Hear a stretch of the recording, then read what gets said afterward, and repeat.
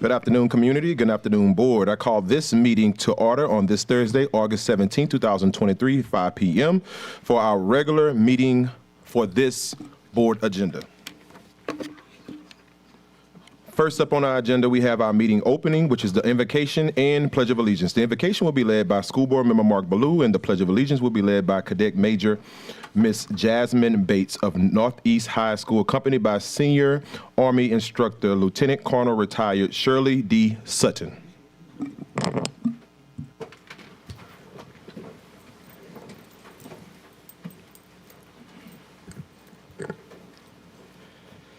Heavenly Father, we're grateful for our students and their families, as well as the talented and dedicated staff that work in our system.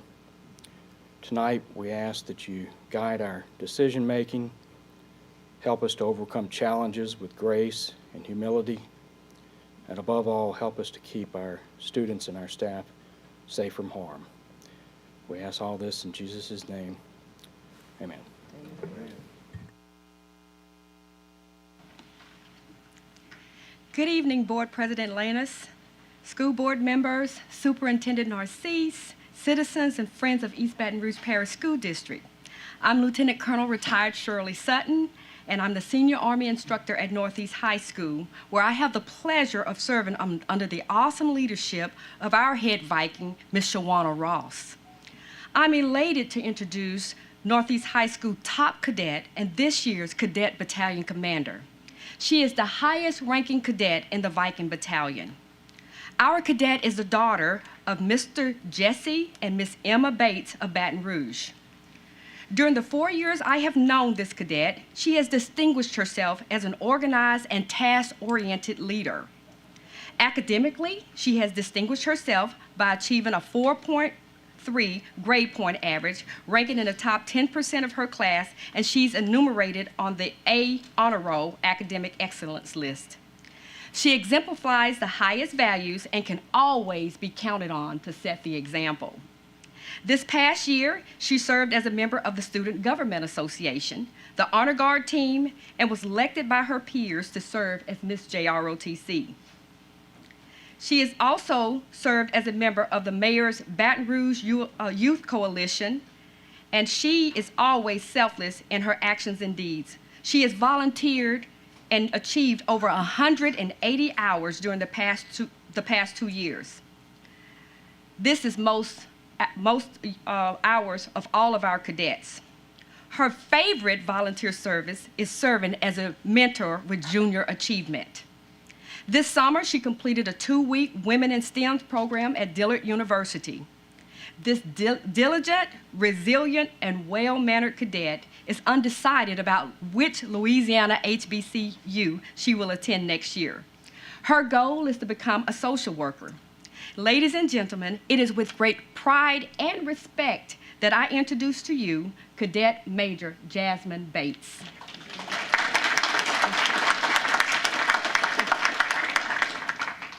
I pledge allegiance to the flag of the United States of America and to the republic for which it stands, one nation, under God, indivisible, with liberty and justice for all.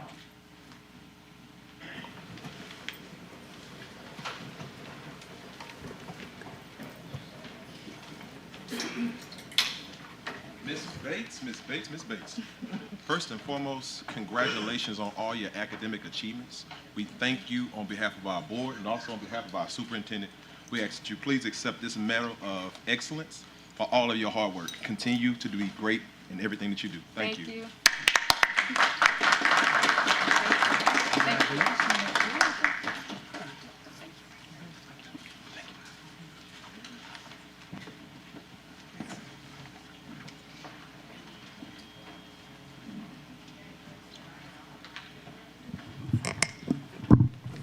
Okay.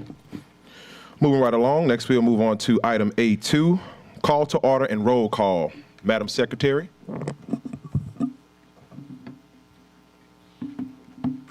District 2, President Lannis. Present. District 3, Vice President Powell Lewis. District 1, Mr. Blue. Here. District 4, Ms. Stewart. Present. District 5, Mr. Lewis. Present. District 6, Mr. Russ. Present. District 7, Mr. Gode. Here. District 8, Ms. Kennison. Here. District 9, Mr. Martin. Here. We have a quorum. Thank you, ma'am. Moving right along, we'll now go to item B1, meeting minutes. Approval of the following school board minutes. A, June 15, 2023 regular meeting. B, July 6, 2023 special meeting. C, July 6, 2023 committee of the whole. D, July 13, 2023 special meeting as published in the official journal. Can I get a motion? Moved by School Board Member Shoshone Stewart, seconded by School Board Member Nathan Russ. Okay, at this time, we'll now come to our board for comments on this item. Seeing no name in the queue at this time, we'll now go to the public. Seeing no public comment cards at this time, we'll come back to our board. Seeing no names inside of the queue at this time, Madam Secretary, please call for the vote. Please vote. Can we do a roll call, President Yes, Lannis? please. District 1, Mr. Blue. Yes. District 2, President Lannis. Yay. District 4, Ms. Stewart. Yay. District 5, Mr. Lewis. Yay. District 6, Mr. Russ. Yay. District 7, Mr. Gode. Yay. District 8, Ms. Kennison. Yay. District 9, Mr. Martin. Yay. Motion carries. Thank you, Madam Secretary. Next, we'll move on to items C1 through C3. This is for information only, and this is an item I'll bring to our board. Does any board member have any questions concerning item C1, monthly financial report?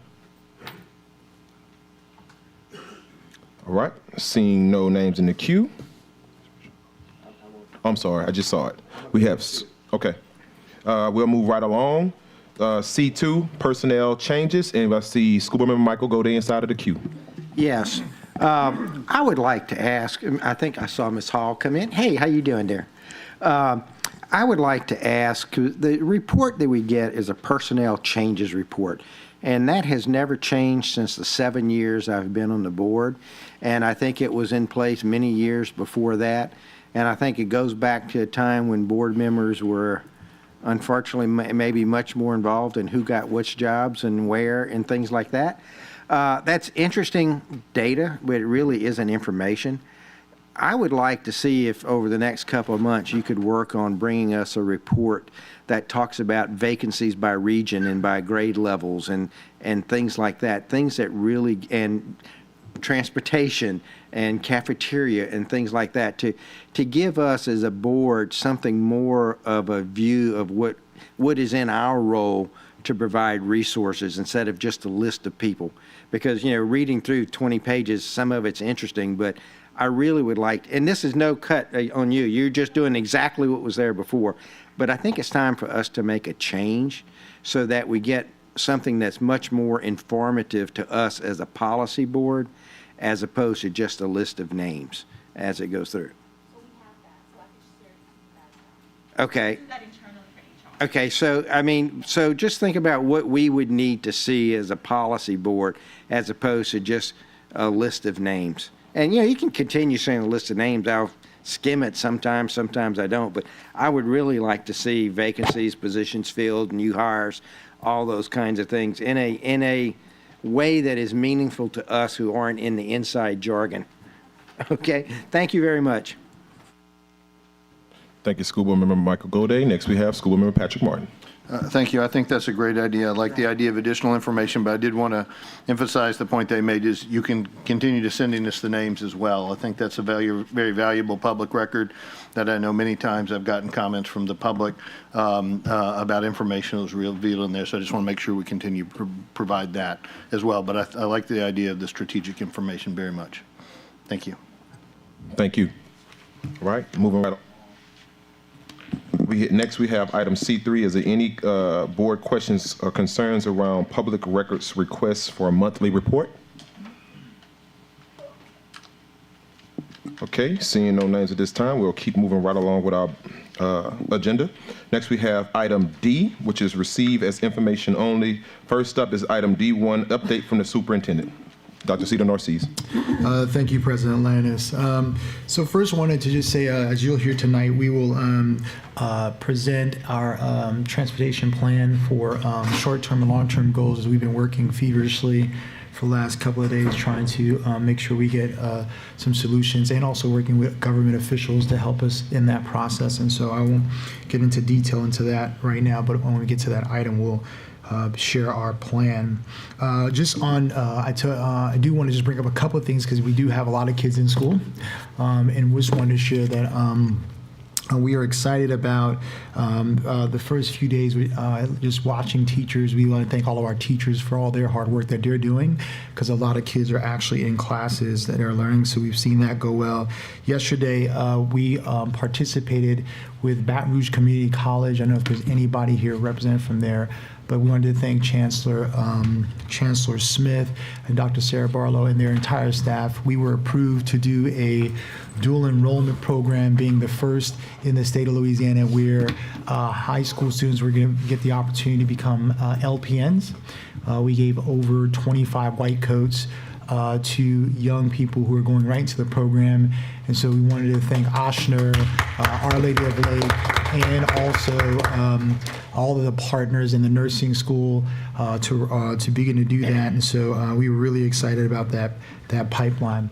And then the last thing I would say before I allow us to give an update on dual enrollment is this morning we want to thank all of the 30 plus business partners that were there this morning at CTEC, who we're providing all of our kids with internships. As you know, a part of our Pathways to Bright Future work is a part where students get internships to learn in the profession and pathway that they want to become. And we were very excited about that. And so we want to thank the 30 partners as they were doing their orientation this morning. That include not only for-profit partners, but also nonprofit partners that were there to have the many students that will be doing internships this year. And we're excited about that as we continue to grow that program. Last I wanted to give was an update on dual enrollment. As you know, we have been doing dual enrollment within our Pathways work, and I just wanted our team to just give a little bit of an update to the board and the public. So I'll ask for Ms. Latasha Levatino and Seguda Mayweather to come up at this time to give that update.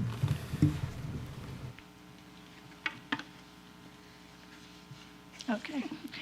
Good evening, Board President Lannis, Vice President Powell Lewis, members of the board, and Dr. Narcisse.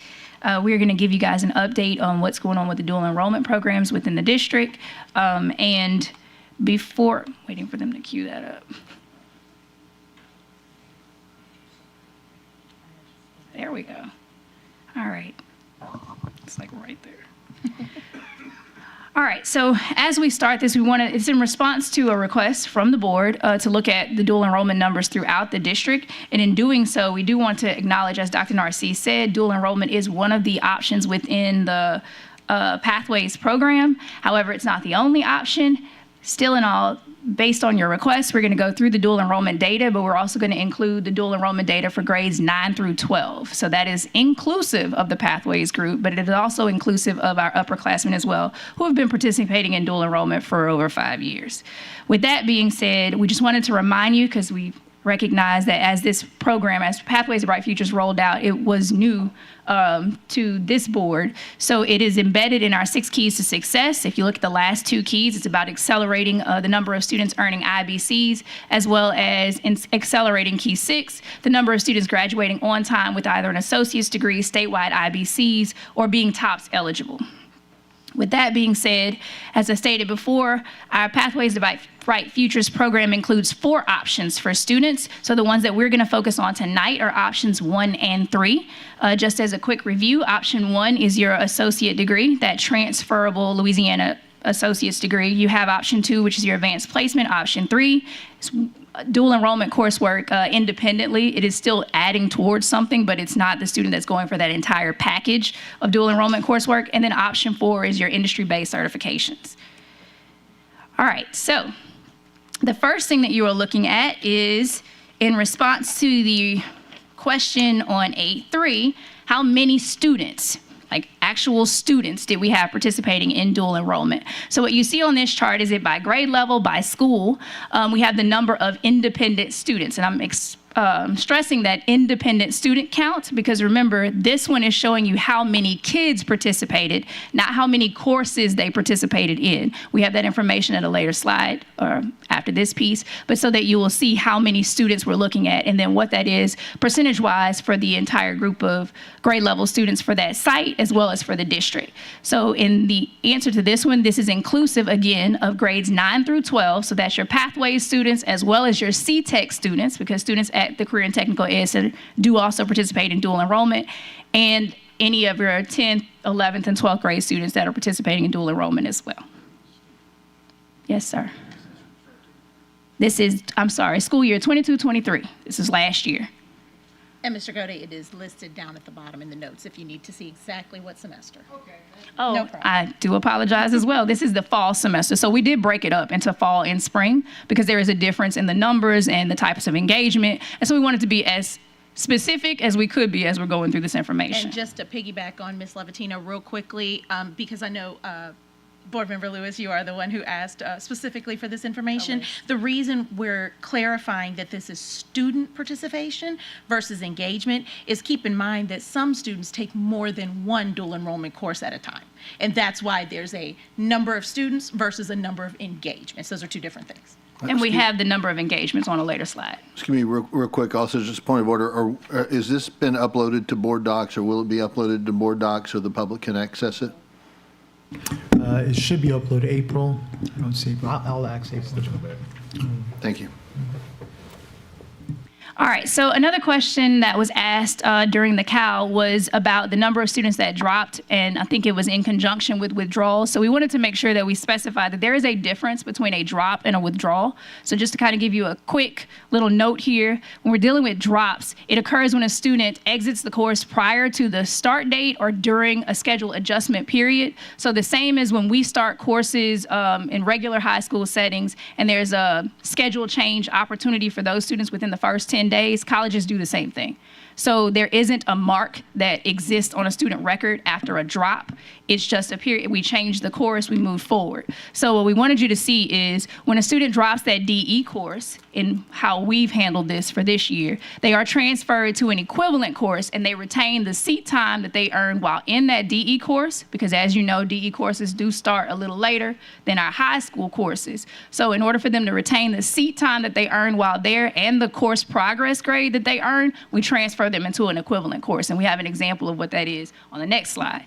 In terms of withdrawals, withdrawals are a little different because they typically occur when a student exits after the drop period. So that could literally be the very next day. If the drop period ends, in this particular case for us, it was about September 8th.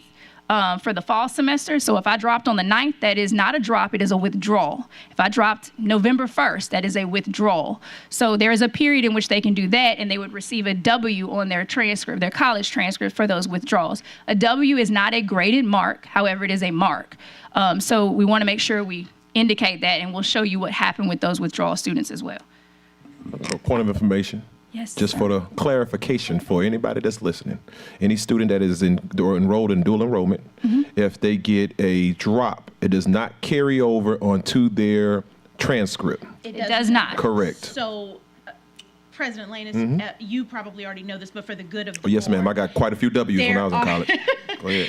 there are no dual enrollment courses that EBR offers that are in our portfolio that do not align to a high school course that a student would need for graduation. Gotcha. So there is no harm in the drop, because what happens is the course code gets changed to the aligned high school course that the student has already been receiving, support for. Yes, ma'am. So Thank you. that's, as we mentioned, is on a later slide. This is the slide we're looking at now. So if you look at the center of this piece, as Ms. Mayweather referenced, we use the Master Course Articulation Matrix, which is just a really long way of saying the courses that we select are transferable amongst the public institutions. So if I'm taking Math 1001 at one institution, that may be equivalent to Math 1013 at another institution, and there is a high school credit course that's also an equivalent for that course. So in the case up here, if a kid dropped from, let's say, Introduction to Visual Arts DE, and we did have students taking a variety of coursework that included the arts, it included your humanities and some social sciences as well.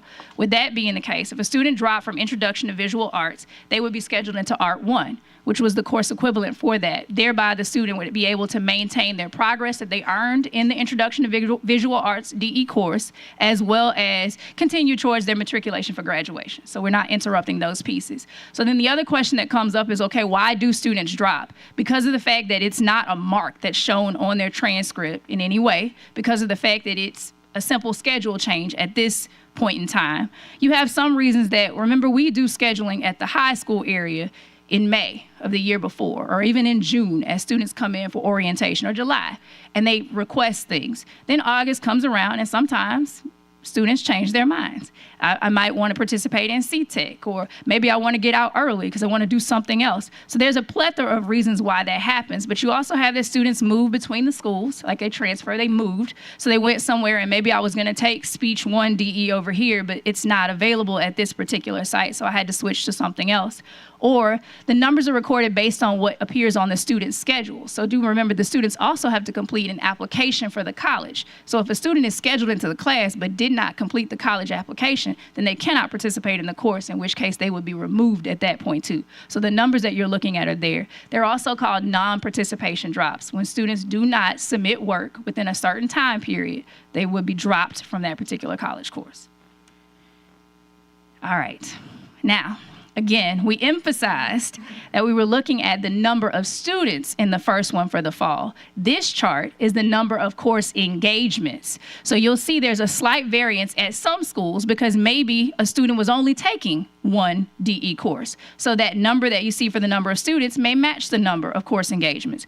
But in some situations, the students may have been taking 2 or 3. So at that site, you'll see some variance there. What we put on this slide was so that you could see per each grade level, per each school, at September 5th, which is before the drop date, there's a number of students that, or the number of engagements, course engagements for that particular site versus how many course engagements were marked as finished that earned a grade. And so you can kind of see the difference there. There's a chart at the bottom that kind of counts out the differences for you, and we'll talk through what happened with each of those as we go through. So again, unlike the previously displayed chart, this is not per student, this is per course engagement, all right? Okay, so again, Mr. Lewis, you had a question about withdrawals for that piece. So we kind of talked about what the difference between the drops and the withdrawals were. Since withdrawals occur later in the semester, there is still an opportunity to put a kid in an equivalent course, though. So we are going to exercise that each time. That's the purpose of choosing a course that can still go towards graduation, that we have an equivalent traditional course for. So that's what happens there. Now, this data is specific to our Pathways students, primarily because as we're rolling out this information, we're putting in place some procedures for the underclassmen students or the Pathways participants that were not necessarily in place for the upperclassmen students, but we will be implementing those this year as we see that those procedures work.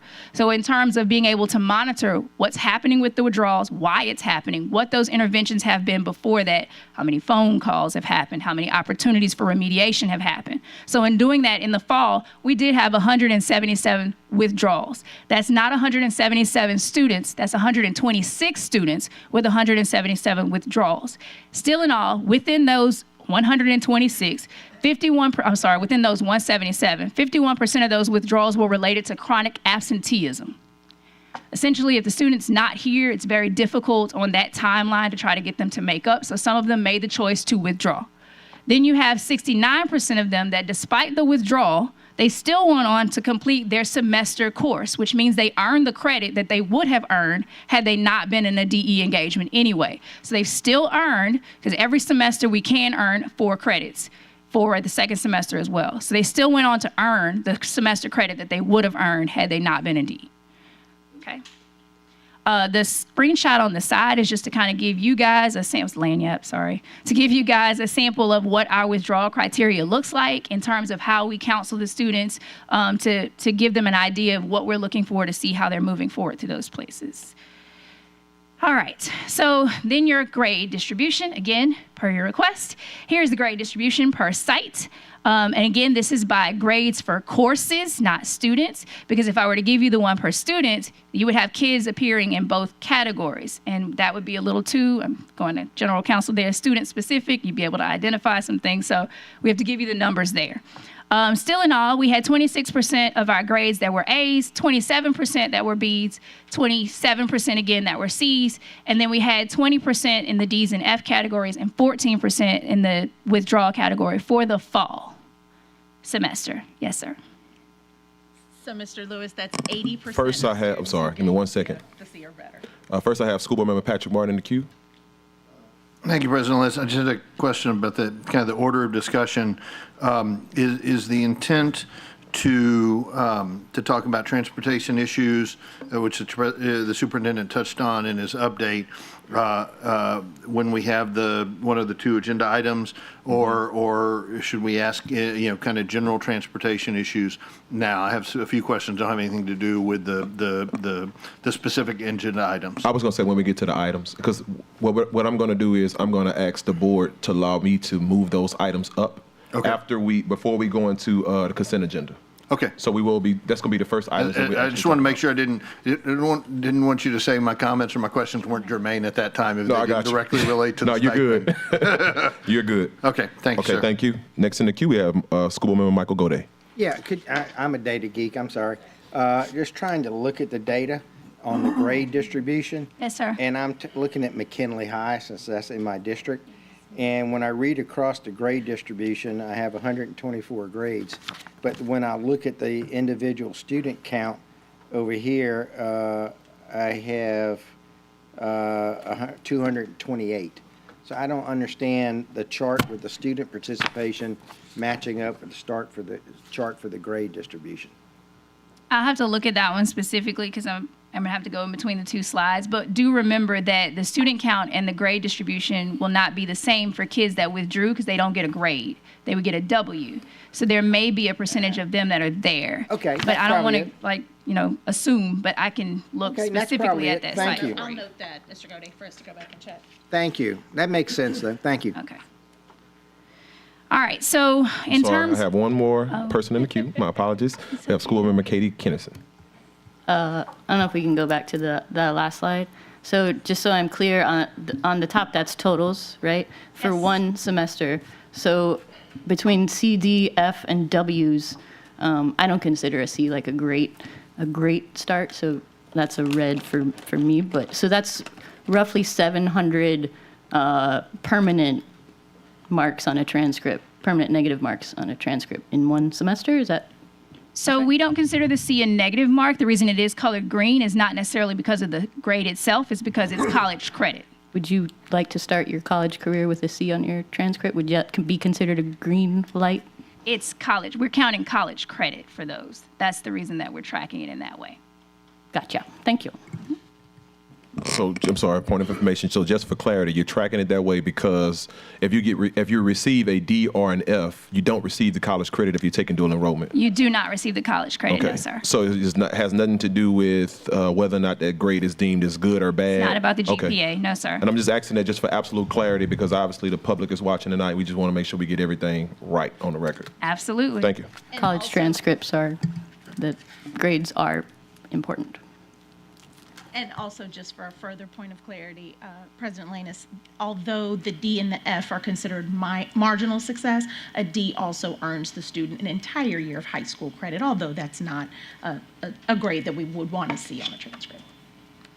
And that's actually covered on the next slide. So as we're looking at the marginal and unsuccessful marks, so we did have to go through and then analyze, in, again, response to the request, what became of the students with the Ds and the Fs, and we'd be giving you the withdrawal ones already. There were 130 D grades in the fall. That accounted for 120 kids. That being the case, we look at the number of students on this one. So 88% of those students still earn 3 credits or more, which means that they're on track for graduation or on track to matriculate to the next grade level. Then you have 84% of that, which is 101 out of 120, that opted to continue in a different DE class. So despite having earned the D, the DE courses are different. It's just the same as any other implementation. Like maybe I do really well in English and not so well in math. Well, if I'm taking a history course at first, but then I go into a geography course, that's a humanities versus a social science, it's a different piece of learning there. So the students 84% of them decided to continue on and do a different course. Then you have 90 students that did earn an F 90 Fs, accounts for 81 students. Of those 81, 62% still went on to earn their 3 credits, so they're on track for graduation. 65% chose to continue in a DE DE course engagement despite what happened during their first semester. So again, as we're getting into the spring semester, I do want to look at the fact that we are notating this information so that we can make changes as we go into the spring. And we've included down at the bottom, because we're talking about pathway students specifically, because that's the ones we're tracking this data this deeply for. We will be moving into doing that for the upperclassmen this school year. But there are policies that we wanted to point out for these kids. So as we're concerned with the college transcript, please note that there is a policy with our partner institution that a student that can replace an earlier grade earned with the later grade. So if I decide to retake a course that I earned a D in, I can replace it with the later grade that I earned. Okay, so question. That's the question that I actually was going to ask you was, does repeat and delete, is it an option for these students? Because technically they are college students because they're receiving college credit while in high school. So can they utilize the repeat and delete option? For their college transcript, because they are working with BRCC for this particular engagement, yes, sir. Okay, thank you. All right, so the spring, we did have students engaged in the spring courses. Again, this is dealing with your number of students. I'm not going to spend an extensive amount of time on this one. It's very similar. They're going to follow the same pattern as what we did for the fall spread slides, but this is inclusive of your PBF students as well as your CTEC students and your 9 through 12 groups. So then you go into the slide that we were looking at before when we talked about drops versus withdrawals, and what we ended with, we did the same thing, but you will notice in the spring that you see more black in the differences. In the first slide for the fall, we had students that were either dropping or withdrawing. In the spring, we picked up kids after the drop dates or around that drop period. So we had kids that didn't start off saying, hey, I want to do this DE course, but then decided to do so later in. So you see that in the freshman year and the freshman group and the senior group. And then here's our spring grade distribution looking a lot better. There were only 39 withdrawals in the spring, 53 Fs, still a fair number of Ds, but lower than before. But our As are at 302, our Bs are at 277, our Cs are at 259, which gave us an overall of 85% for that one. All right, so in terms of our spring withdrawals and unsuccessful or marginal and unsuccessful marks, that's our Ds and our DFs and Ws. There were only 39 withdrawals in the spring. 18 of the 39 students still went on to earn their semester credit, keeping them on track with their peers to be promoted to the 10th grade. 26 of the 39, or 67% of the withdrawals, were related to chronic absenteeism, so we still had that happening, but at a smaller rate. The most commonly cited reason for withdrawals was actually a lack of progress by the 8th or 10th week mark. And so we just wanted to let you know we are tracking those at those marks, the 4 week, the 8 week, the 10th week, the 12th week, so that we can keep students informed and families informed as we're going through that. Then you had the 141 D and Fs that only accounted for 102 students, not the full 141. I'm sorry, Ms. Levantino. I'm sorry. So I had some names in the queue, so I didn't want to get you to go too far, and they forget their questions they want to ask. So next we have in the queue, School Board Member Patrick Martin. Thank you, President Lance. I just want to make absolutely sure I understood. your answer to President Lannis earlier. If the student gets either a D or an F, they don't get college credit, but no negative mark appears on their college transcript. That's not, no, sir. Their college, if you have a grade, the grade is on your college transcript. What we were speaking to was the policy that we listed down at the bottom, that if a student chooses to repeat that course, the later grade is what's recorded on the college transcript. Right, but if they don't repeat the course, then do they have a D or an F on their college transcript? The same as you would for a high school transcript, yes, sir. So you could try to take the dual enrollment. If you fail, then that's permanently reflected on your college transcript. That would follow you wherever you go. Unless you choose to retake the course, which is still an opportunity for those students. Now, this is also why for the withdrawal piece, withdrawals have come with their own mark, that W mark. But as I was stating, this is why we do that 4-week, that 8-week, that 10-week, that 12-week. So those students and their families chose to stay engaged in that particular course. So they have an opportunity to come out and do the W piece, but we're gonna try to make sure we give them as many opportunities to try to fix what they have going on. And then a lot of them were because of absences. So I'm not here, it's difficult to do it. So to answer your question, yes, it is a transcript mark, but there is an opportunity to remediate it. It's a college transcript, not just Yes. a mark here. It's a college transcript mark. That's dual, yes, sir, that's dual enrollment. Thank you. Thank you. And before I move along, I'll just say that that is a commonly used option for all freshmen and sophomore students when they're in college, is to repeat and delete if you failed a course. So next thing you have in the queue, School Board Member Cliff Lewis. Thank you. On the dual enrollment marginal and unsuccessful marks for the fall of 22, The fall, yes, sir. the 62%, just for a point of clarity, those kids, even though they fail the dual enrollment, they transition to that equivalent course? Coach, if you see a withdrawal, then they did not fail the college Thank you, course. They were withdrawn, so what they passed or what they were able to succeed in is the equivalent high school course. So they that's don't the question, have right. that grade on their college transcript. They moved it over to the high school engagement, there's a which W then for they the college. they earned the high school High school grade. credit? Yes. Okay. Just wanted to make sure.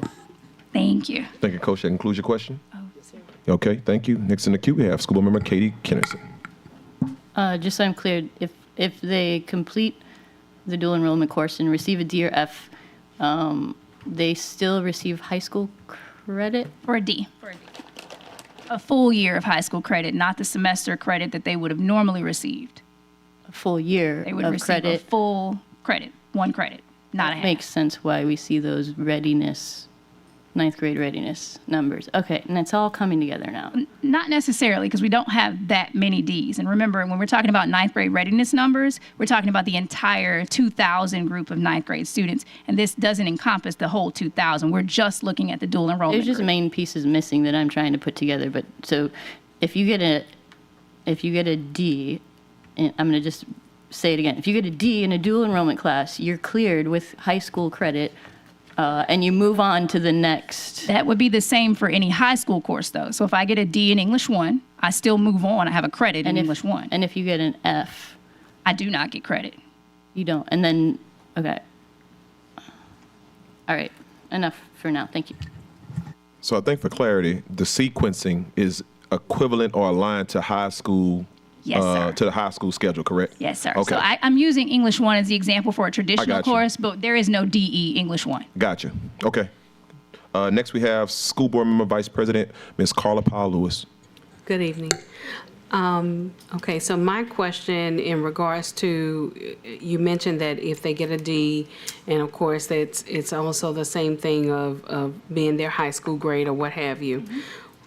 Do the students have the opportunity, number one, to retake that class if they wanted to retake it in, let's say, hypothetically, it's English 1? Could their parents opt in for them to retake English 1 and work on having a higher grade just as a high school class if they make that D in that dual enrollment? So let me make sure I'm understanding your question. I'm going to get away from English 1 because there isn't a dual enrollment for that. So Okay. let's take speech. Okay, yes. Speech 1 has a dual enrollment piece. So I'm a student. I took speech 1. I got a D in speech 1, Mm-hmm. DE. And so then what you're asking is, could the student then go back and take traditional speech and Yes. earn maybe a B or something? Yes. That could be a possibility, yes. The only thing is what we try to do is make sure that we're not repeating course credits where we don't have to. But of course, if a student chooses to do that, that's always an option. That would be the same as if I wanted to retake health because I got a D this time, and so I retook it in the summer and got a B. Okay.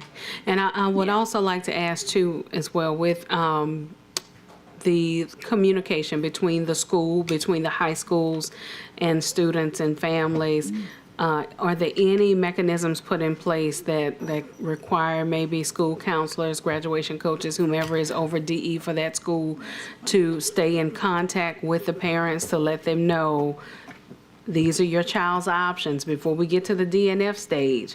These are your child's options. Drop the class, withdraw, what have you, what have you. Absolutely. That's actually why we pictured that screenshot of what that withdrawal criteria looks like, to show you the indicators that are happening. And there's personnel dedicated to making sure we're getting, at the district level, grade reports from students on a regular. Ms. Mayweather actually has access to all of the Canvas courses as well, so she can go in and view that information. And so we send directions whether, if we need to do that. But there's personnel on every site who their responsibility is to contact parents, work with students on a regular basis. So it's not like they're on their own No, ma'am. until the end and then they discover they have a And DNR. Ms. Powell, don't forget, Ms. Powell-Lewis, That's don't fine. forget that dual enrollment is one of the only courses where you actually have two teachers of record, right? You have Correct. the college professor And as you have well the- as the the high school facilitator on campus. So you really have more support, more monitoring than in any other engagement in high school. We're trying to get through this because I know you guys have lots of things to deal with, but Thank you. like she got me excited, so I mentioned you asked that question.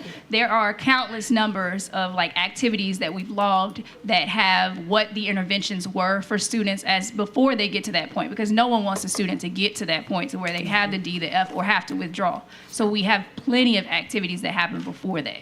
Okay, thank you. All right, so then this is just kind of a summation, putting it all together, what the end of the year looked like with what you just saw on the last slide. So it's not very different. It's just what you already had put in one place. We had 28% A's, 28% B's, 27% C's. We had 10% of them were D's, 7% were F's. And again, because the withdrawal rate the spring semester was so much lower because we learned so much during the fall, we had a 9% withdrawal rate for the full year, giving us 83% of our enrollments earned college credit. And then, pursuant to the last request, Mr. Lewis, so we've looked at the LEAP data as requested. We chose the English 1 LEAP data for specifically pathway students at the particular schools that participated, and chose to look at the ABC rate only because if you go in our pupil progression plan, typically you kind of see where the C would be as a grade mark. It's typically around in that basic area. There's a little bit that goes a little bit approaching too, but it's in that basic area. So we looked at basic and above compared to an ABC rate for each school. Now, again, this was the request, but what we're looking at and what we're pulling from it is our ABC rate exceeded our basic and above rate in most cases. The reason for that is I think what Ms. Mayweather has said continuously on a regular basis is the fact that the LEAP assessment measures a different set of skills than what is necessary for a student to be successful in dual enrollment. So, and I don't know if you want to. Yeah, so, Coach, one of the things that we have always talked about in our department, and I think, you know, I've had this conversation with several board members, is I don't know how many of us in here are degreed or to what level, right? Bachelor's, master's, PhD, and even just I don't mean to say just but even a high school diploma. It isn't always about intelligence or assessment, right? Performing well in those classes and succeeding is about a set of habits. And that's really what dual enrollment is about. Do you show up every day? Do you log into the Canvas platform? Do you do that on time? When you log in, are you able to take that syllabus and break it down into a timeline? Do you meet the scheduling of that timeline? Do you meet your deadlines?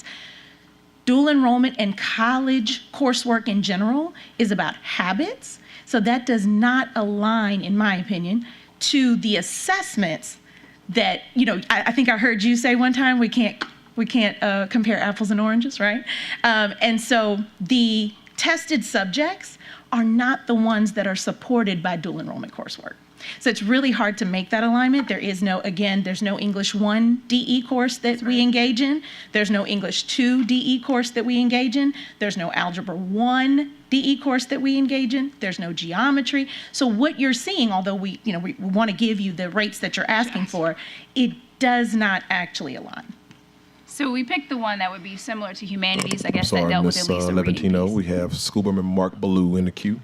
Thank you. Real quick, just one thing that stood out to me was Tara High School, and from the fall to the spring, their results improved dramatically. Yes, it did. Do we have we pinned down why that was, and is it something we can replicate at other schools?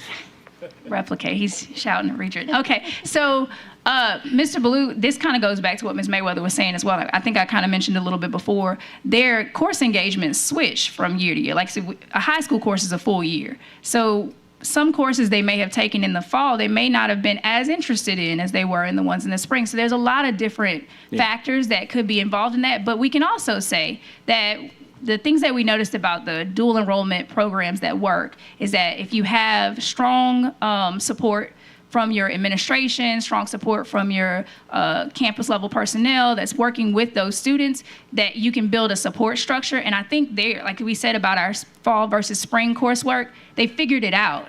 And so they were able to look in and see, okay, where students were stumbling. Like we had the midterms that came up, and you wanted to make sure that that wasn't scheduled at the time as something else happening on campus. So there were a couple of sites that had like drastic turns from fall to spring. But yes, Tara was one of them. And I do believe that it was the course engagement also that they enjoyed in the spring semester. Well, thank you. Okay, I'm sorry. And the last thing has nothing to do with dual enrollment, but Mr. Gode asked for the IVC and AP data. And I apologize for the typo up there. It says APC, but it's AP data. So again, we take course equivalents. So if we are, according to our sequence, as President Lannis mentioned, 9th grade students take world geography. So in the DE version, that would be cultural geography. In the AP world, that would be AP human geography. And so with this, we had about 1,281 students that engaged in AP. So only 690 tests came back from College Board. Now, I will admit this is a fluke. This has never happened with College Board before. We are missing 262 scores from Woodlawn. They were supposed to be posted August 15th. We did check back with the site. Something's going on with College Board. Of course, once we get that information, we'll send it to you. So, but this is what we have for now. It just did not come back for that. We are still missing some other engagements because some students, they're in the course but did not take the assessment. That is not the goal. Obviously, if the goal is for an advanced course to yield something after high school, then there needs to be something after high school. So that's something we'll work on. But as the focus of this is dual enrollment, we could go into a whole discussion about that. But here is what you have for that. 60% of the testers were 1, 5.4% 2s, and then kind of going into what your 3 and above was, I believe it's 34.6% had the 3 or above, which is the college readiness mark. We will also note that the AP Human Geography test, out of all of the history and social science tests, actually ranks as the second most difficult in May of 2022, which, of course, we don't have the 23 data yet. We just took it. So the College Board listed this information for us. So that is something we have to look at, but we are dealing with equivalence. So we want to make sure the sequence is equal all the way across. And then for our industry-based certifications, we had 197 earned by Pathways students. Okay, we have a few more names in the queue. School Board Member Cliff Lewis. Thank you for a very informative, amazing. The over information? No, I mean, really. But the one thing that you were talking about, the ABCs and the LEAP, a lot of kids that are really good students just don't test very well. You know? So I'm not a great proponent of standardized testing. But I think that if a kid can do the classwork, they can be successful in high school and they can be successful in college, because, like you said, it's about habits, knowing how to study. But we all know about test anxiety. We all know about the LEAP test. So I was not surprised to see that graphic that kids did well in the coursework and maybe dipped a little bit on the LEAP test. If I could just take a add point of something. privilege also, just to add something to what you're saying. the habit set that we're talking about that's gained from dual enrollment is exactly what employers are looking for. Do you come to work? Right. Do you show up? Do you show up on time? Can you check off a list of things? Can you follow a schedule? So it's not just for us, it's not just about the advanced coursework, it's about the habits that they're building that will carry them through their coursework, not just dual enrollment, but success through high school, graduating on time, and then being able to either transition to a post-secondary or to the workforce. Because those same habits will tell an employer That's it. that you're trainable, you're going to be here on time, you're going to do what you have to do. Because I don't think they ask anybody for their LEAP scores or their EOC scores when they go apply for a job. I hate to say this because I'm telling on myself, but 75% of what I need to work in my job, I learn on the job. On the job. The reason people hire me is because I have a credential that says, oh, she completed something. She's able to follow something. I agree. Thank you. So thank you. Excellent presentation. If I could Thank just you. add to, I always want to make sure everyone is aware, when we designed this program, we did it in collaboration with LSU, Southern University, and BRCC. They are actually all in a room together with us to design this to accelerate for kids across our city. And I wanted to thank those institutions to be in there because they did the course sequencing. We talked through all those things. So anything that kids take is through that course. And those are actually the 3 colleges the majority of our kids in the entire parish go to.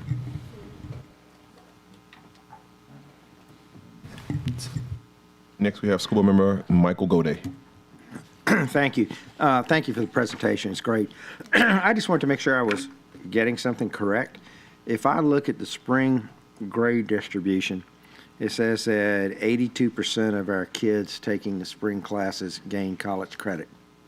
And that's compared to only 44 or 34% of the people who took AP classes gain credit. Yes, sir. That is correct. So, yes, sir.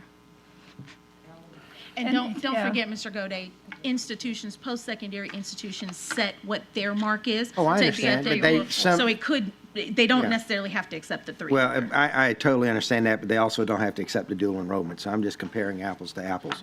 I understand a lot of top universities don't accept AP, but we have an 82% college credit in dual enrollment and a 44% college credit, 45% college credit in AP classes. 83 in overall for dual enrollment and 34 for AP. Yes, sir. Yeah. Thank you. Okay, thank you, School Board Member Michael Goday. Seeing no other names inside of the queue. Thank you again, ladies. I'm sorry. That is my report. Okay. That concludes the president's report. I have no doubt that they gave amazing information. By the way, Ms. Mayweather is my former biology teacher, so thank you. All right. Grades She did he started make? as a child, right? Had to. Okay, everybody, moving right along, we'll go on to item E1, which would be reports from board appointees to committees and agencies. Item E1, is there any board appointments or appointees that would like to present? Okay. I'm sorry, go ahead, Coach. Day before yesterday, VIPS kind of kicked off the year over at Dufrock. Several people were there. Dufrock is a great school. VIPS is a great organization. And if any of you guys sitting out there have some spare time and you'd like to volunteer, please look into VIPS. They have lots of things that you can do. You can read with kids. It's just amazing what an adult can do when he touches a child. If that adult is not necessarily that kid's classroom teacher. You know, it just shows interest and concern about them. So if you have volunteer time, please look into VIPS and the opportunities that they provide. Thank you. Thank you, Coach. Seeing no other board appointees at this time, we will now move on. I'm going to ask the board to give, if there's no dissension up on the board, I would like to move item H1 and H2 under new business to the top of the agenda, if there's no dissension from the board. Okay. Seeing none at this time, we will now move on to item H1, which is stipend, consideration of a request for the approval of the following stipends. A stipend in the amount of $5,000 payable in two payments of $2,500 on November 14, 2023 and May 16, 2024, and an additional stipend of $2,500 as a retention incentive paid May 16, 2024 for bus operators, transportation aides, and mechanics. B, a stipend in the amount of $3,000 payable in two payments of $1,500 on November 14, 2023 and May 16, 2024 for all school-based paraprofessionals. Strategic alignment, operational excellence, funding source, general fund. Can I get a motion?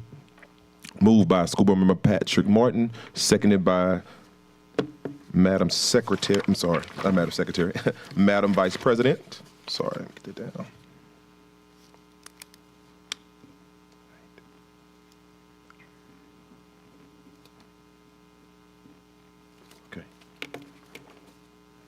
Okay, at this time, I'm going to come before the board. I'm going to enter the queue. And understanding a lot of what was discussed, a lot of conversations that I have had with other board members, I would offer up a friendly amendment, if I could. Understanding the dollar amounts of where we currently are, that'll put our pay somewhere around $26,000 or $27,000, $26,500. I think that for as much conversation as we had around this discussion so far and where we currently were for so long with our bus drivers, I'm going to ask that we increase that threshold by $3,000 to bring them to be one of the highest paid in the state of Louisiana. Mr. Lannis, as chair, that request should probably come from another board member. Okay. I would offer someone else to make the request. Mr. Shoney Stewart. I'll make the request. So, council, you can just put it under my name. Understand that's offered as a friendly amendment. Is there some clarity from the president or Ms. Stewart as to how that extra $3,000 is divided among the dates, just to make sure we have the technical? Add the 15. It would be $7,000 $7,000 overall, and it would be broken down by $3,500 each semester. So the dates would still be the same. The only thing we're changing is the threshold, or the only thing that would be changed is the threshold and the payouts. Not the dates. It says bus operators, transportation aides, and mechanics. That's correct. So we're good? I'll accept that as a friendly amendment. Okay. So that means you're going to second? Oh. 9.5. It's 9.5. It's the new number. Because you still have the $2,500 stipend. It's a $5,000. So it's No, so that's what I'm saying. So originally it was $5,000, and it was broken down into two payments of $2,500, and then you still had the retention incentive on the back end for $2,500. When you add in the additional $3, that'll now push the threshold to $9,500.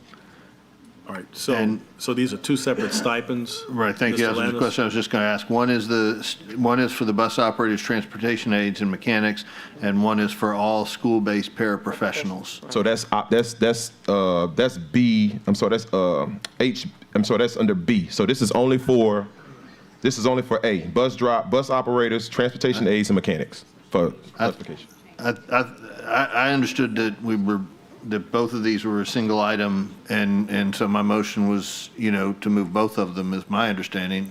Vice President Powell, was that your understanding, second in the motion? Correct. So I was under the impression that we were only talking about H1A. And so then that would be 7,000. So she was asking about the wording Right, so for that's on why I the gave it. particular So we're going to vote on Yes. H1A and H1B separately? Yes. Is that? Okay. No. Let me speak, if you don't mind. Please. Please. Mr. Shanley. The item is designed as such that it has to be taken as one item, a Part A, a Part B, unless there's a motion to bifurcate the item. In this case, it's one item. Mr. Martin's motion is to approve that item, both parts of it. The friendly amendment, I believe, is offered just as to Part A, which is appropriate, but we got to make sure we understand we have that language correct. I think we're going to get in trouble if we, I'd be concerned that we get in trouble if we create a significant difference in the total amounts between those two items, President Lannis. Can you read it, April? So it would be 7,000 instead of 5,000 in A, which would make the increments 3,500 and 3,000, is that what you were doing? 3,500. Yeah, each time, yeah. Two equal payments of Yeah. 3,500. So it'd be 3,500, making the total 7,000, not, and the retention is something different. Is that what you're? Yeah. So The total 25. amount is what I was adding up at the end. I said that would bring the total amount to the whole So- stipend would be $9,500. Correct. When you include Yeah. The retention. the stipend. And yeah, at the end. That's correct. Sorry. I said, I'm sorry. I sorry for that. I said the first amount would be $7,000, and it would be divided into two payments of $3,500, and then you would still receive the retention incentive on the back end for $2,500, which brings the total allotment to $9,500. For bus operators, transportation aides, and mechanics. So that's for clarity. Did you get that, Pitch? And B stays. And then B stays the same. So basically, it just moved it up to 95. So we need to make sure Mr. Martin approves of that offer of a friendly amendment. I think we need to have some significant discussion as a board as to whether we want to have that great a variance between the stipend that we're offering to bus operators, transportation aides, and mechanics, and that we're offering to paraprofessionals. I think. Yeah, I think at this point I have to decline the friendly because I think that we need to have more discussion over those two, over that issue. Well, I'll still have my motion. Anybody else want a second? I'll second. Okay. So you've converted that to a substitute motion? Substitute motion to what the configuration, what we just discussed. Second by Mr. Goday. That's correct. Okay, so now it's no longer a friendly amendment on the table. It's now a substitute motion with the same configurations to increase the first stipend to $7,000, and it would be broken down into two separate payments of $3,500 each, with the retention incentive at the back end, which will be received on May 16th, 2024, for $2,500. Got that down, Madam Secretary?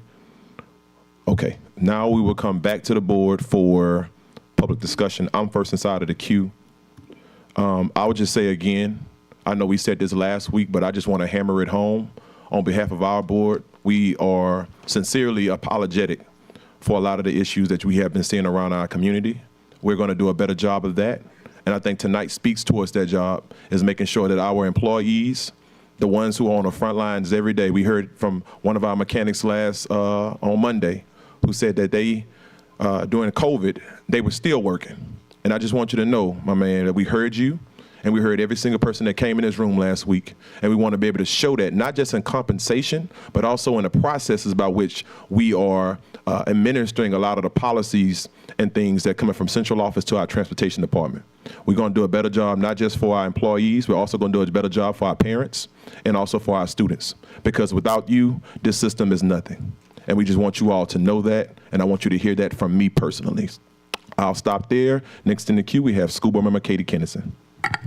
Thank you. I have a whole lot to say about this. So strap in for like 4 hours of me talking. I'm just kidding. The stipend, as a representative for the community, for the constituents in my district, and frankly for the constituents in the whole city, parents, I've been hearing from you all week. I've been on the ground talking to people 12 hours a day since school started. The sentiment that everyone wants me to convey is that the stipend, it doesn't matter how big it is, it's a slap in the face to the workers because it does not improve their standard of living. I appreciate it. I appreciate what we're trying to do here, but it's not satisfactory. I was told it doesn't matter how big the stipend is. People aren't going to hang on to jobs if they can't improve their standard of living past, what is right now at the poverty level. Our employees are working tirelessly at the transportation department. Our drivers are passionate about what they're doing. Our mechanics are passionate about what they're doing. Our transportation supervisors are beyond passionate about what they're doing. I met a lot of them this week, and we have so many quality people working for EBR, and because of the conditions that they're working under, they're all passionate. They all really care. Otherwise, they'd be doing something else because they can easily make double going anywhere else. I was in the transportation department. We have one front desk clerk. She collapsed into a chair in front of a fan for 90 seconds to take a breath this week between dealing with the incoming endlessly incoming parents, drivers, everybody trying to figure out what's going on. They're all overworked. Supervisors are working 15, 16 hours a day. One of them is going to have to get rid of his dog this week because he can't even get home to let the dog out. People's lives are being changed over this, and I haven't even gotten to the crux of it all. We know that drivers are overworked. They're being asked to take on responsibilities that shouldn't be theirs, and that's happening all over. They're at the school level. School staff are being asked, to take on responsibilities for transportation that's not theirs. They should be teaching kids and not solving our transportation issues that stemmed from here. As we all know, the start of the school year, because of the lack of management, because of the lack of oversight, the disorganization, we literally put children in direct physical danger. Day one. This is such a serious situation that throwing a few $1,000s at it, I'm almost embarrassed to be up here. And it's not over. Kids still aren't being picked up. We're overworking everyone still, with no end in sight. We're losing drivers every day. We don't have enough mechanics to get to the I was at the lot yesterday. It's a lot of buses sitting there, but we don't have enough mechanics to get to them. And Sorry, Ms. Kennison, I'm gonna let you finish that thought, but we're a bit over time. Pardon me.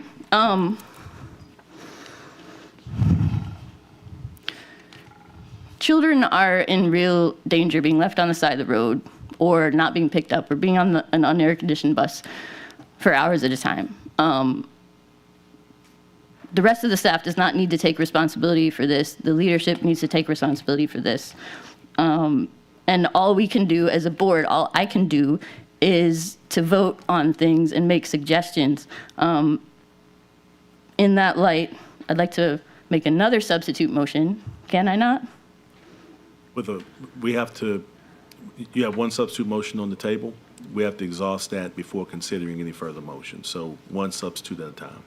But you can't make a friendly, if I'm correct. She can make Yes, she so can request you can a offer friendly that. amendment to the substitute motion currently. Let me go ahead and just offer a friendly. That's not going to go anywhere. But as a representative of the people of this community, it is being demanded not just by drivers, not just by parents, not just by everyone collectively. We're all coming together over this. I'd like to make a substitute motion, or a friendly, that in lieu of a stipend, we make a permanent, immediate raise for all the people listed. To bring drivers, where did it go?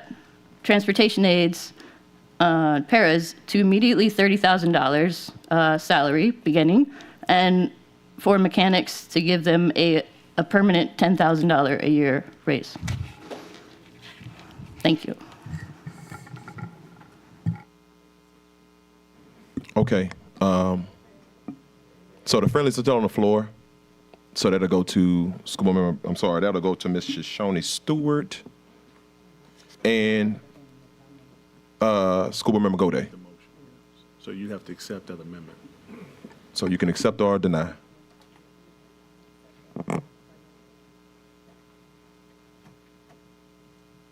Okay, so if I accept the amendment, then that means we don't discuss or engage about the. Okay, and so for conversational pieces or to have conversation, let me just say this. I want to make a comment. Can I? Yes, ma'am. Okay, so, and I do apologize. Let me just say this. I do apologize for not being in attendance on Monday. I was not here for that emergency meeting. And so I do want to say, and I'm already in the queue. So I do want to say that I do believe that our bus drivers and our transportation aides and our mechanics do need a raise. And I am for giving them a raise. But as a person that's supposed to be responsible for fiduciary matters and to make that type of decision at this moment, I don't think it would be responsible to say that we can just, increase all those salaries without looking at the numbers and being able to effectively put that into our budget at this time. I'm not saying that we don't want to do that. The decision to give the stipend was to give us time so that we can allocate an increase in the salaries for those populations of people, just as we did for the teachers and other personnel. And so with that being said, I am open for the discussion. I'm open for the discussion. So I will accept it, Ms. Kennison. Okay, so just for the record, if, I'm sorry. Yeah, I will not accept because I think we need to talk through the first motion first. And whether or not that passes or fails, we have the option to come back and make this motion to discuss that. So I would like for us to discuss the motion on the floor. I do have one point of information I'd like to know. Because we passed stipends at our last meeting. Right. And so these stipends we're talking about now are over and above the stipends that were passed at the last meeting? Correct. Or inclusive of the stipends we passed at the last meeting? My impression is over and above, but I want to understand that. Over and beyond. So right now, the stipends we passed, I think, were $2,000? $2,000, and they're also receiving $1,000 from the state, so that's $3,000, which would bring the threshold. If we went on what we have right now on paper, that would put our bus drivers at $32,000 this year alone, which would make them, if not the highest, one of the highest in the state. Right. So that's why I think we need to vote on this.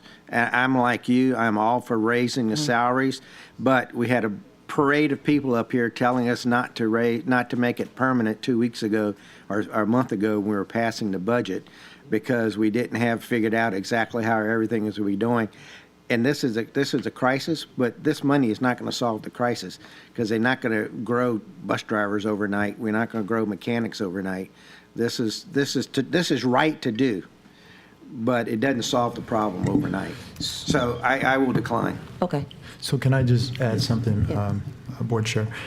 So I just wanted to let the board know that in your last vote decision, you stipend majority of the system. And I would caution us to make go ahead and, without us doing an analysis on just shifting a salary right now. I would recommend that if you decide to do that, we should make it similar to all the other groups that we've done. So we have told teachers and other groups that we were going to stipend year 1, stipend year 2, and salary year 3. And I think that we should, for fairness across all groups, even though tonight you may approve this, is that we should have a plan of doing something year 1, year 2, and in year 3 we would have salaries after working out through the budget in that way so the entire staff can feel the same effect. And so there's a way to go about that. But I do want to caution us to say, let's just go ahead and do this salary, because we'd have to do an analysis. We want to make sure that the budget is balanced and those things. So. Yes, sir. And just to add a point of information for extended clarity, this is in no way, shape, or form saying that we do not want to give a salary to our bus drivers, transportation aides, or our mechanics. We absolutely do. But we have to be good fiduciary stewards to ensure that, one, we have enough funds inside of our banking accounts to take care of our students, take care of our teachers, and also come back and give you all a solid salary. So also, just keep in mind, even though this is a stipend, it is going to feel like it is a salary increase for the next 2 years if we go through with those stipends, as we just said. And then by year 3, you can try to lock you all in at that cost. That way you don't have to worry about getting any more stipends. So I just wanted to clarify that. And based off what a lot of what we heard, School Board Member Nathan Russ was next in the queue. If you didn't mind, School Board Member Nathan Russ, can we please do the presentation so that we can see what's going to be offered or what new things are coming up, if you didn't mind? Yeah, I wanted to request Okay. that we get a presentation, Yes. because honestly, I'm confounded that we're 1 hour and 15 minutes into this meeting. We have not received that presentation. I Correct. have everything that contextualizes everything that we're doing. So please, Mr. President, Yes. the presentation. Thank you. Presentation, please. Transportation Department, written representatives. So while the Transportation Department comes up, I just wanted everyone to be aware we have been working tremendously on trying to problem solve our challenges. I know at times people don't want to hear this, but the reality is we are not the only district that is dealing with this issue, but we've worked tremendously hard as we've been engaging not only with others in the state, other parishes similar to our size, but we've also been trying to get through problem solving where they are. And so many of us are kind of in the same situation.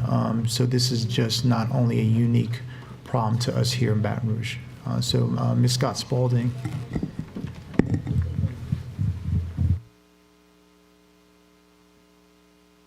Okay, good evening, and thank you for allowing us to present. The first slide, we're talking about communications with our short-term and long-term goals. I'm sorry, this is the full transportation plan. Just want to make sure everybody saw it. Okay. Thank you. And so we're providing daily reports not only to the superintendent, but to our families and to the board. We have established a call center, and the call center has been increased to 10 people. And so technology has been very supportive in making sure that we're moving forward with having those 10 people. The Division of Staff has agreed to connect with a contract company to be able to support that. I think the agreement was signed today, and so we're moving forward with the items that we've discussed with the team here and with the board. The next item that we have is the Transportation Concerns email. There's been team members that have been sent over to the Transportation Department to support us answering those emails, and so that will be ongoing for us to make sure that we're prioritizing those responses and answering those within the 24-hour timeline. We're providing support to families as well by attending the school's open house meetings and orientation meetings. Having a member of transportation there will be helpful to talk about the app, to make sure families understand their new routing structure, and to ensure that they can ask any questions and resolve hopefully most issues. The next thing we're doing is working with the superintendent, and I would appreciate if the board can be supported there as well, to make sure that there's a meeting scheduled in September. While we don't have the date, we're waiting on a place that can accommodate the number of staff members that we have. We'd like to make sure that the board receives an invitation as well to attend that meeting. We're asking the team members to submit questions prior to that meeting so that it's constructive and they receive answers. You see dates and timelines there. I'm not necessarily mentioning those, but wanted to also share that we're providing new routing cards. Once we complete the new routes for the students, the Division of Schools completed a list of ridership for us. I will say that list had fewer than 13,000 on the list, and so I'm not sure that that's actually accurate. And so the transportation team is going to work with communications to be able to send out calls to just ensure that we've captured the students. We know that we've had an issue with the starter school. We want to make sure once we have the new routes and we communicate with families that we have accurate information. That timeline is August 28th, that we'll make sure those cards are mailed out, and there will be a different design so that families can distinguish between the cards they've received and the new cards to understand where we are. Families will receive route numbers on the cards. We have a lot of issues with buses, lots of breakdowns. We have 10 breakdowns this morning. And so families are confused because the bus number that's on your card may not be the bus that's traveling to pick up your students. And so we're going to work with the printing services department with communications to make sure that we have placards that list schools on the buses. So it'll be at the front of the bus, it'll list the school, it'll list a route number, but if a parent is waiting and a bus that says BR CVPA as an example for the school, and it comes around that time, they're able to get on the bus at that time to be able to travel to the school. There'll be multiple buses that are supporting this effort. There will be, and we have to work through the plans, but there'll be an opportunity for those substitute bus operators to also have maybe a placard or a sign that has the school so that families understand that this bus is going to their child's school and it's appropriate to enter and to ride to school. The next item is principals will continue to communicate with families. A lot of them are using Class Dojo, which works really well. The families are accustomed to it. We just want to make sure we have broader communication. And so we will work with the technology department and communications department to see how we can put something on our website as well so that it's just broad communication for our families to understand when buses are late. Because we're not using bus numbers, it would be a school and then a particular bus that's late when we're communicating. The superintendent is going to provide messaging to the community to make sure that everybody understands what the new protocols are in place, to express our sincere apology and acknowledgement that this was an absolute fail. And we are going to make this right for our families. That's why we're here. That's what they deserve. And that's what we're going to do. The last item is a long-term item. And I've talked about this before, but just making sure that we have an opportunity to work collaboratively related to discipline issues on the bus. Our drivers go through many issues, many concerns with safety, with students and their behavior on the bus. And so we've heard our drivers. We're coming to the superintendent and to the board to understand that we need disciplinary policies that frankly align with Bulletin 119, but even over and above Bulletin 119 to make sure that our bus operators are safe and the students on the bus who are not causing discipline issues are safe as well.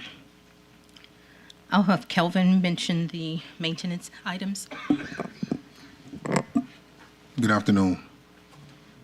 Short term for us is educating operators on maintenance procedures. So for example, if an operator's on route and a check engine light comes on, we'd like them to radio into maintenance so that the maintenance experts could give them direction. Long term, we're going to provide a fleet maintenance plan to the superintendent that stipulates the rotation cycle for acquiring new or leased buses with air conditioning. We want to provide a preventative maintenance plan to ensure fleet remains operational. We want to create within the maintenance shop we want to create teams within the mechanic shop for efficient maintenance and expedited delivery of repaired buses. We also want to purchase, I'm sorry. Just wanted to add, just for the public and the board, we have leases with multiple vendors and also put out to purchase buses. Unfortunately, they have not been available there. They do not have any buses available, similar to other parishes across the state. And we've been also working with government agencies to help us problem solve that, but we just wanted people to be aware of that. And so we're working feverishly to figure out a way to work with the maintenance group to figure out which mechanic vendors can quickly help fix buses and also how we support our mechanics in our current system. Thank you. We also want to purchase a generator for the maintenance shop. 2 days ago, we had a power outage and it completely shut down the maintenance operation. So we want to make sure that we provide a generator so that when those things happen, we can still be efficient. I want to talk a little bit about routing. Short term, we want to consolidate bus routes to ensure more students will be transported to and from schools. We want to collaborate with the Office of School Leadership to ensure that the data in J Campus is accurate so that we can properly route students. We also want to collaborate with external consultants to route students more efficiently based upon the SIS information. If I could just add one thing Absolutely. to that. What we've done in the last day or two is that we worked with principals to collect and to find out who's riding the bus and who's not riding the bus on a checklist for that accuracy for the transportation department, so they can be able to consolidate routes and have a much more accurate number on who's on the bus and not on the bus.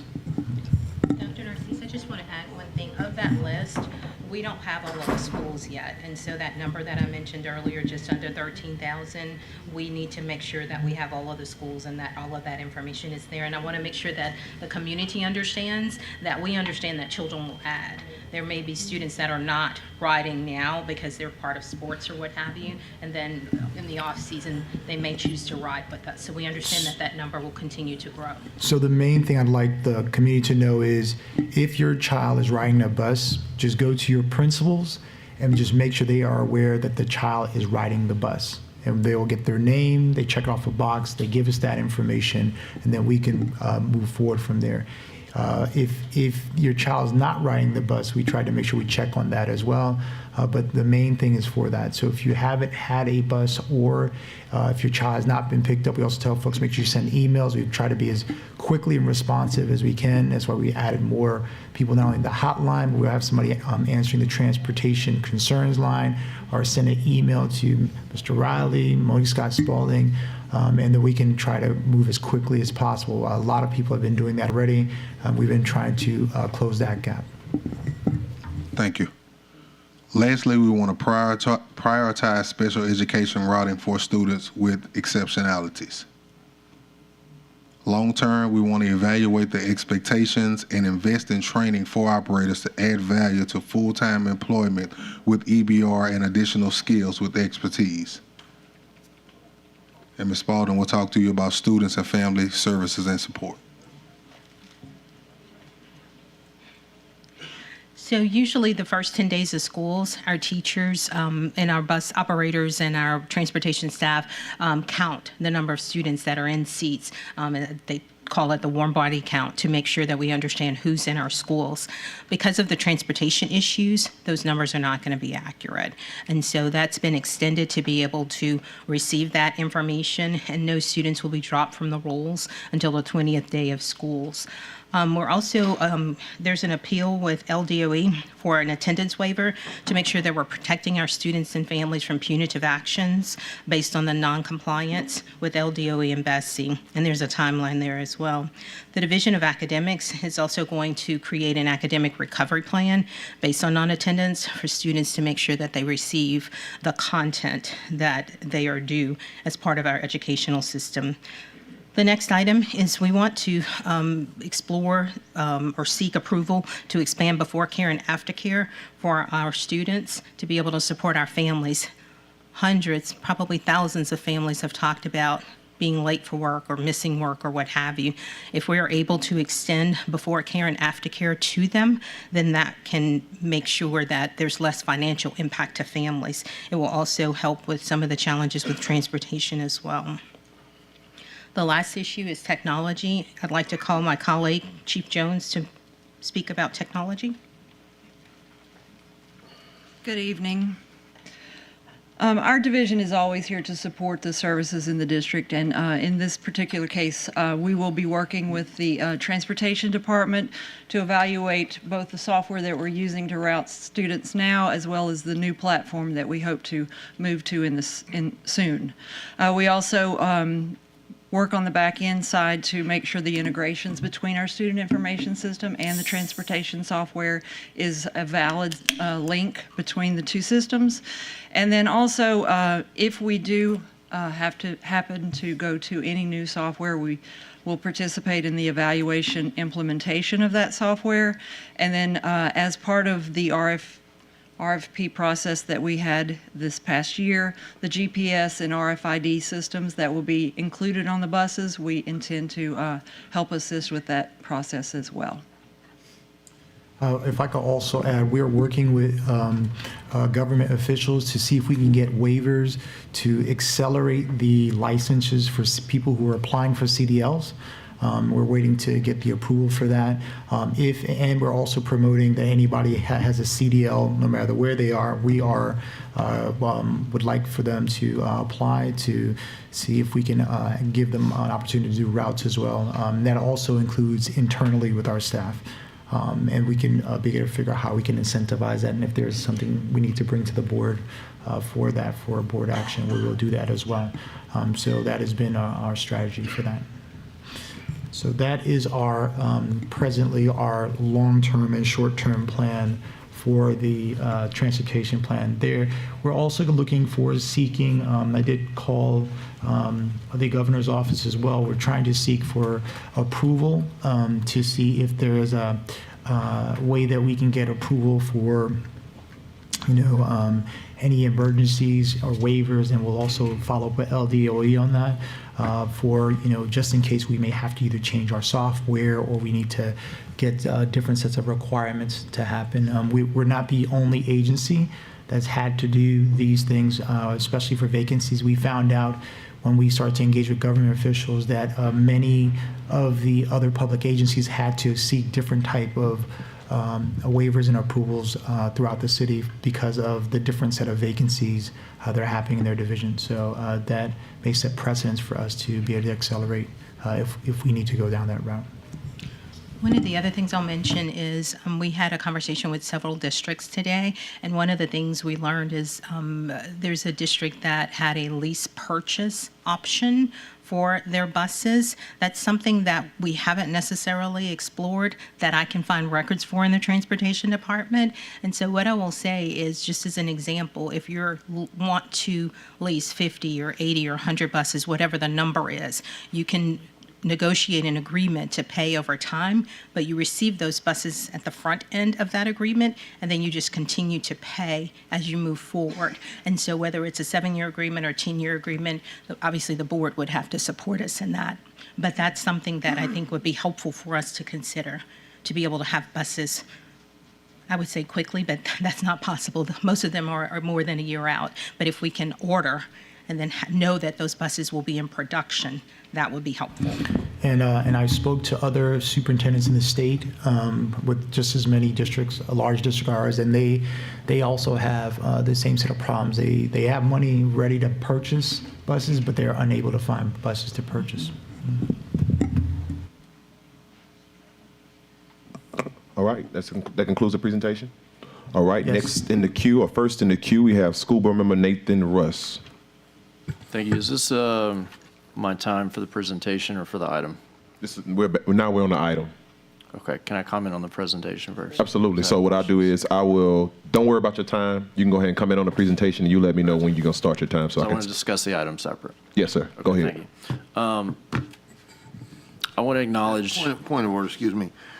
I've got questions about the presentation as well, and it's going to get very disjointed if we have Mr. Russ ask questions about the presentation and then have his time on the item, and then when I hit in the queue, I've got questions about the presentation, and then I have questions about the item. That's going to be a very disjointed conversation. And so is there a way that we can kind of, have the conversation about the presentation right now, finish all our opportunities to speak on that, and then return to the item? Yes, so what I will do is I will limit the time for discussion on the transportation, on the presentation, and then you'll have the original time given to you for the actual item, if that's cool. Okay, that's cool. But my suggestion, is the board going to collectively have a conversation and ask questions about the presentation separate from the item?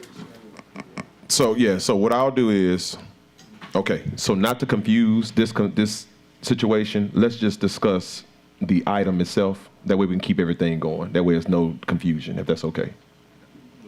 So can I make a suggestion, Go ahead. Mr. Martin? So my recommendation is let's focus on the presentation since it was just made. Mm-hmm. Allow the board to ask fully all of its questions, have discussion. Once that's closed out, move to the item for full discussion. Okay. For the sake of time, though, we're going to have to limit that time down for presentation. Because right now it's 6:33. We haven't gotten to the regular agenda. I'd like to suggest that we stick to standard times. This is a very important issue. It just so happens that we have two things happening at the same time. So let's do one and then let's do another. Limiting time is inappropriate, I think, for this. Noted, but I want to also caution because we have a room full of people and they also have to make public comments as well. And as I said before, it's 6:33 and we're still on one item. We haven't gotten through any other item yet. We can decide to go all night if we need to.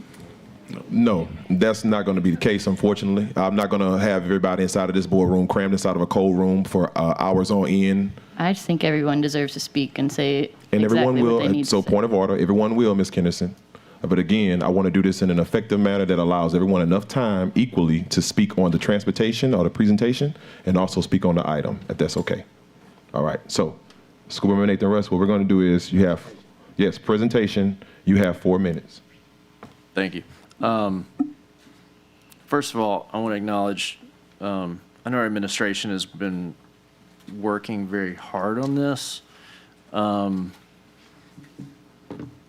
What I see in this presentation, there's some good, important details. What I don't see communicated to me or to the board or to our public in general, a general understanding of, or perhaps communication of what our short-term problems are and what our long-term problems are and what we are doing about those. I see a lot of bullet points of things that have to be done and need to be implemented and corrections to be made, but I don't see any practical delivery of, hey, this is how many buses we're short today. This is how many buses are going down every day. Here's what we're trying to do about in the short term. Here's what we're trying to do in the long term. I don't feel that this is properly communicating what is actually going on here. I think that our administration, I think you guys understand it. I don't think you're getting across that you have a grasp on how to fix this. It's certainly not being communicated as I've seen it to the public. When I sat in a meeting yesterday and reviewed a lot of this stuff, over about an hour and a half, I got a good grasp on what was going on. But I don't see a lot of commitments here. I don't see any plan on what we're doing about our buses. Not in the short term to remedy the fact that we're like 100 buses short. I don't see any plan for what we're doing about how many drivers we're short. Those are the two biggest issues that we're having here.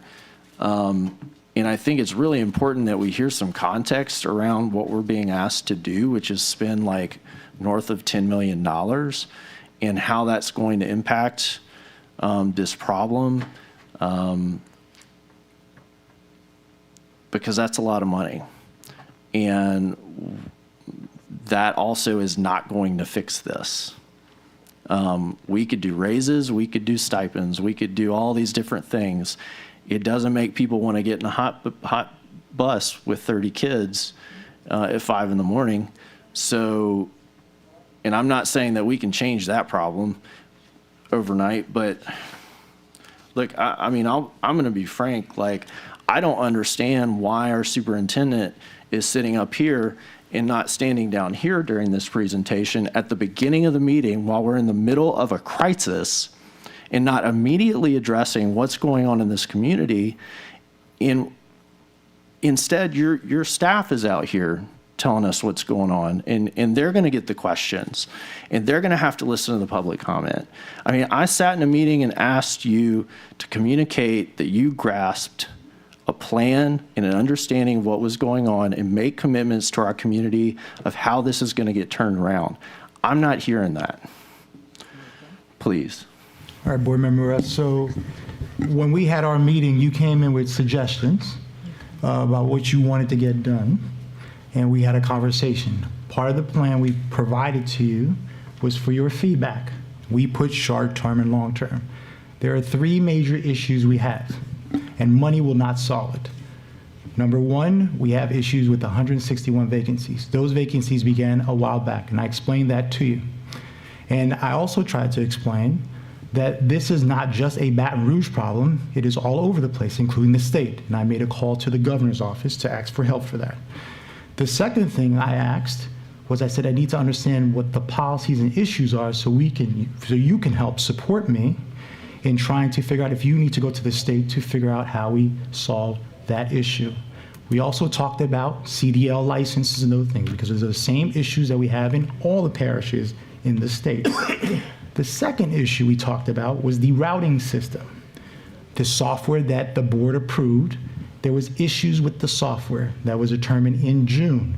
And that problem, if we got a new software, that means that we would have to do another RFP in order to bring a new software. So we said we would get a consulting. That's another issue that we solved. So we started to consolidate that.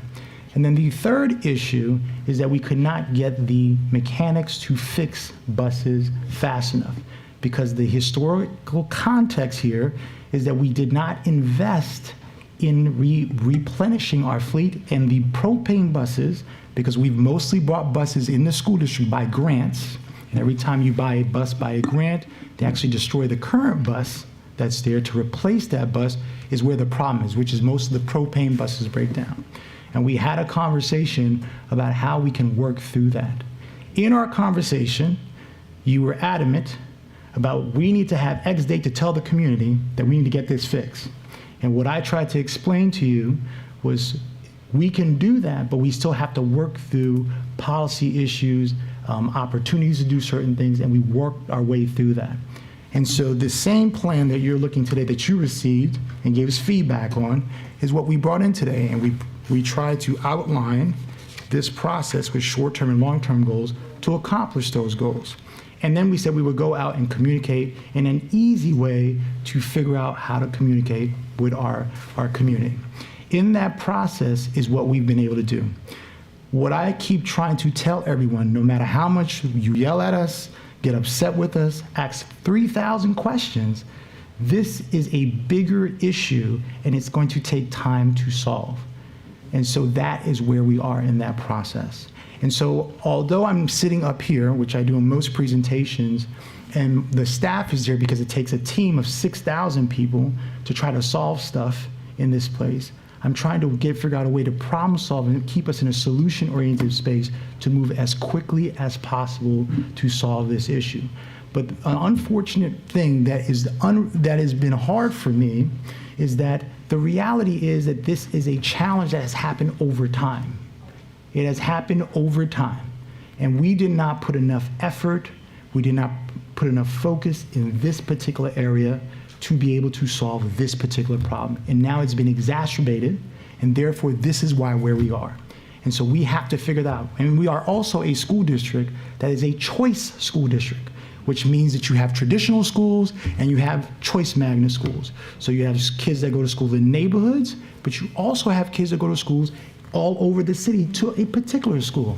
And so we have to work through those issues.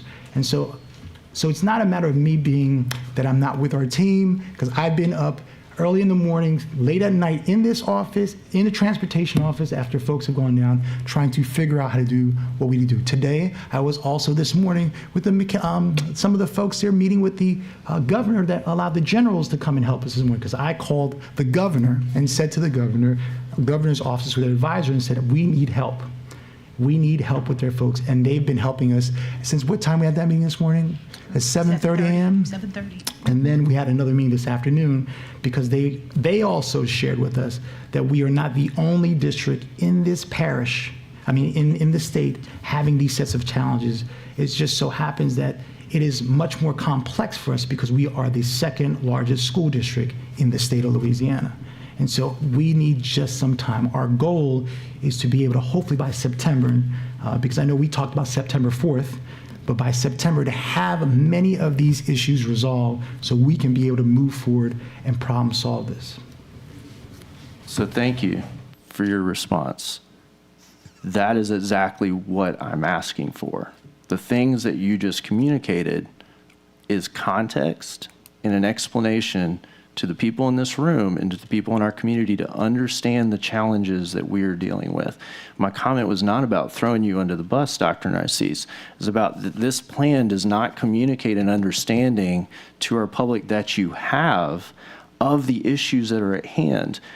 Everybody in this room was not in that meeting. There are members of our board that were not in that meeting. Your employees that were not in this meeting.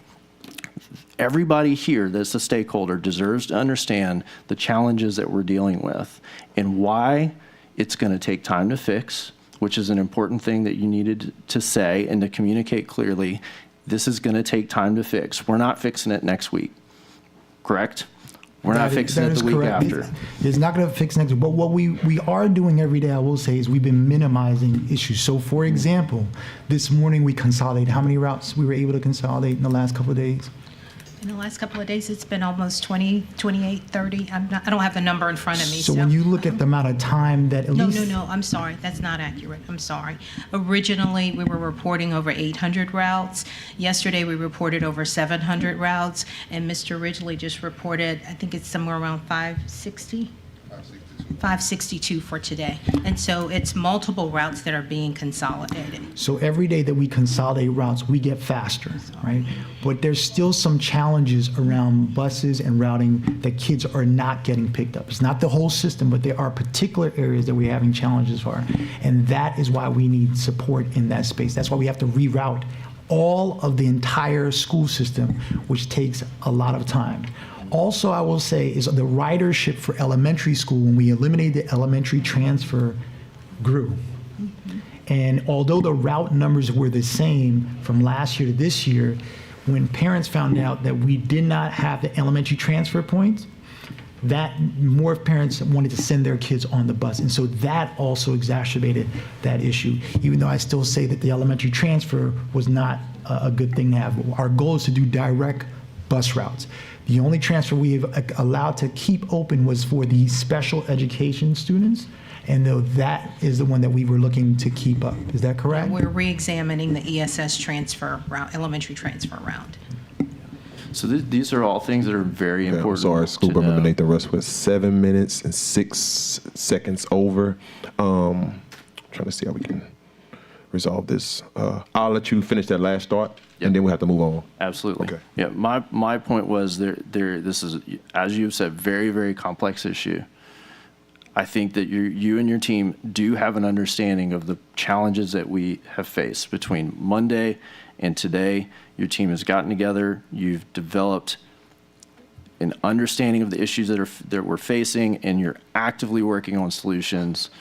And our board and our community need that context. They deserve to know the details. You mentioned things that have not been communicated very clearly in this plan, such as the fact that our routing system is absolutely broken and we have to completely manually redo it and replace it. That takes time.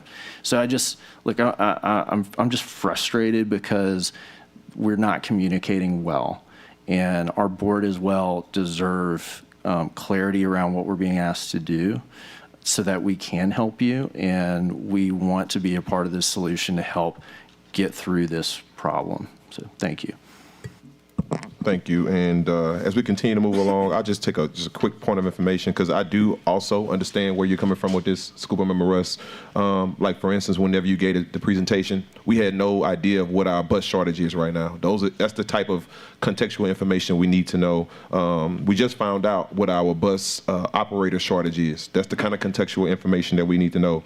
How are we, which routes are being grouped? We don't know that. And that's something that's going to be important for the general public, as well as our board, more specifically, to know the number of students that are going to be riding on each bus.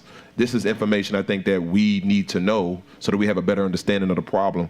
And we also need to get a clear understanding of how we're evaluating the efficiency of the team, from the top all the way down to the mechanic. We need to know how those people are effective. If we need to make moves, that's the things that we need to know. So I'll just stop there. Next in the queue, we have School Board Member Cliff Lewis. I'm just going to be very brief, and I'm going to come back after public comments. Yes, sir.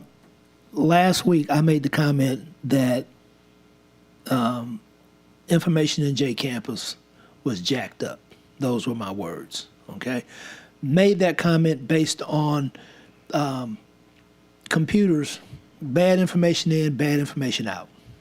Okay, so at the school level, we've got to get proper information, accurate information put into J Campus. Because if you're using J Campus and the information is bad, that's what you're going to get out. Monday morning, a young lady at transportation had not lived at that address in 2 years. She came in with her driver's license, documentation where she had gone to the school and changed her information on numerous occasions. So at the school level, it has to be implemented. There's no real sense of synergy in this district where we all feel like we're working together. People work in silos. And I understand with the work shortages in the schools, with clerks and different people like that, a lot of times the ball has been dropped. But, and I'm going to be finished in just a second, I'll go back and repeat what I said last week, well, Monday. This was something that had to happen. It needed to happen. Because if we're going to become a progressive school district, we had to know how bad it was so we could fix it. The can has been kicked down the road for a decade. For 1 decade, I got an email from a parent who says bus issues has been a problem at her home for the last 9 years. So, I'll just reserve any other comments. Basically, anybody who I offended with my comments about J Campus, I wanted to bring clarity back to it because I've been there with J Campus. So, and if I could just add to what Board Member Lewis has said, the reality is we have had a number of set of issues, and when I came on board and we tried to do a transition report, we could not do everything together and simultaneously. It takes time. And so we, at that time, looked at systems and academics for kids first. That's what we prioritized. And what we did not do at a high rate was to get the operational pieces up to par. And you add COVID and all those things that end up happening. And so now we've been really focused on trying to make sure that the trains, we don't have trains here, but that the bus runs on time, making sure those are the things that we have not intentionally invested in. And as we started to interview and have conversation with the transportation team, and we're working this morning with the governor, we've learned from people there that there's been a number of breakdown for years that's happened, even in processes and protocols and how buses were done or not done. And so I just want to give context is that, as you said, Board Member, it's complex, it's going to take time.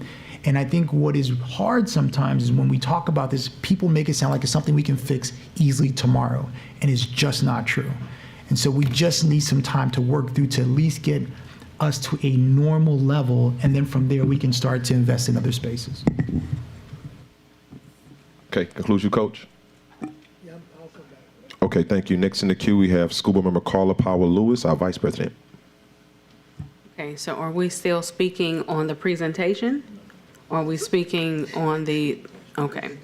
All right, so thank you. So I have a question. Dr. Narcisse, I know you've mentioned before, well, earlier in your comments that we were reaching out to government agencies, the governor, and many different administrators.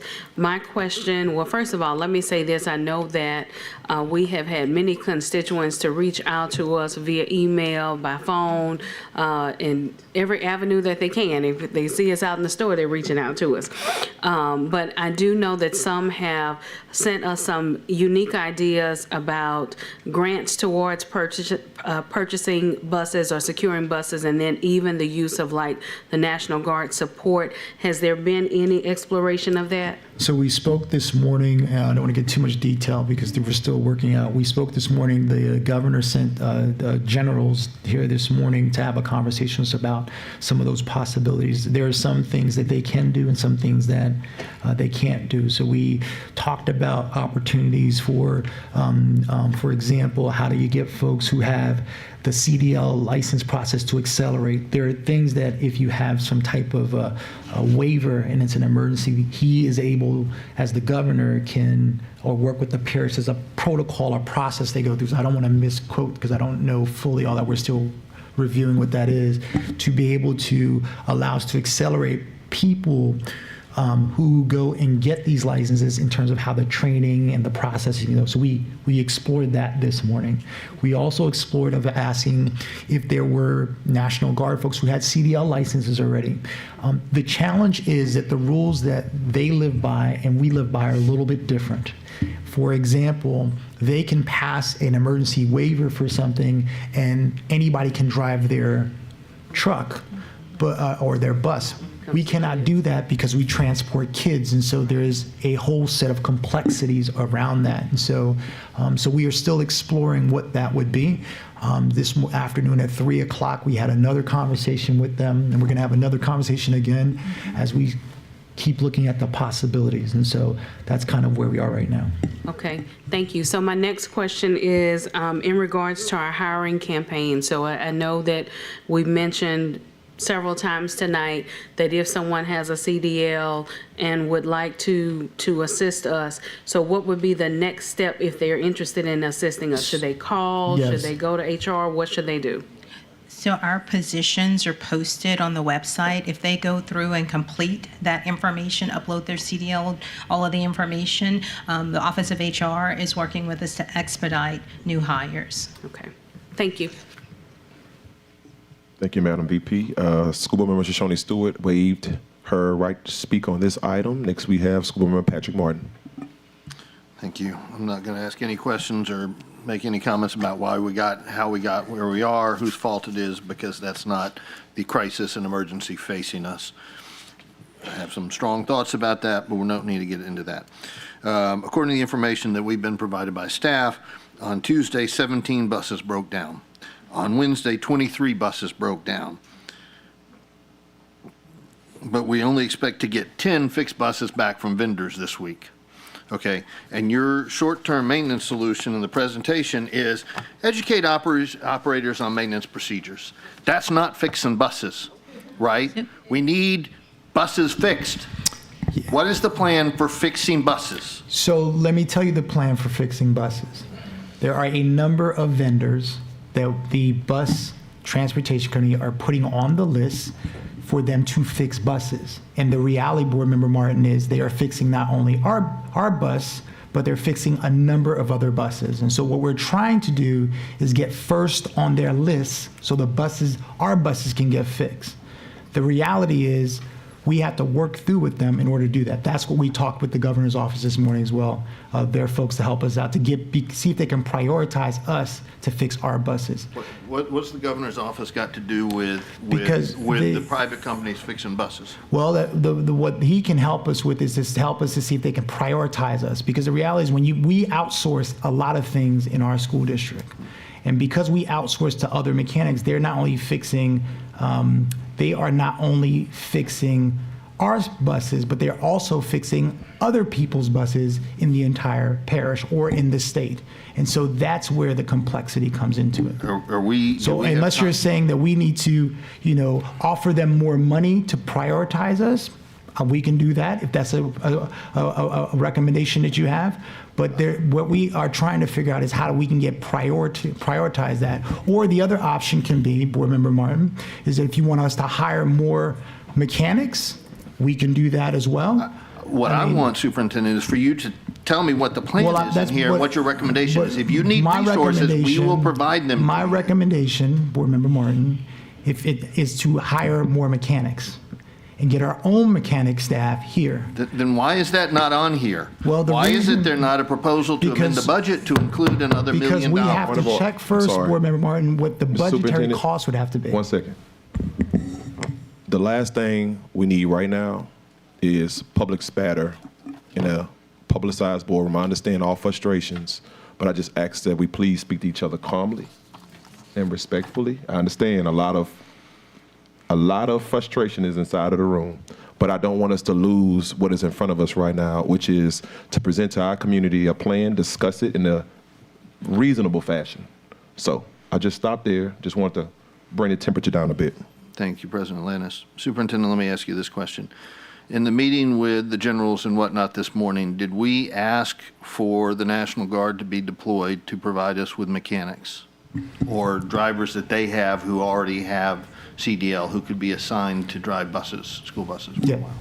So we spoke to a general on yesterday who said, we need to fully understand your circumstances. Once we had that conversation and discussed what our needs were, inclusive of mechanics and bus operators and equipment and what have you, once we had that conversation, they agreed to send a general and a major general to us today. They were in the department for probably about 5 hours to do their assessment.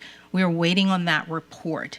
All things were on the table. We talked to them about routing because that's an issue. We know we need to secure a consultant to be able to help us with the routing. They do not offer that service.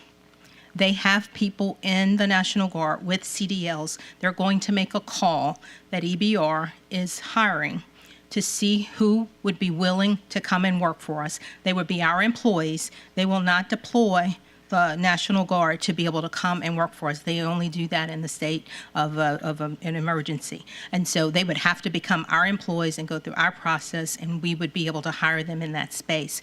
Regarding mechanics, we did talk to the general who is in charge, who stated that we have HVAC mechanics that are in the Guard, but they are working their regular jobs. And so we're not calling them in to be able to come and take care of everything with EBR, but we will send a call out to let them know that you need support.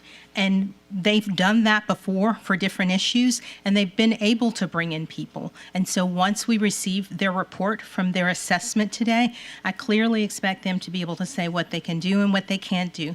Some of the benefits of today, they were able to talk to us about how the mechanics are scheduled and what their workflows are. And so Kelvin, Mr. Ridgely, has that information, and he will be able to examine that and assess that and talk to the teams that are on the ground to be able to understand that. They were able to connect us with some leaders throughout the state who use other vendors that we don't use. And so we're calling those vendors to see if they can support us, to make sure that they can help us not only with mechanics, but buses as well. Lease buses, purchase buses, whatever they have. We're making a wide cast throughout the state and beyond. Board Member Rust mentioned yesterday that we need to reach out to the surrounding states. And so some of those communications have come in today as well. So the team will spend time tomorrow reaching out to other states. There's a state, there's a bus company as far as Illinois that we've left a message with to be able to understand if they can send some buses to us. And so we're putting the word out that we need support, and we're working to be able to navigate that space as much as possible. But there are no definitive answers tonight. Thank you, Ms. Scott Spalding. Superintendent, my recommendation is that I think we need to engage a logistics expert, ex-military, something like that, to come in and take charge of this crisis, not just, keep making some phone calls. That's not going to get us buses.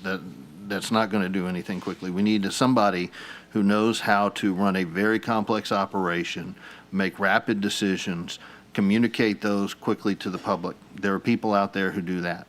They don't work for us right now. We don't need that kind of expertise every day.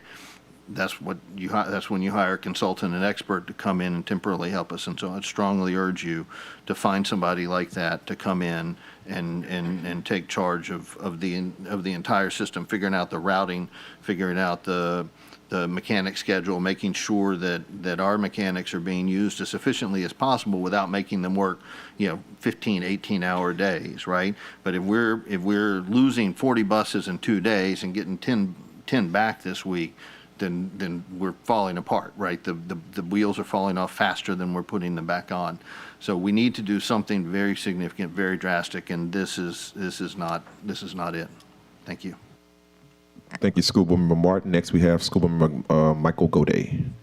Thank you. Ms. Scott Spalding, a couple of quick questions. We have vacancies in mechanics now, don't we? We do.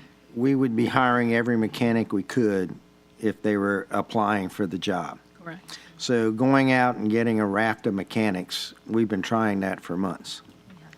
How much does a new bus cost? 130,000? A diesel would be, but About 130 Yeah, for 130. diesel and 170 something for gasoline. no, Reversed. Yeah, reverse. Yeah, So, gasoline is cheaper. and so if we gave you $10 million, how many buses could you get here next week? None, huh? None. Exactly. None. So that's the point I'm trying to bring up here. You know, everyone's looking for a quick fix. We got to face the situation that we got to fix this with what we got. And yeah, making mechanics more efficient, that's all great and good. But the reality is we're not getting a whole bunch of new buses in anytime soon. And the reality is we're not getting a whole bunch of mechanics in anytime soon. And the reality is we're not getting a whole bunch of bus drivers in anytime soon. Now, hopefully the salary increase might help that. And so that's a positive step to that. But, you know, I guess I heard a lot of things tonight about talking about the community, and I think all of us on this board represent the community as we go through that. And I have to admit that I've been one of the ones over my tenure that have probably not done a good job of that, because I'm going to take responsibility for some of this. We sit here and we have a system that for years has been slowly deteriorating. We have not been buying, when's the last time we actually purchased a bus without a grant? Oh, it's probably been 10 years. Was it 2016? 2016, okay? It's the last time we Those purchased. were grant buses in Huh? 2016. Those were grant buses in 2016, if I remember correctly. I would have to look at the So data. it I'm may be sorry. 10 years plus since we bought a bus that wasn't a grant, okay? That's correct. And that's a board responsibility. Yes, That's sir. resources. Yes, sir. We haven't raised the salaries of the bus drivers. Sir. We haven't raised the salary of the mechanics. We haven't done all of those things as policy decisions as the board. And this thing has been going on for years and years and years. I kind of view this as, you know, we played musical chairs, and unfortunately now we got stuck with the last chair and we went down to sit on it and termites had eaten it and the chair fell to the ground when we sat on it. Yeah, there were some mistakes made and there were some things we could do better. But pointing the finger around here, yeah, I'm really disappointed in the implementation of the routing software. I think that was a failure, and yeah, we'll hold, but that doesn't preclude all the buses breaking down. That's from 15 years of neglect coming in that, and no one's responsible here for that. Getting rid of the elementary transfer points is a good thing. Should have never happened in the first place, okay? We're changing that, and that exacerbated the problem in coming in here. So we can get angry and do all kind of stuff and do everything we want. That doesn't change the reality. The reality is we've underinvested for 15 plus years. We got a system that was on the verge of breaking down, and finally the last straw hit the camel's back and it broke. And yeah, we could do some things better, and we've learned from some of the things. We've learned from, you know, how we're going to get better information to do our routing and all those sorts of things. But the fact is, we had no cushion. We had no plan B. We had no thing when 10 buses went down, we didn't have 10 buses parked out there to go take their place. We have a very high temperature situation around here. Buses are failing. I want to question which specifications we put on buses, because we shouldn't be having as many buses break down as we do. But on the other hand, we kept our buses too long. You know, we run 400 and something buses. If we were replacing a bus every 10 years, that means we'd be buying 40 buses a year. The most I ever remember getting is 9 or maybe 12. 18 with the grants. 18 with the grant, okay? Uh-huh. We should be doing 40 a year, I agree. okay? So we got to look around this room, and the new board members, you don't have to look quite as hard, but the rest of us, we have to look around this room and look around all the people out here and look at that. And the other thing I want to bring up is, my last thought, the other thing I want to bring up is we talk about these 80-something or however many bus drivers. And I want to go back to something my colleague, Mr. Russ, said the other day. We set the bar too low. We set the bar too low here. But we also have 80-something core teacher vacancies. Where's our bar on that? Why isn't this room full of people sitting here going, why aren't you hiring more teachers? Why aren't you doing all this? It's because the bus drivers impact multiple schools, whereas not having a teacher only impacts the kids in that classroom. But not having a teacher is so much more important for that kid in that classroom. So we aren't doing our jobs. We've set our bar too low in all of this. And we talk about raising salaries, we talk about doing stuff, well, we can't do stipends because we got this. We even got unions coming in saying, please don't raise our salaries. We got classrooms that are empty. And that is more important in my mind at the end of the day than the bus routes. Bus routes are extremely important. I'm not minimizing that at all. We got to do that. It's keeping the trains running. But our job is to educate kids. And we can't lose focus on the job as our job is to educate kids. And we can't lose focus on the site that we've created this over 15 years, and it's not going to be done overnight. Thank you. Dr. Narcisse, may I say one thing about the software? The software that was chosen had an auto routing feature. There was logic as part of the code. That's what failed in the software. We could not do the auto routing. The maps weren't connecting. It's an issue with the software. That's why Chief Jones is working with them to see if this can be resolved. And if it's not resolved, then we'll work with Mr. Shamlin moving forward. One quick question. Was the IT department part of the evaluation? Yes, sir. Yes, sir. Okay, thank you, School Board Member Gode. Next, we have in the queue, School Board Member Katie Kennison. Thank you. Let's see. We all know it's an old problem, but we've never started school like this. This is a new part of the old problem. And we all know it's happening all over the state, but I don't care if me and my brother get in trouble. I still did it. You know, like I still have a problem. Just saying that making excuses is not helping. I'm not talking about you, Mike.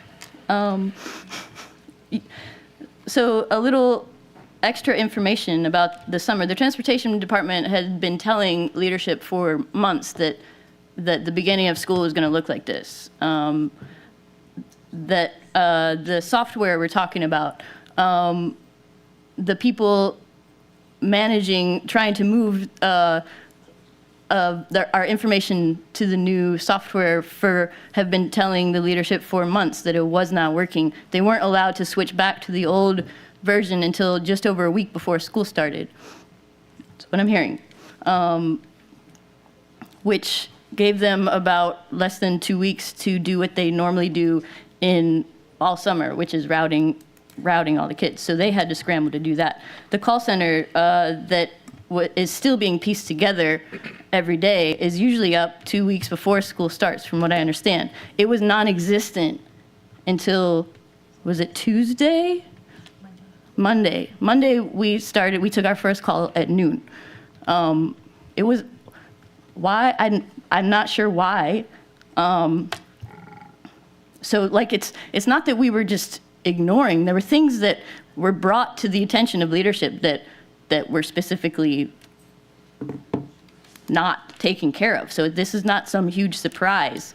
As far as, we're saying we can't change anything overnight. We can actually tonight. We can change something overnight by paying the mechanics and the drivers more. So tomorrow we will get people that want to be drivers for a decent salary. Like, it's not that complicated. This part isn't. We can actually, this is something that we can do tonight. The mechanics shop. I was there yesterday. We have almost 100 buses. Is there somebody from the mechanic shop that can answer some questions?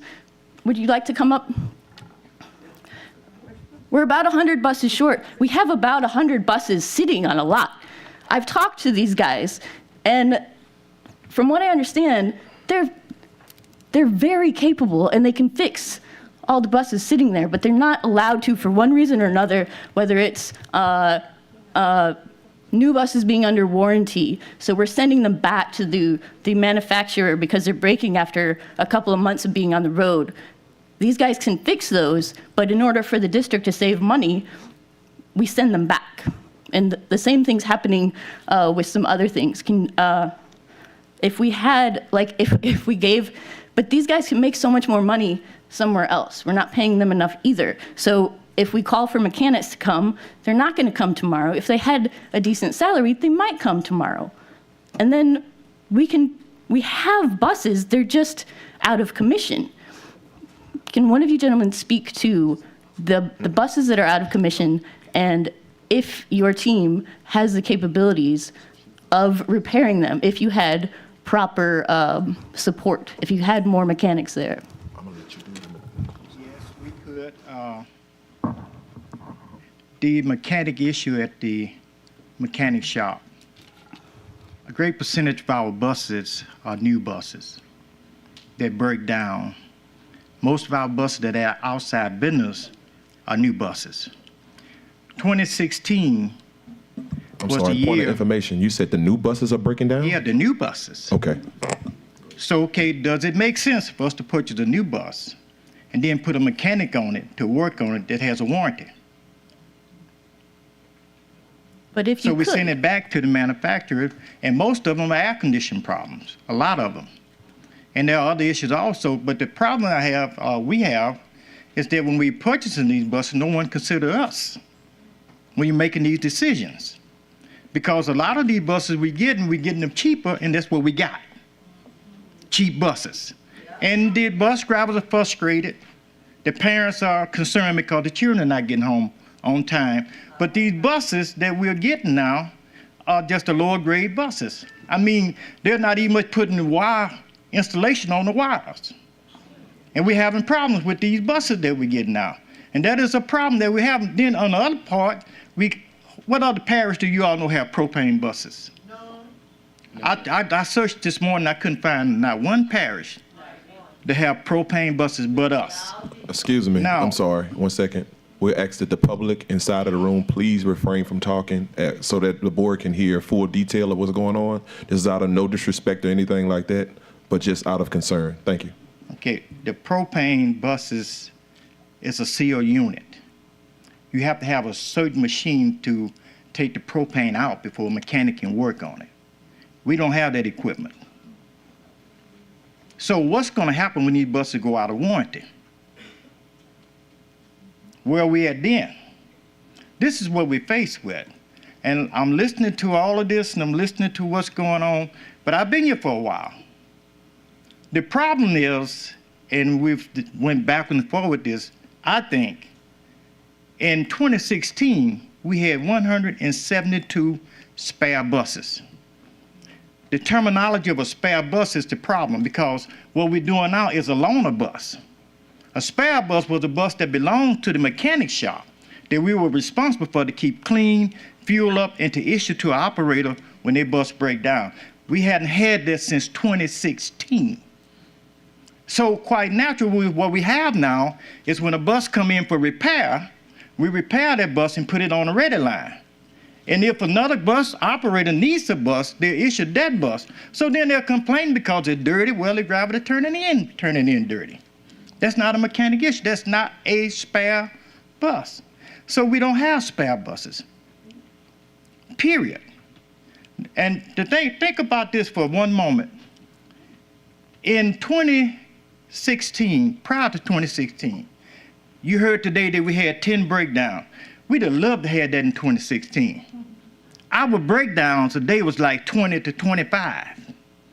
But what was the difference? When that driver came in, they had a bus. They can get back on the road and go. And the driver was smiling. The parents were happy because the children were making home on time. But we don't have that now.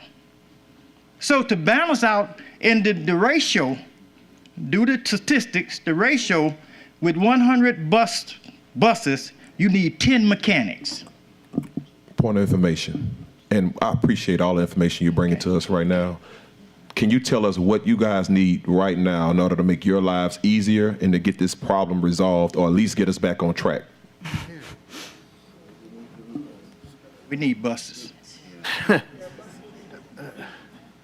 We need buses. but could you fix some of the ones that you guys that are sitting there that aren't being fixed? Is there any what could we help with now? Good afternoon. My name's Adam Charles. I'm the mechanic shop manager. I've been there for about 6 years, 6.5 years. We have never bought a diesel bus in 6.5 years. Everything's been through a grant. But to answer your question, what we need now, we need buses. I'm not going to blame it on the pandemic, but we all know the situation. We just cannot get enough buses in time. What about the I'm sorry to interrupt, but what about the machine that you're talking about to fix the propane issue? The bus, you have to recapture the propane for the EPA and the DEQ department, so it is a closed system.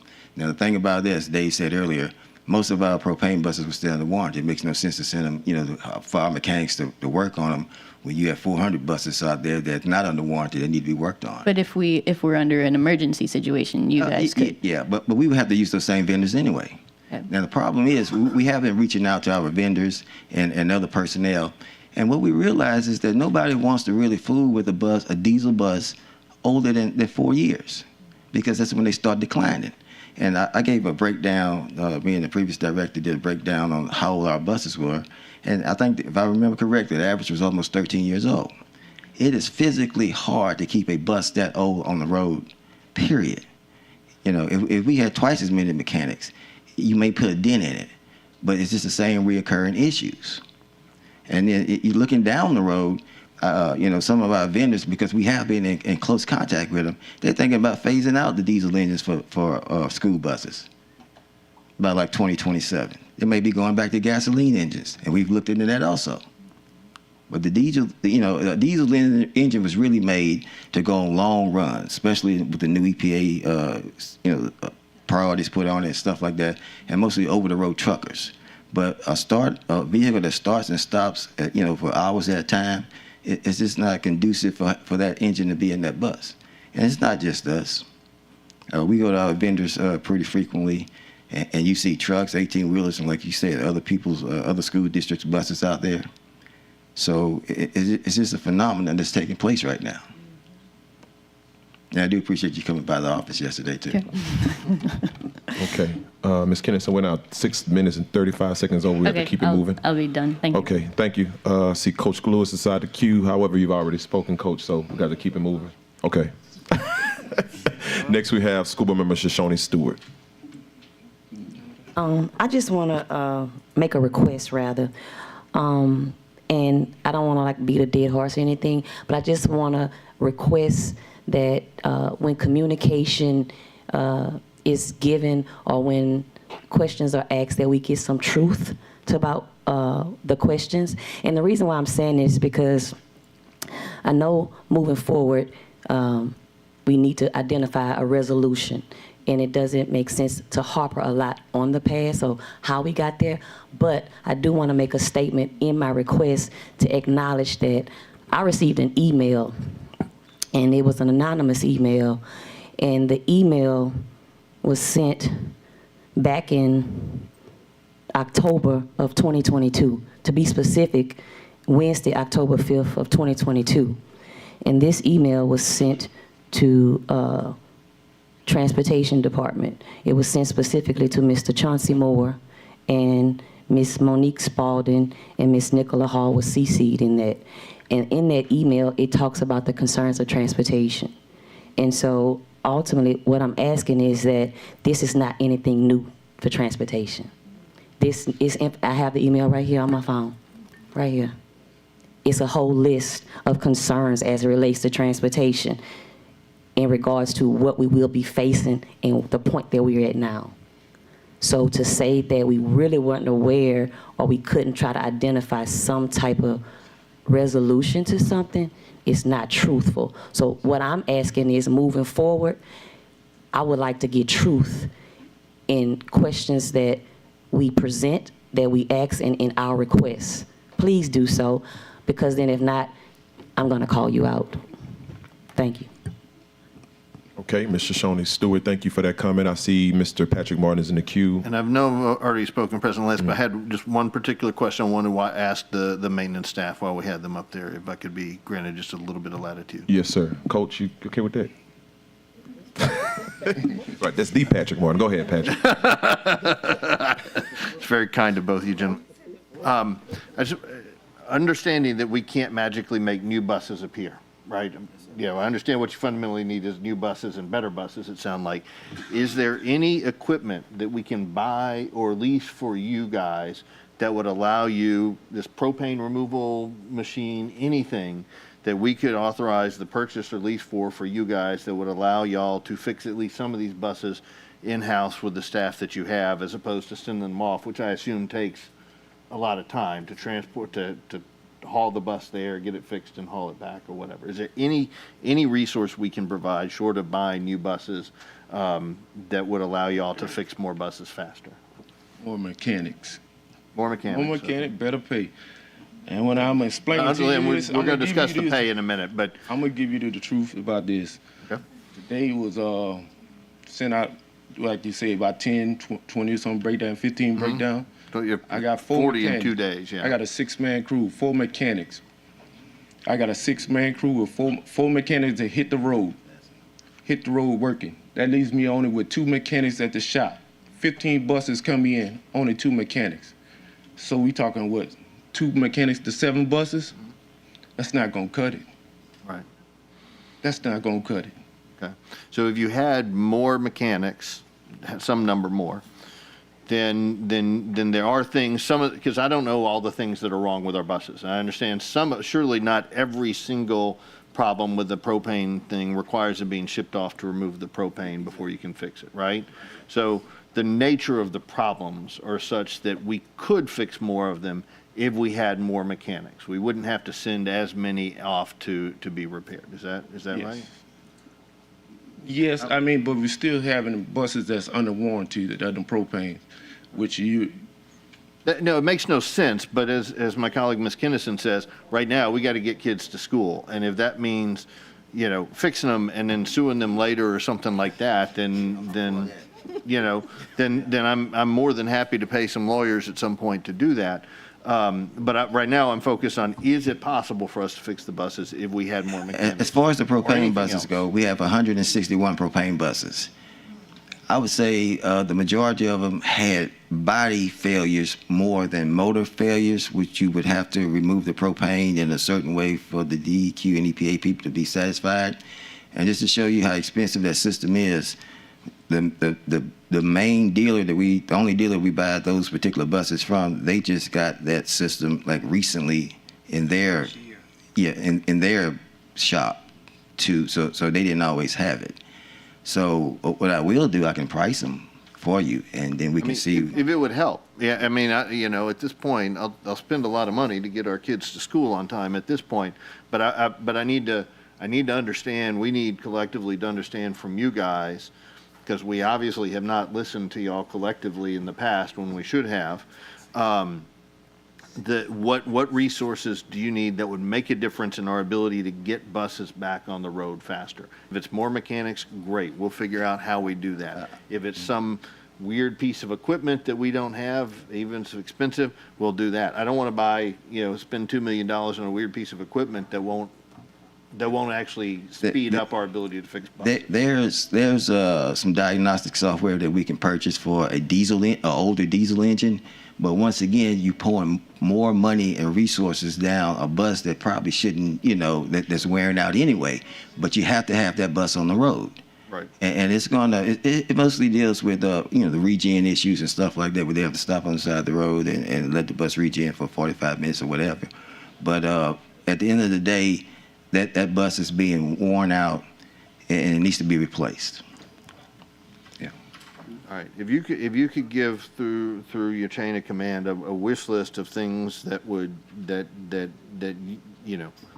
us worry about whether it's a cost-effective solution, pouring good money after bad or not, right?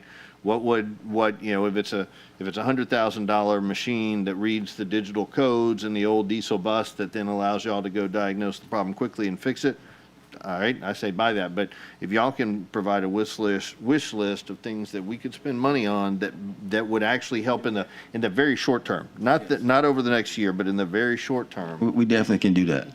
All right, thank you. That's all I have. Thank you. Okay. Thank you, School Board Member Martin. All right, talk to Coach. Coach told me give him 30 seconds. You got 30 seconds, Coach. 30. I'm gonna give you 30 seconds. At some point, we're going to get to the rest of this agenda, and we're going to talk about spending somewhere close to $1 million on stuff. Close to $1 million on stuff. Platforms, software, programs, $1 million for kids that right now we're having a heck of a time just getting them to school. Our priorities have to shift. Am I okay? and what I've been saying it for a week, there needs a paradigm shift needs to take place in this parish about how we educate, how we go about educating our kids. What's important? They got to get to the school. Now, Miss Monique Spalding, what areas are not getting served? Because I've heard a lot about the areas that are getting served, but I'm concerned about the areas that are not getting served. And I'm willing to bet you I know where those areas are, but I want to hear it from you. So, Coach Lewis, it's all over the parish that kids are not getting I'm not served. talking about all over the We have parish. kids from, Which ones are getting served? Which ones are we serving most consistently every day? so it's spread Magnet schools. throughout. Magnet schools, right? No, Magnet sir, schools. they've had challenges. We had to They've consolidate. got challenges, but do they have the same challenges that we're getting north of Florida Boulevard? That's my question. My 30 seconds are up. Well, what I will speak to is simply that we've consolidated 4 and 5 routes. You can speak to Dr. Moore and BR Flames principal and what have you. We've consolidated more routes in the magnet school than we've consolidated in the north. I'm concerned about equity across the board in this district. Yes, sir. I'm concerned about equity across the board in this district. Because 59 years ago, in May 1964, it became the law in this country that every child has to receive fair and equitable education. And that includes getting them to where they got to receive that education. Equitable resources, and that's human capital and physical capital. Because we cannot do what we're supposed to be doing if we're not doing it for everybody. And I'm not saying that other people don't have, but I'm just, one school district, 2 separate school systems. It's been that way. Okay, thank you, Coach. Last in the queue is Vice President Carla Powell-Lewis. So I said it wasn't fair that some people got a chance to speak twice and I didn't. And then at the same time, I was trying to decide if it should have been a point of information or a point of personal privilege. But as I listened to the conversation, what I believe that I've heard is that even if we hired more bus drivers, we don't have buses for them to drive. That is correct. That is correct. Okay, so then what I heard is with the buses that we have, they are propane buses, so it makes it difficult for us to make necessary repairs on them, and we are waiting for warranty assistance or what have you. So then it's difficult for those buses to be repaired. Then what I heard in regards to that is the major issues with these new buses is that we're having AC issues. So what my first thought was maybe we needed to find diesel mechanics that are within our community or in our inner circles who are willing to at least contract with us or subcontract with us to help us with whatever necessary repairs. But if we're talking about a special situation with a certain kind of bus, that's going to make that difficult. So then the last thing I thought about was maybe further down the road, or maybe today even, I don't know, but maybe we need to consider a later start time for school because we're not prepared for when it's hot outside. We're not prepared.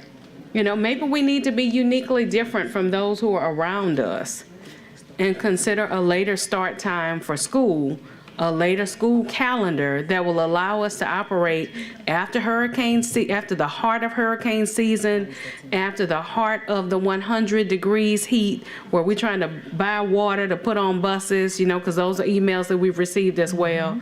That's just something that we need to think about. We're in a crisis. If our governor has called a state of emergency, why are we not operating like we're in a state of emergency? Exactly. Just a thought. Thank you. All right, thank you, Madam Vice President. That's going to conclude everybody speaking on presentation. We will now go back to the item, which is, give me 1 second. You gave it to me? I know. Yeah, that's what I'm looking for. You have it? Oh, this is right here. I'm sorry. I apologize. Would you like me to? All right. We are now moving back to the substitute motion for H1 stipend, consideration of a request for the approval of the following stipends. A stipend in the amount of $7,000 payable in two payments of $3,500 on November 14, 2023 and May 16, 2024, and an additional stipend of $2,500 as a retention incentive pay on May 16, 2024 for bus operators, transportation aides, and mechanics, and B, a stipend in the amount of $3,000 payable in two payments of $1,500 on November 14, 2023 and May 16, 2024 for all school-based paraprofessionals, strategic alignment, operational excellence, and funding source is general fund. This was moved by School Board Member Shoshone Stewart and seconded by School Board Member Michael Goday. Okay. I see a few names inside of the queue. Before we get to that, I know we're going to have to go to public comment at some point. When we do, I just want to remind the public, we are only speaking germane to the items that I just said. We're not talking about the transportation plan. I just want to be very clear about that because transportation plan was not a votable item. So when you come up, please make sure that you all stay germane to the topic. All right. At this point, we have School Board Member Patrick Martin in the queue. Can't hear you. Turn your mic on. It's on. I wasn't leaning close enough, sorry. Thank you, Coach. President Liz, I wanted to understand what your thinking was or Ms. Stewart, whichever one, in providing that extra additional incentive to the bus drivers, operators, and whatnot, and not any change to the amount being proposed for the paraprofessionals, who, as I understand it, have a very similar level of pay and are every bit as necessary, obviously, as the rest of our employees. So I just wanted to understand what your thinking is before I can decide how to vote on this. Thank you. Yes, sir. I'll let Madam VP speak first. Okay, so Mr. Martin, I know that we attempted to intervene earlier, and I would just like to suggest a friendly amendment of adding to alphabet B $2,000. And before I do that, Ms. Lopez. You know I need to ask. You're the most important person in this room tonight, Ms. Lopez. Yes.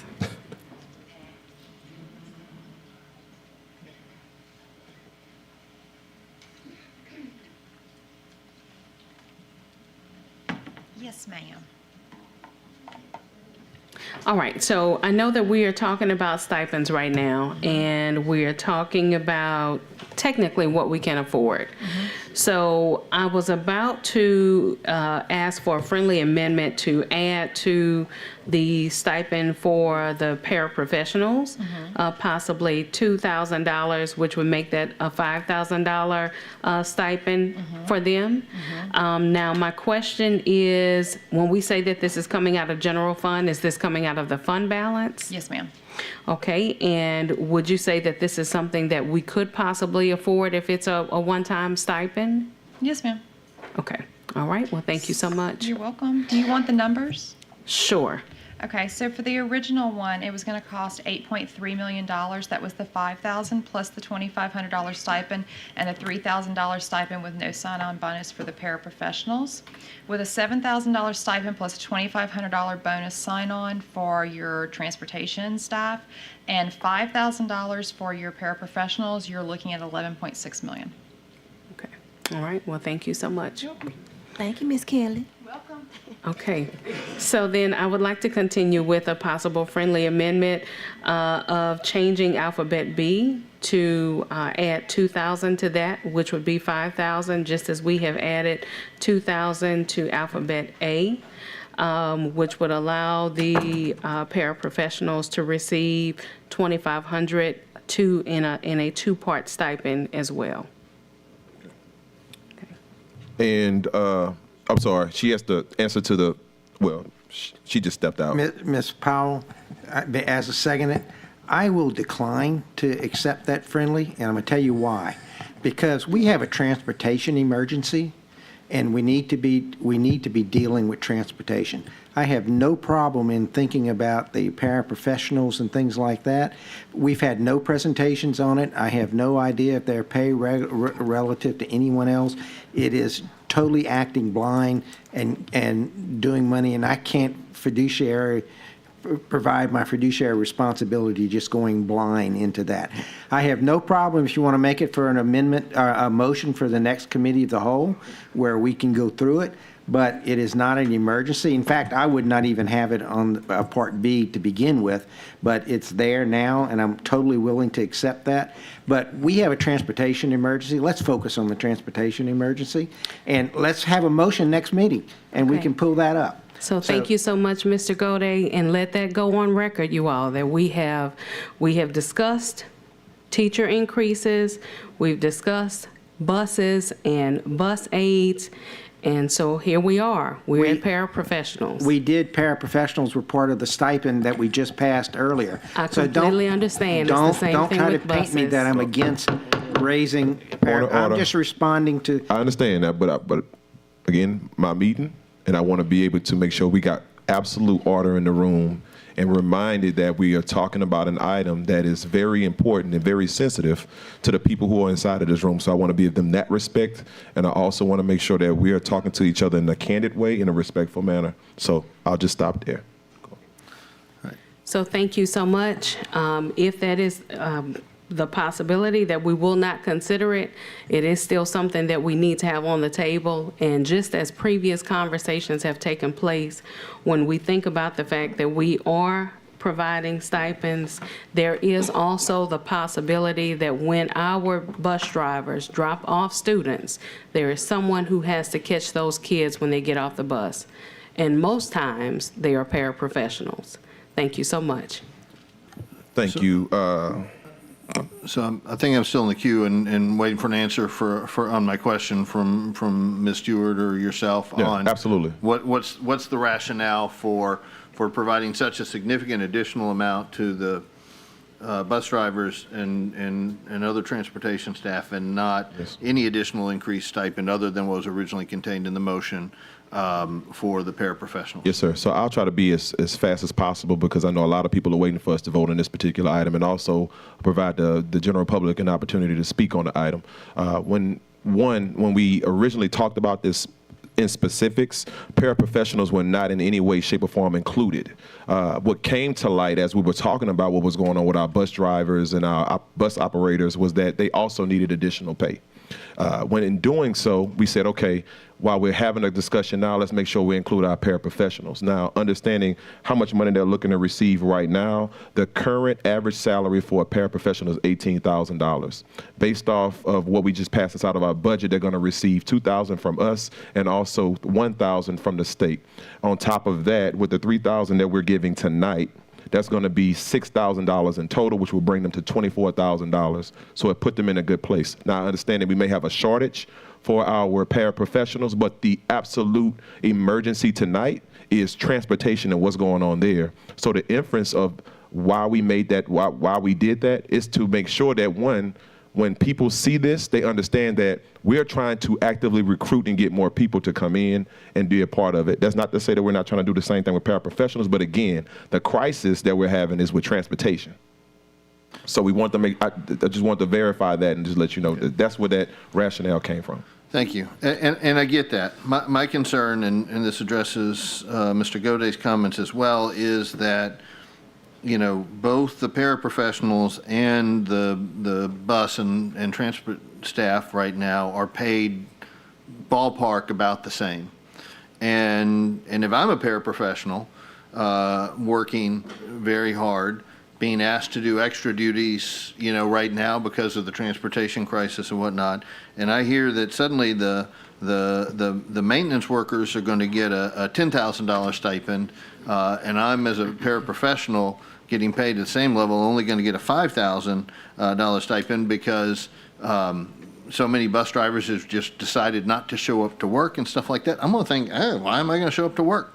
Maybe if enough of us don't show up to work, we get paid attention to as well. So I'm concerned that I get what you're trying to do. I certainly agree that transportation is our primary crisis right now, but I don't think that we can divorce the concept of equity across similarly paid jobs from an immediate decision to address the crisis. And so that's why I'm concerned that the substitute motion, just creates too big a gap between two categories of employees and is us really sort of pitting and valuing one group of employees over another group of employees, which I don't, concern.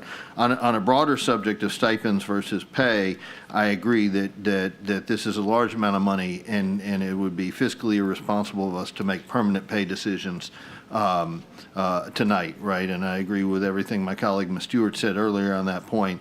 We've got a lot of budget challenges over the next year. We've all committed to having a much more thorough and rigorous budget process to consider these issues. We all have a goal to get permanent pay raises next year across the board. But if we $8 million out of the fund balance for a one-time stipend is one thing.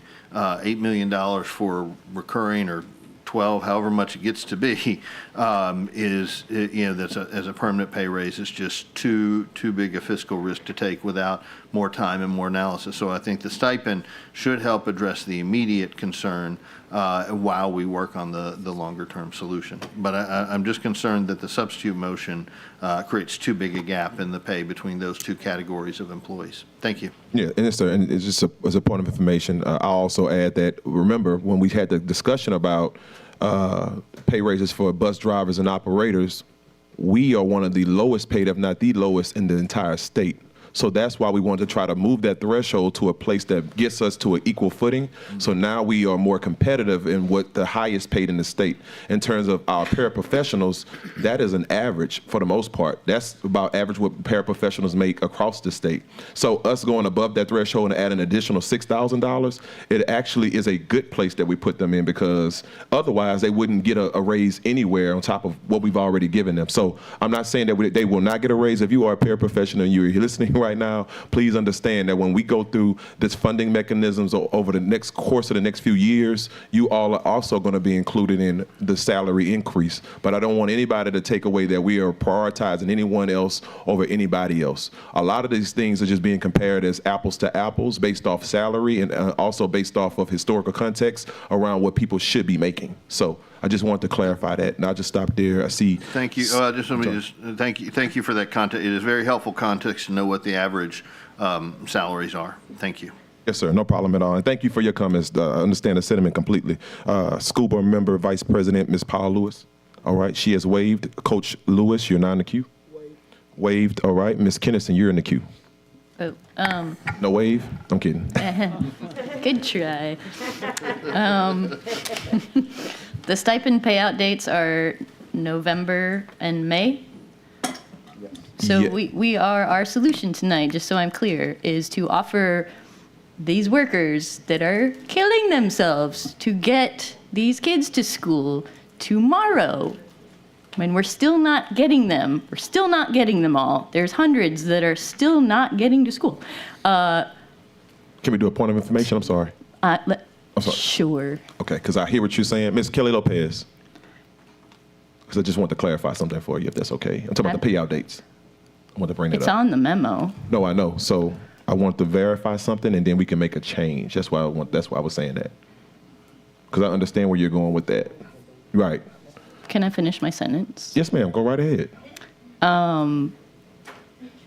If you're a bus driver asked to do way more than what they should do, perhaps 4 times as much, because they're running, 4 routes on average a day?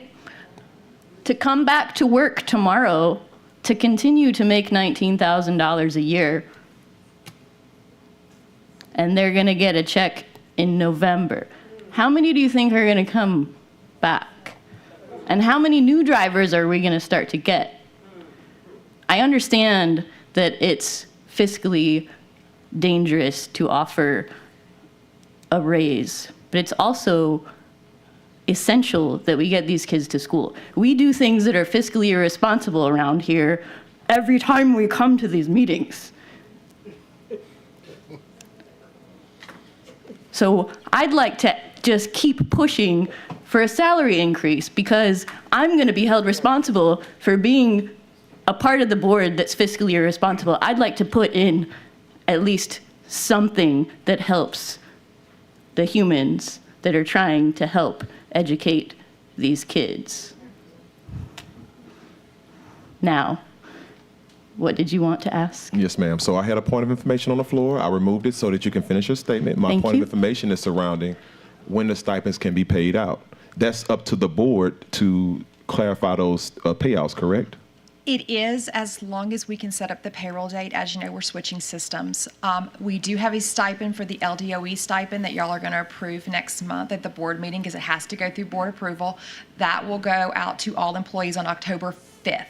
So as long as it, you have to give me a date. I've got to get with the payroll department and the IT department. I mean, running payrolls is not as easy as you would think. If we approved like a timeline, like whatever timeline, Absolutely. I'm willing to work with the board how with soon whatever could we you get? would like. How soon could we, like ballpark, like month? Like could we do it in a September? couple weeks? We could do September because the first payroll for all teachers is August 31st, and we're still keying and onboarding new employees as fast as we can. Okay, which brings me to my next question. What do the new employees get offered the stipend? Anyone? Yes. If you're employed and you're working, No, I you're mean, an active employee. This isn't really a question for you, but if you have the answer, if we hire a new bus driver tomorrow, do they qualify to get these stipends? They do, as long as they are in the system and I pull their names. They have to be in the system. Yes, but that was the idea of it. And what I wanted to ask also was that we move the payment dates to the same dates that we have set up for the budget stipends that we had already approved. They are. So that would be October rather than November, Okay, and then that would be March rather than May. okay. All right, so now that that's understood, Okay. Same sentiment though. Like we have them working under unreasonable conditions. We have everyone involved on the ground working in unreasonable conditions. And we up here, I think it gets lost sometimes that we're supposed to represent our community and keep checks on what's happening in the system. We are not full-time employees of the system. We are supposed to be here to represent the community. All those emails, all those calls, we're supposed to be presenting those ideas and making sure that the community, we're not supposed to have any other agenda than oh, sorry. Let me take it down a second. The community wants our humans that are getting our kids to school to be taken care of and to not live in poverty. So I just don't. we had time, Ms. Kennison. I'm All sorry. right, I'll just trail off. What I will add to that as a point of information is that just a month ago, we told our teachers that we were going to move the time up to October, and we were okay with that. Understanding we're having a crisis, right? And then now the first payout was in November, and the last one was going to be in May. With this change, we have now moved up the payout to October and March, which will be on the same scale as what we're paying the rest of our employees. I'll get you new dates as soon as I can. I'll work with my payroll department tomorrow. Thank you. And we'll figure out a date. Thank you. All right. Point of order, President Landis, is there, is somebody making a friendly amendment to the substitute motion to adjust the pay dates? Because I think the pay dates were in the language of the Yes, sir. motion. I want to clarify first. I'm sorry. So that is correct, Schoolwoman Martin. I want to clarify with Ms. Kelly first that we can change that order, and then now you guys can make the friendly. So if you would like them, I accept. okay. All right. Well, I didn't make it, so I would say, School Board Member Martin, can you make a call for a point of May order? or may not vote Was for it it on for mine, the or- substitute at the end of the day, Oh, but I'll substitute. make the friendly amendment Okay. offer to it. All right, accepted? Accepted. Okay, now it's accepted. All right. School Board Member Gode, you're now in the queue. Yes, thank you. I think a couple of points came out that reiterate the point I was trying to make. I have no idea of how our paraprofessional salaries compare to surrounding areas. Ms. Hall, can I ask you a question? How much do our cafeteria workers make? Well, I mean, it's the same thing. I mean, we have to be competitive within the different things. You don't need to answer that, but they're not making $30,000 a year. So when you start getting into all of this, this is something we just can't jump into and go make real drastic changes to all of these things on a fly where we don't have information, we don't have the salary surveys. I want to say completely, I am not against paying paraprofessionals more, but I got to know what I'm doing and how I'm doing it with all of that. And some of the same things around getting salaries. Heck, I was begging last meeting when we passed the budget to make it a permanent salary increase, and it got voted down because everyone wanted to make it a stipend, okay? I am not opposed to making it a salary at all. But we did a stipend for everybody else. I think we ought to do the stipend for this. This is an emergency situation with transportation. Let's address transportation. We need to address all of our salaries across the board. Let's don't do them in isolation, because when you start doing them in isolation, you can end up with all these things like, well, the cafeteria workers versus the paraprofessionals versus this versus that. They all need help, and we got to be careful that we all do the help equitably across the board around with the competitive market that we're dealing in. I don't know those details right now. I really don't. I know we did the work. We know bus drivers are underpaid. We know mechanics are underpaid. We need both of them.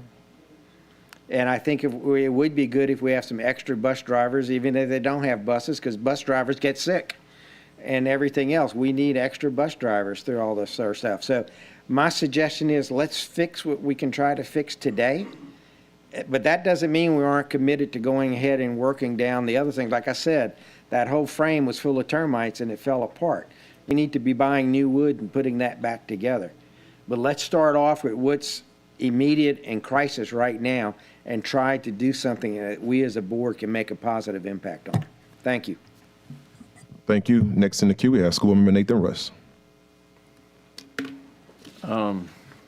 Lord, I'm having a hard time keeping track of what we're even voting on. I was doing some math, looking at the way that we're going to disperse out these proposed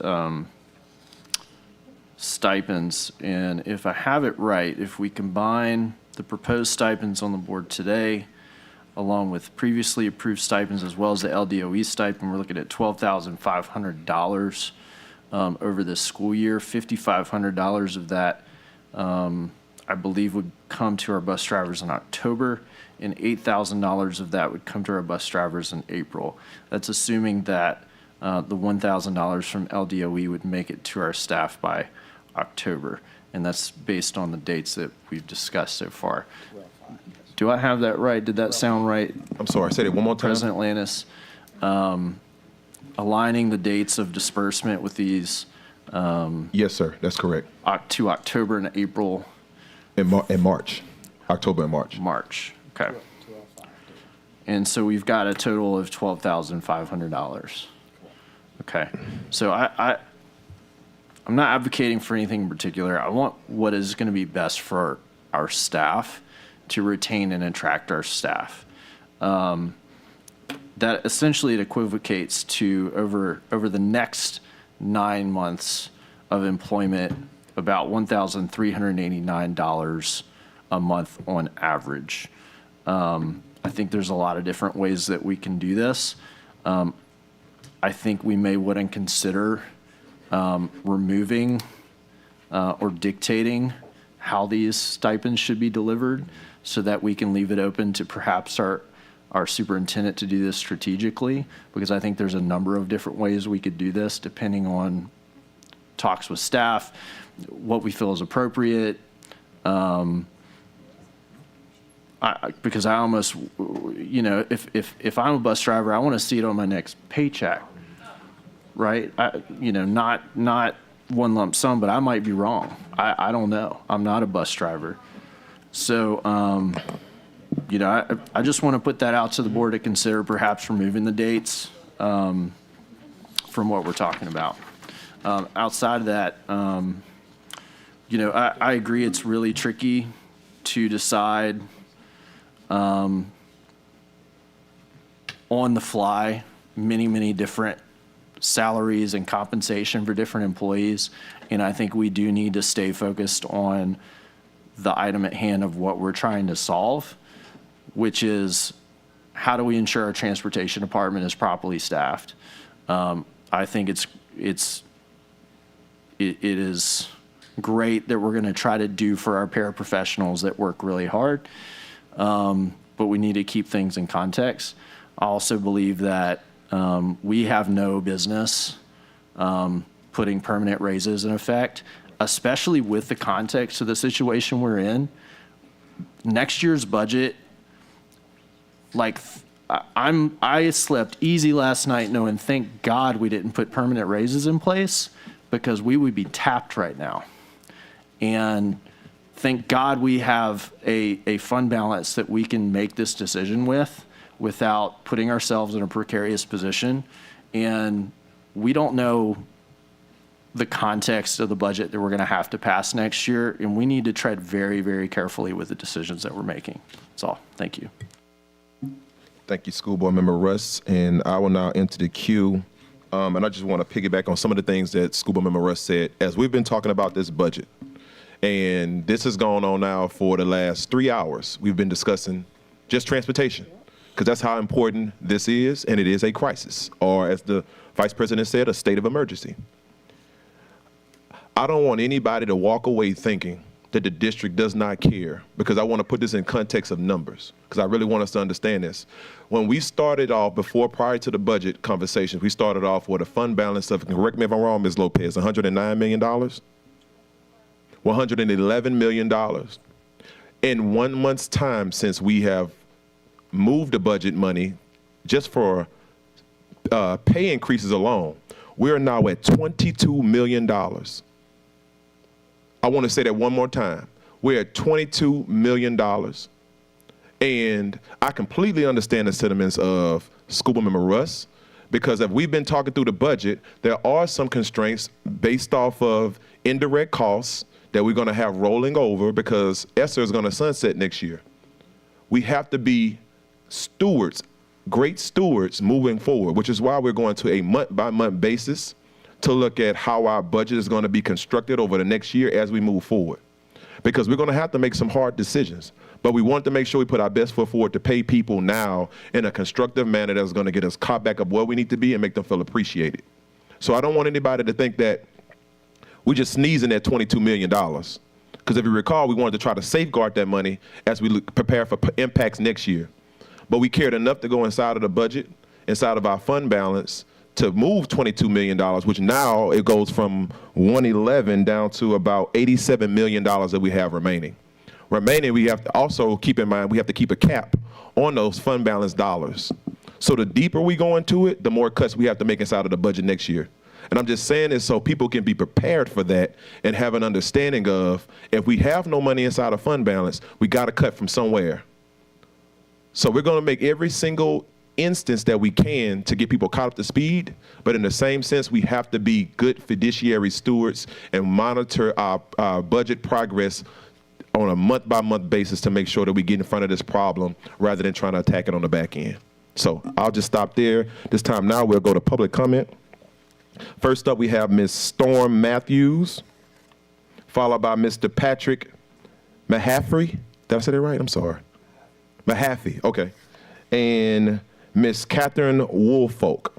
What I will remind everyone as they come up to the queue, and if there's anybody inside of the room or inside of our standing rooms that want to speak, please go out to the atrium, grab the yellow cue card, fill it out, give it to Madam secretary. She'll bring it to me, and I will call upon you again. We are speaking on the substitute item for stipends. This is not about a transportation plan. That was not a votable item, so I ask everyone to please and respectfully stay on topic. Ms. Storm Matthews, you got it.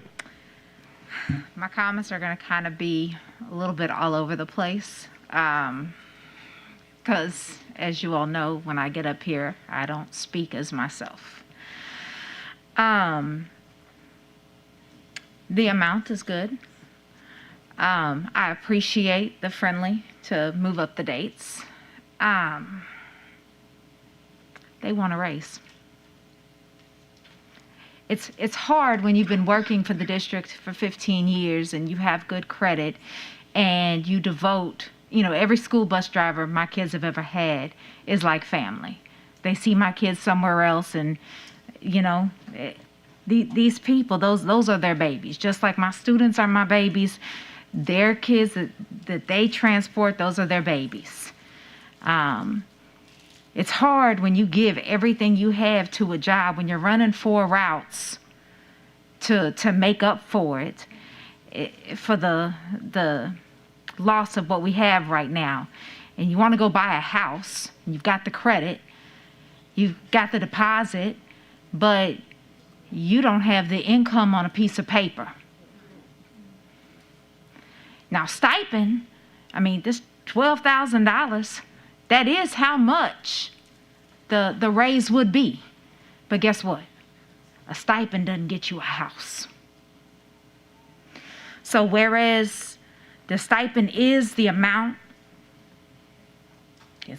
it's hard for me to turn down $12,000 in a stipend, but it does not give them, as Board Member Kennison has said, the change in living. They can't go get a house based on what they have.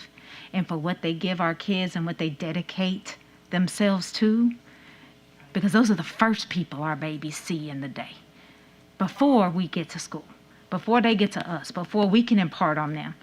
If my son's having a bad morning because I've ripped him a new one because he made me late for work, it's his bus driver that calms him down and gets the anxiety to go down.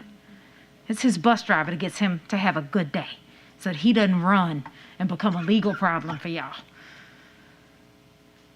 They can't get a house because of the pay. The stipend's not enough. Thank you. Thank you, Ms. Matthews. Good evening. Patrick Mahaffey. I was here Monday for the emergency meeting to discuss the transportation issues facing EBR. It seems that we've missed the point, some of the point from Monday. It's either what was said over and over again Monday was that the starting wage of $19,000 a year for our bus operators needed to be increased to at least match surrounding parishes that have a starting salary of $30,000 plus. We need to attract the new drivers. We need to retain the ones we currently have. This past Monday, many of you stated, we're going to fix this and we're not going to kick this can down the street anymore. That sounds great, except that's exactly what we're doing. 2 stipends, the amendments you've changed tonight, it sounds good on paper, but at the end of the day, what is the starting salary for a bus driver? $19,000. Stipends are a one-time payment. We can throw some money at it, and maybe we can do something next year. I heard year 1, stipend, year 2 stipend, and year 3 we'll make it salary because that's what we've done in some other areas. That doesn't help these people budget. How do you make a monthly budget for all of your utilities, your rent, and those type of things when it's a stipend? It's a lump sum in 2 months over 9. You can't make a budget. You also can't calculate your retirement when it's a stipend in the same way, the way those calculations happen. As I said on Monday, it feels like you're content with pushing this off to the next year. Why are we even here if you're just going to slap a Band-Aid on this and let it continue to fester underneath? Is this really the best that you could do? Let me tell you what I think is likely to end up happening. Just like several of the bus operators stated Monday, what will you do if, actually, I should say when they walk out? Passing this as a fix will cause them to do just that, and it will be on you, Dr. Narcisse, and this board for not fixing the decades-long problem and kicking the can down the road once again. If you wake up in the next couple of mornings to emails and phone calls and none of the bus drivers have shown up, I would not be surprised, and quite frankly, I wouldn't blame them. When that happens, you're going to then have to put your money where your mouth is to bring them back, and I would wager it's going to cost you more then than it will now if you fix it. These people need guaranteed money. They need the faith from this board to say, we want you here and we want you for a long time, and that comes in salary, not stipend. Thank you.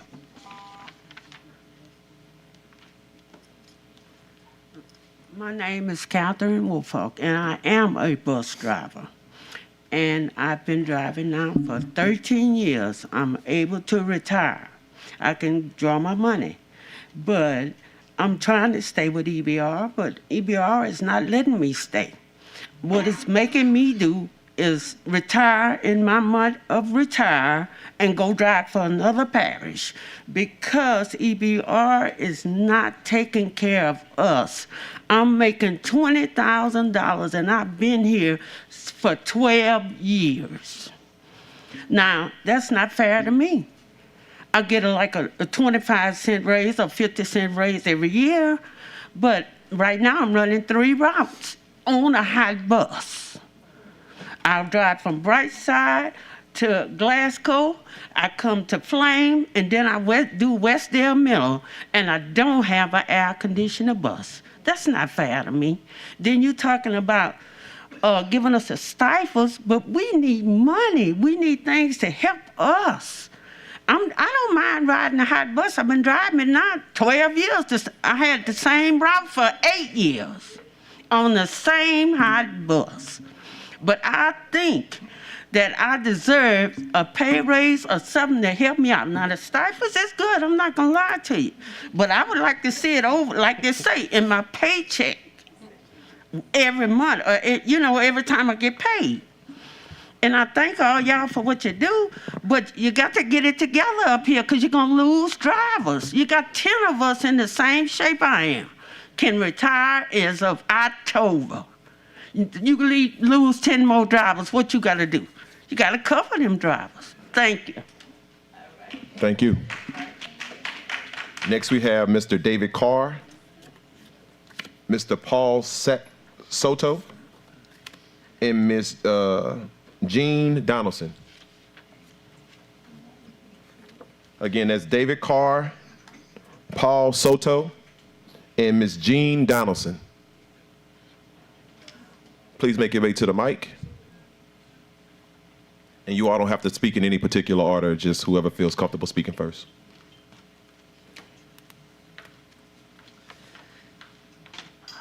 Good evening. This is my first, I'm Paul Soto, not David Carr. This is my first school board meeting ever attending. I have 2 kids at Flame, and I got interested in what's happening because of the school busing. Waited every day for a school bus. No bus ever came. That's because no bus was ever assigned, but I didn't know that for 6 days. So we waited every day, and the kids were late every day when we finally gave up. And I heard, and I thought I heard on the recording, that Dr. Narcisse said there was money to increase the salaries for these bus drivers. And I'm sitting out there listening to them, and what they want, the stipend sounds nice. But what they really want, it sounds like to me, is a salary increase, something that they can count on. So I'm encouraging you, as a parent of kids in this system, to please consider coming back with a salary increase for these bus drivers and mechanics. Thank you.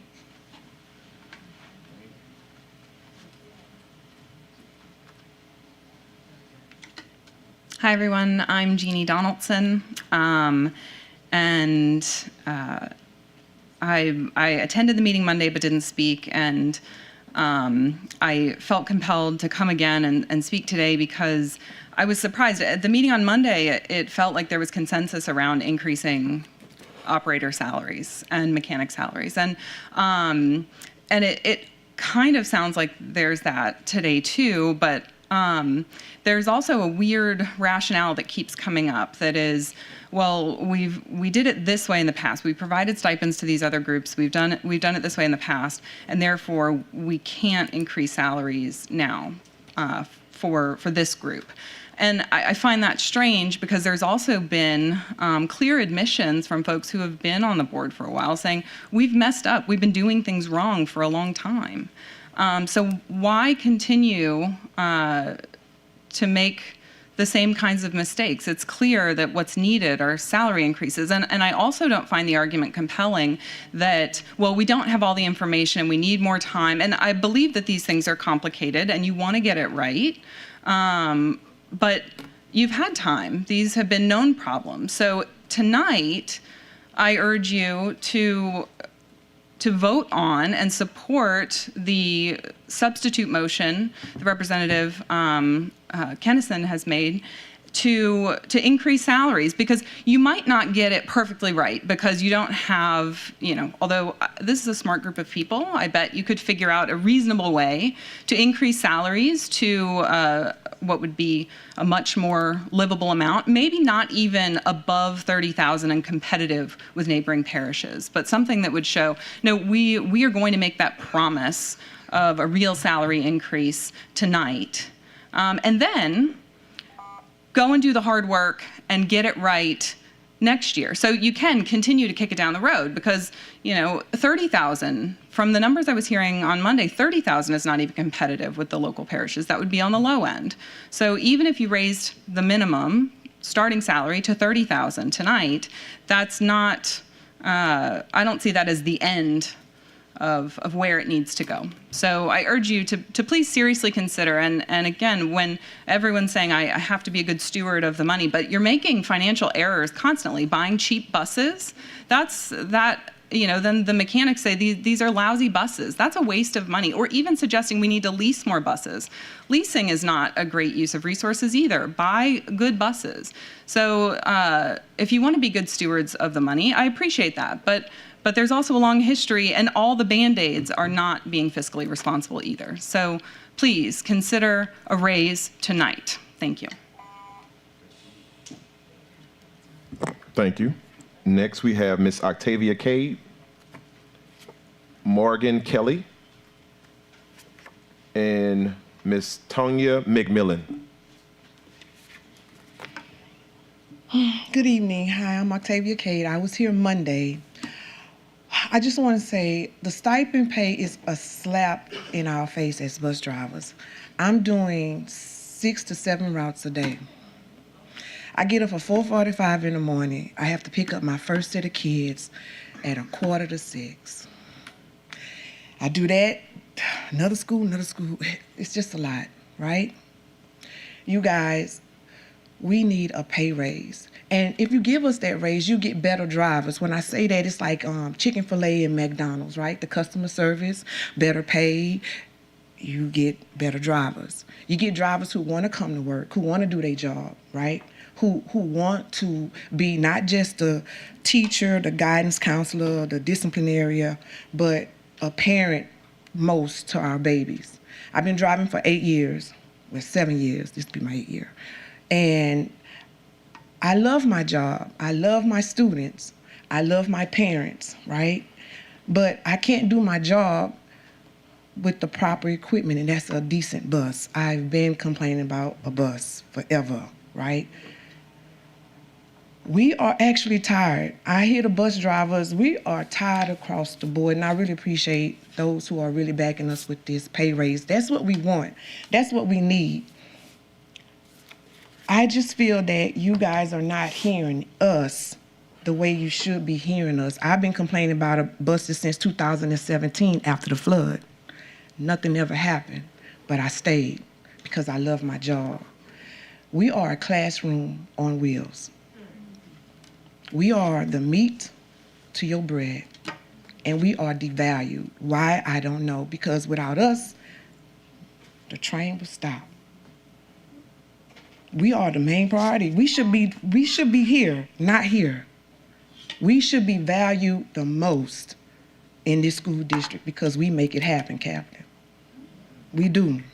And the stipend, yeah, I mean, yeah, we could use them 12,000.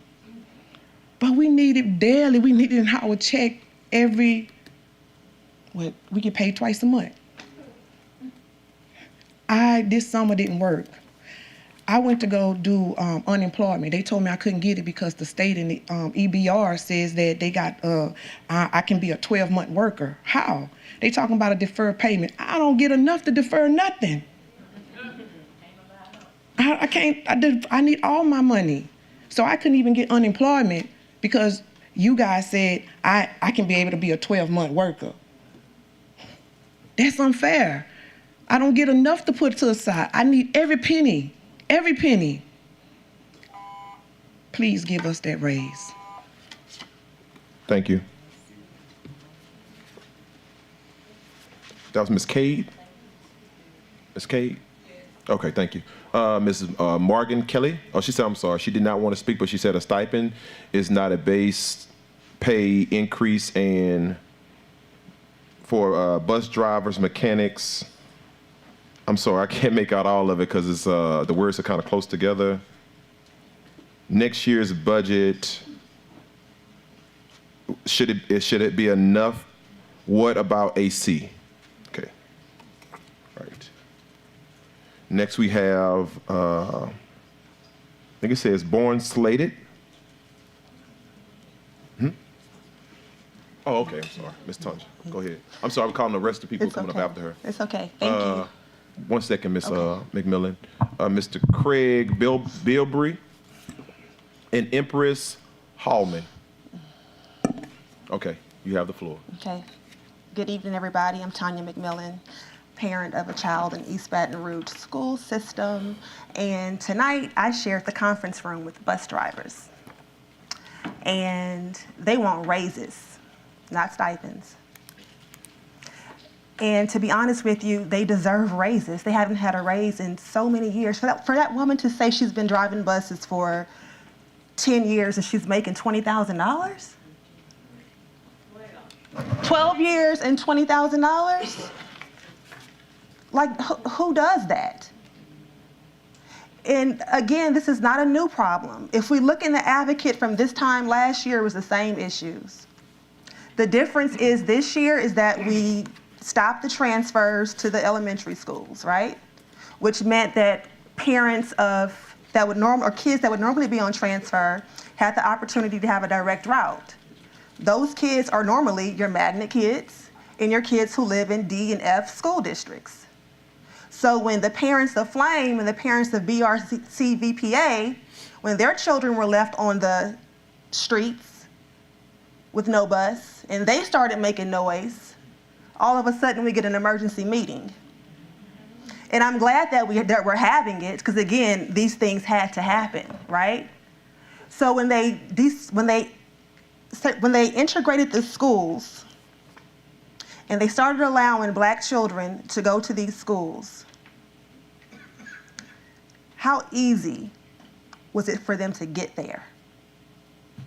Why do these drivers who look like my mom and my dad have to accept $20,000 a year and ride to school, ride to work in unsafe vans? They said they're scared of the propane. That's what they told me. They're scared when they get in those buses. Why do they have to put up with that? Why do kids who look like my kid have to be bussed all over the city and been doing it for all these years? And it was never an emergency meeting. I know most of you guys are new to the board, but some of you guys aren't. And some of y'all are making promises to fix things, but have plans to leave. You can't leave us like this. You can't leave us like this. You can't make promises and then not be here to see them through.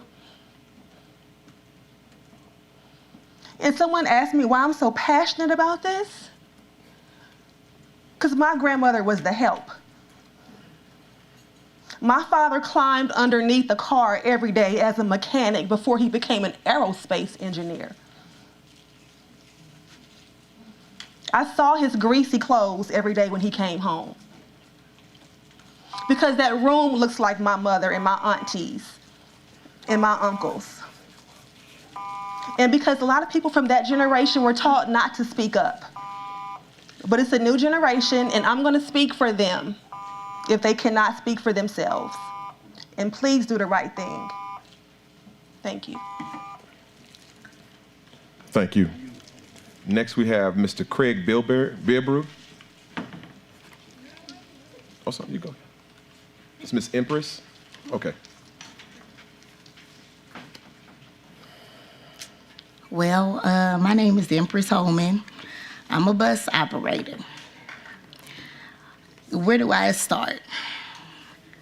I've been on this hot bus every day, making sure my kids get to and from school.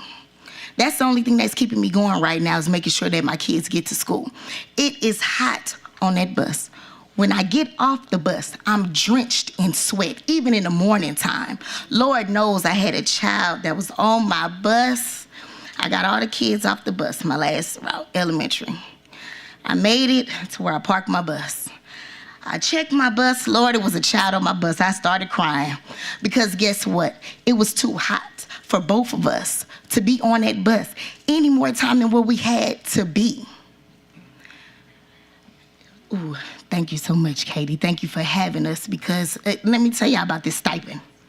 This stipend. Thankful, but I'm really not thankful. Because for one, we had got a stipend, last December. Where's the other half? So y'all saying, what happened? Oh, okay. So where's the other half of that stipend? Now you're talking about $7,500. Heck, we gonna see that, October, November? But then are we gonna see the rest of it? Are we? Let's talk about the bus I was on last year, 22-24, okay? Let's talk about that bus. That bus needs to be off the road. It's barely going. You know how many times that it's been at the shop? Do you know how many times it's been at a vendor's shop? Do you know how many thousands and thousands of dollars that were wasted on that bus? Raggedy. I'm talking about the floors lifting up raggedy. I'm tired. What y'all gonna do? Do y'all care enough? Y'all have all this equipment on these buses that kids are gonna break into, steal them thinking they're worth something when they're worth nothing. Y'all doing all of that. Help us out with a raise. I need to see something. That $19,000, by the time it hit my check, it's gone. Plus, I got to add on to it. I have 2 kids out there right now. Goes to WAM in Belfair. I got to take them to school every morning. It's a struggle. Plus, I had to get the other kids to school. It's a struggle. If I wanted to put them on the bus, they wouldn't get picked up. So by the time I'm getting off at 4:44, 45, I got to go and get them because they're still at the school, because we don't have bus drivers. Give us a raise. You will see bus drivers coming because we want more money. Give us more. Give us what we deserve. Because if not, I'm going to be gone. And I say that every day, me getting on that bus. Gone. Good is gone. And I love my job, but I will go. It's too hot. Ride with me on the bus and you shall see. Ride in the front. It's hotter in the front than it is in the back because we in the motor. Thank you. Thank you. Thank you. Next, we have, Mr. Bilbrew, followed by Miss Angelica Joseph, followed by, I don't think this person wants to speak, but they did have something on the comment card. Do y'all think $10.50 is enough to pay for a field trip? And the next person following that is Mr. Jamie Robinson. Please make your way inside of the boardroom. You have it, Mr. Bilbrew. All right, good evening, everybody. My name is Craig Bilbrew, and I'm a teacher here at East Baton Rouge Parish, going into my 10th year here. Every student, every day. As a teacher, the first weeks of school, you establish the norms, classroom policies and procedures, assessing, reviewing, and reinforcing things that they may have forgotten over the summer, or reviewing stuff from last year and reinforcing the stuff that you need to teach this year. And then you introduce. But every day, our students, our children, our schools, our district, our community is falling behind. We're failing every student every day. I have students, we're right now doing a 10-day count so we can figure out who's coming to school, who's supposed to be there, how we can do staffing issues. How can we do that when the kids can't even get to school? Every day you were bombarded in the office with parents coming in. They're upset because they're missing work because they had to get their kids to school. And the thing that hurts the most is you would like to get upset with the parent, or you want to tell them, well, that's your child. It's your child, your responsibility to make sure that they get to school, get the education. But they don't know that the bus is not coming. Do I go to work and be at work on time at 7 o'clock in the morning and leave my child to catch the bus? Or do I send them out there and then they sitting out there for 2, 3, 4 hours and the bus don't show up because we don't have buses? And then the same thing in the afternoon. I sent my kid to school, my kid got on the bus, and then I get a phone call telling me that my child don't have a ride home because either the bus driver quit, the bus broke down, or we simply just don't have one. This is unacceptable. Now, it would be different if you just flat out told them we wasn't taking anybody to school, we're not hiring any bus drivers, we're not fixing it, we're not doing anything. Then you can make plans. But you can't make plans with oh, we're going to, and then this kicking the can down the road, kicking the can down the road. I have to say this, Dr. Narcisse. I've been on your side. I've been fighting for you. I've been put out of meetings. I've been ostracized by coworkers. But when it came to the time in July, when we was trying to finalize our budget and doing all that stuff, and you was on there and you was interviewing for a job somewhere else, if you would have got that job, we would be sitting here picking up the pieces by ourselves. You know, I feel some type of way when anybody make me promises when they've already showed me that they got 1 foot out the door. So that's the problem with scaring me when they say they want to push something for a later date or have a vote or do something possibly later, because I'm afraid that I wake up tomorrow and our leadership won't be here. And all the people that you brought in here with you that are just padding their resumes, waiting for an opportunity, but our children are the one here who cannot speak, who need somebody to fight for them, and they're suffering. Their lives are the ones that we're building. We're building a foundation. Build a house with a weak foundation and put the most beautiful roof on it and watch it collapse. That's what our children are going for. Yes, I get it. The bus drivers, and please erase this word out of your vocabulary. It is not a want. The bus drivers go to work because they need money to pay their bills. They need to provide for their family. And it really hurt my feelings when you sit there and say that the most important person is in the classroom. Don't get me wrong, all teachers are important, and we're the profession that makes every other profession possible. But if the bus drivers don't bring the kids to the classroom, I'm the highest qualified person in there, but who am I going to teach? Thank you, Mr. If Bilber. I don't I'm have sorry. the clerical That's staff time. to support me, then who's going to get it? And I'm sorry for what That's you're okay. talking about. I had to say that. That's okay. Y'all Thank have you. a good evening.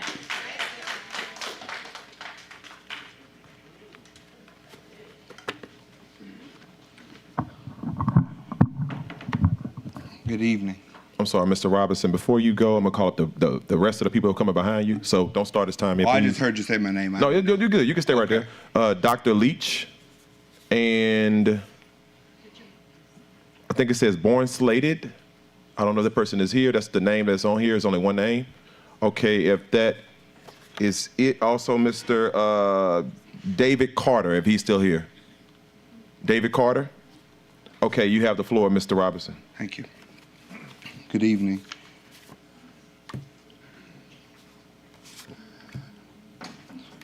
When you put a Band-Aid on a situation that required stitches, eventually the Band-Aid falls off and the visible infection that is now arisen is more visible. You started off here today addressing the initial need for giving our bus drivers the pay increase that they need and deserve. And now you've turned it into something else. We've added paraprofessionals to it. Mr. Gode brought up a good point. What about our cafeteria workers And while I was outside, I got a text message from a clerk. Tell him I only make $18,000 too. So now you've taken the Band-Aid off of a situation that you had no business putting a Band-Aid on before, because we told you guys that people needed to feel valued. Mr. Gaudet, I won't beat a dead horse because I know Mr. Bill Bruce said it before me, but everybody ought to feel valued. There is not one person who is not a part of the academic and social success of children.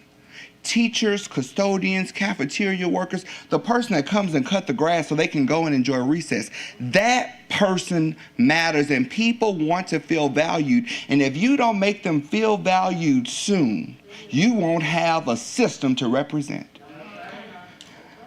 Mr. Lane, as you made the comment earlier tonight, you said if we give the paraprofessionals this amount of money, they'll go to $26,000, and that's a good spot. I hate to be in a bad spot with you if you think that's good. I never said that. Okay. Continue.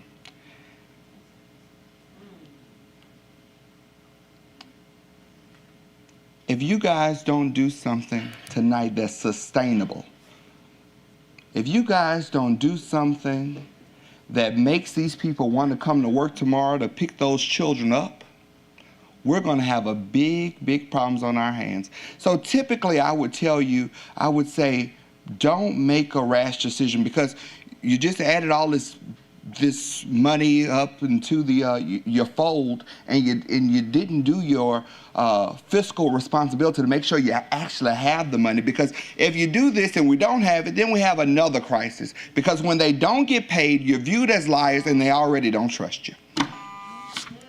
Thank you. Dr. Leach?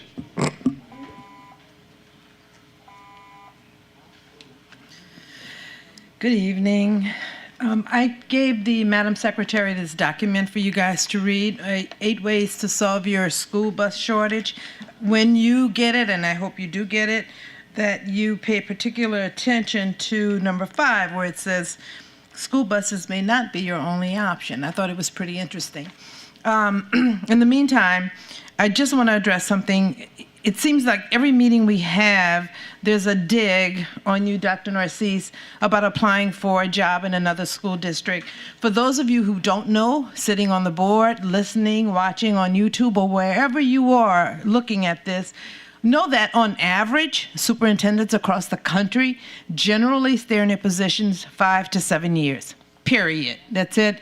They move on to different school districts. So put that horse to sleep, or whatever the saying is.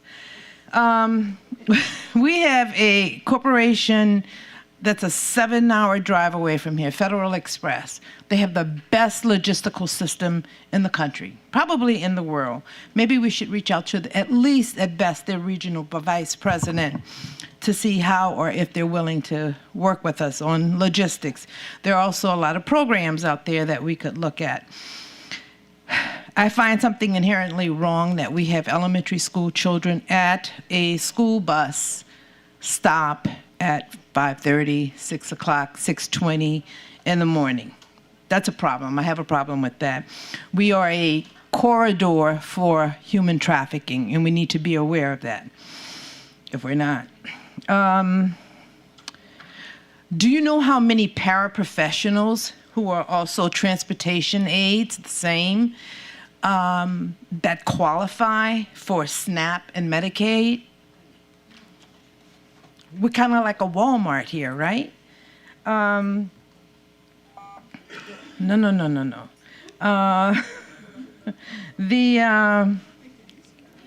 I think that's it. We don't have to go far to get help on logistics. There are a lot of software programs, but we do need to, and please read this. It's a short read, it's an easy read, and I do believe that our bus drivers and the people involved in the transportation of our students need to get a salary increase. And if we can't do it this year, and we have to give them a supplemental pay, then let's move it to October or give it to them all at one time. And I know the fear is if we give it to them all at one time, they're going to all quit. But look at that number 5 option. I think it's something we might be able to look at and implement quickly. And I had 4 seconds left from the last clock. But anyway, good night. Go ahead. Thank you, Dr. Leach. Okay, at that time now, I see no other further. Well, not so fast. Yeah, those are done. Okay. Next, we have Miss Shannon. I'm sorry, I won't say Miss or Mr. because that's a name that can go both ways. So I would say this is next up. We have Shannon Lewis, followed by Lydia Key Chapman and Miss Valencia Johnson. Hi, my name is Shannon Lewis. I do want to say that I've been driving for 16 years.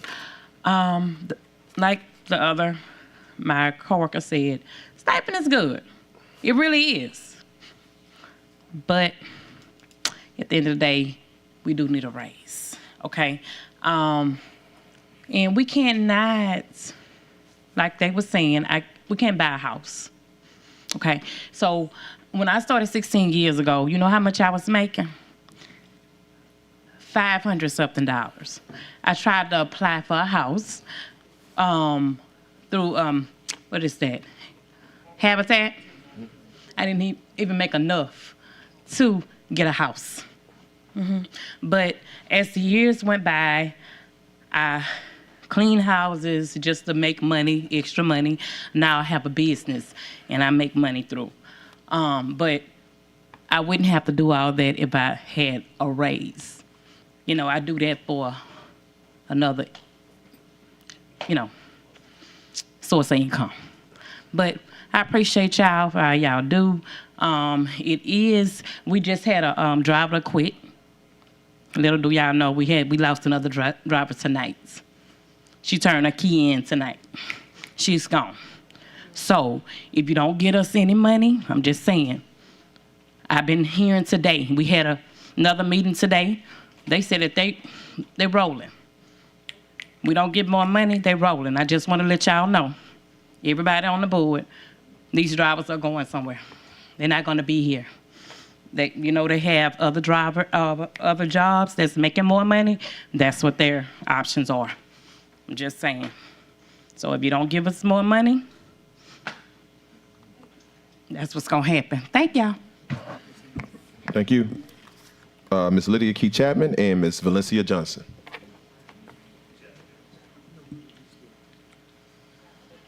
Okay.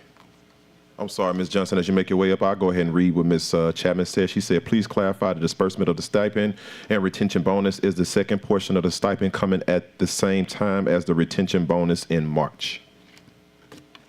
The answer is yes. Go ahead, Ms. Valencia.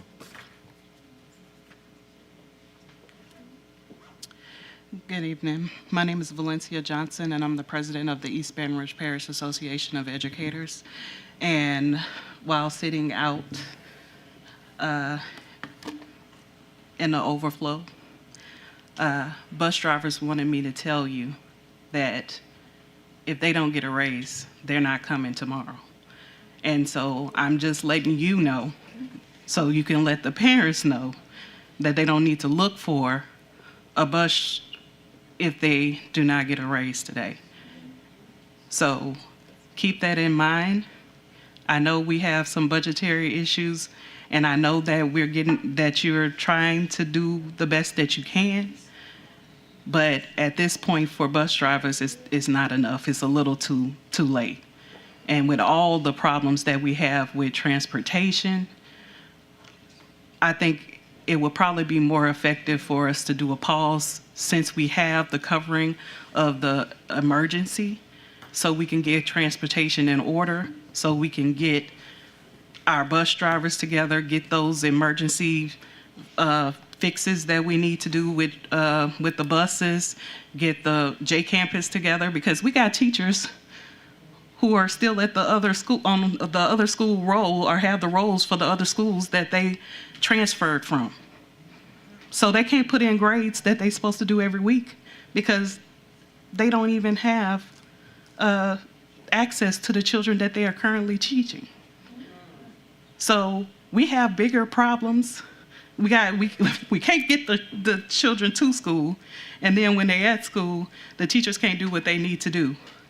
So, and everybody is not getting educated at the same rate because everybody is not making it to school. So we need to consider all of those things. So we might have to think outside the box to get our things going.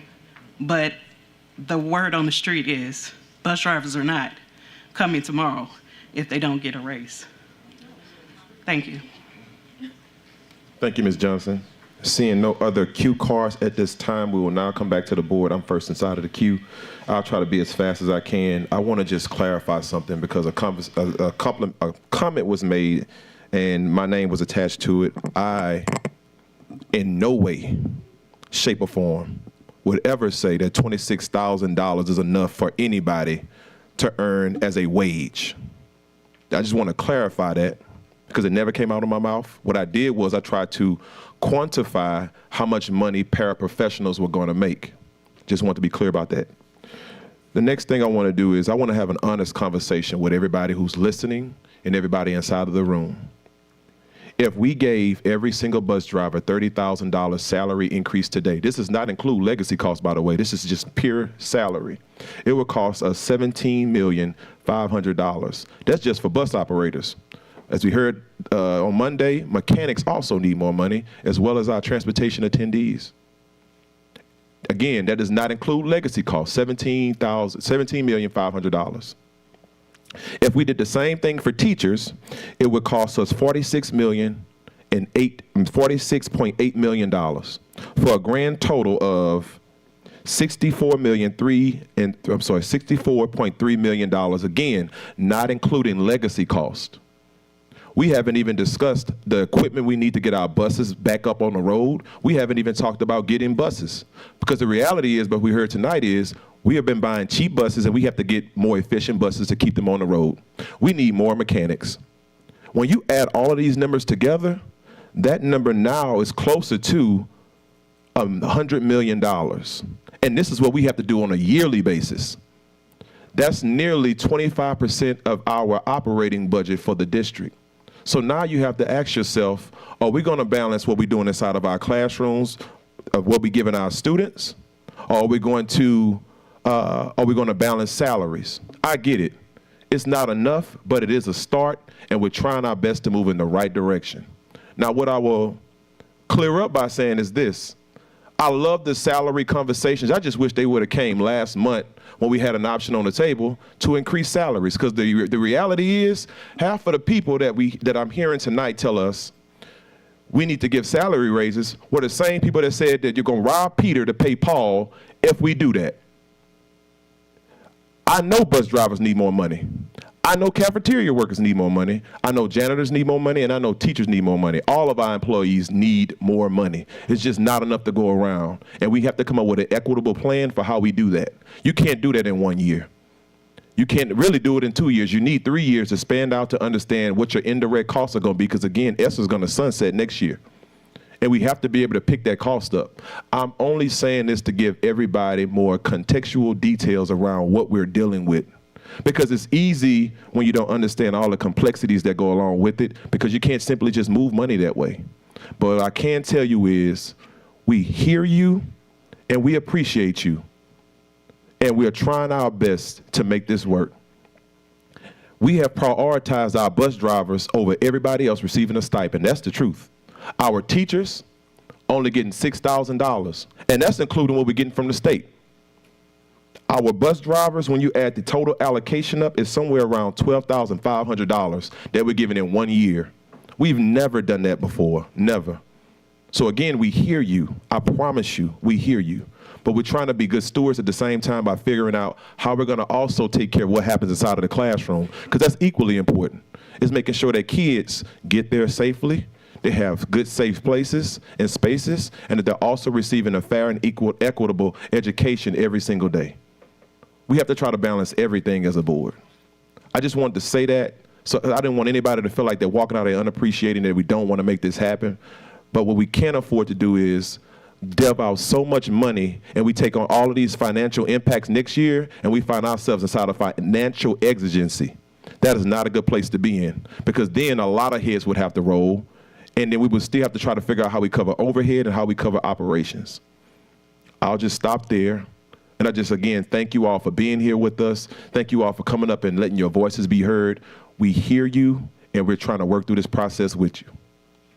Next inside of the queue, we have School Board Member Patrick Martin. Thank you, President Landis. You said all of what I wanted to say better than I would have. But I do want to emphasize that I, as do all of us, have an extraordinary appreciation for the extremely difficult job that our bus drivers, our mechanics, everybody involved do for our kids every single day. None of you do this for the money.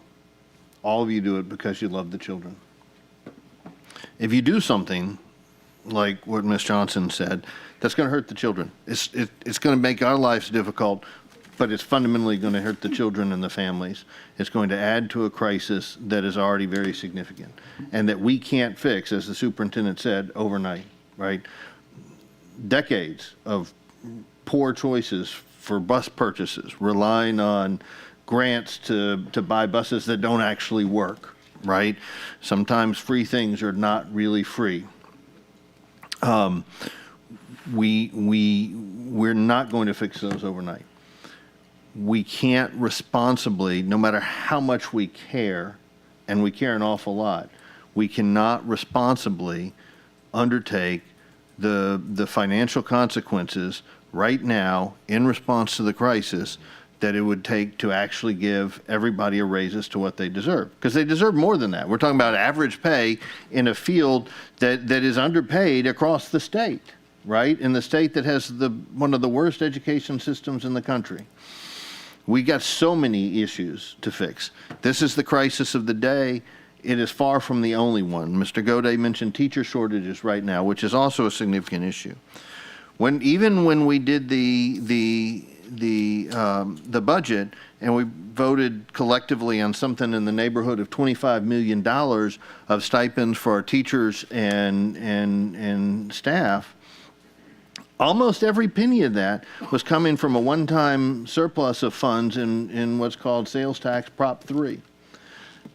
That's not sustainable without a lot of other stuff when you consider the fact that that tens of millions of dollars of ESSER funding is going to go away, which will impact a lot of jobs in our system, that will affect everybody in the system if those jobs go away. We don't know how we're going to solve that problem. If we say, hey, we're going to give everybody a raise, we'd be making a promise that we do not know whether we can keep or not. That's one of the reasons we, at the end of the day, last month, decided to go with the stipends, because we don't want to make promises that we can't keep. We don't. That's been made too many times in the past, promises that the system couldn't keep. We have to be fiscally responsible. Yes, the bus drivers deserve a raise. Every point you made is 100% valid. I would not want to be in your shoes. I can't imagine what you go through and the sacrifices that you make for our children, and I'm very grateful that you do. But if I were to vote for a permanent pay raise of this magnitude, with knowing that that will cascade through all the other positions that we have, then I would be setting us up for exactly what, as President Landis alluded to, people were warning us about when they were encouraging us a month ago not to vote for a permanent pay raise, but to vote only for a stipend.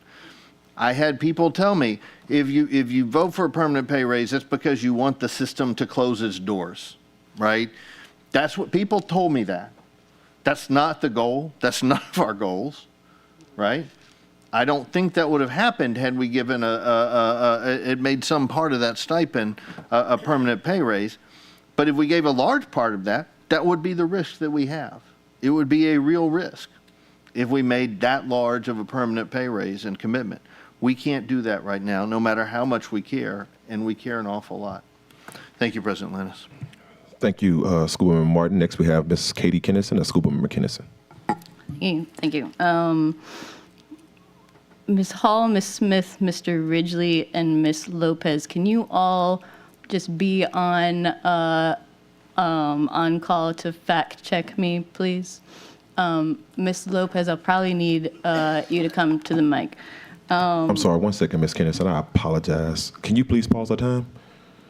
The time is now 8:52, and understanding that we have only, we haven't even gotten through the agenda item that we're on. We're still on one agenda item, and we still have the consent agenda as well as new business.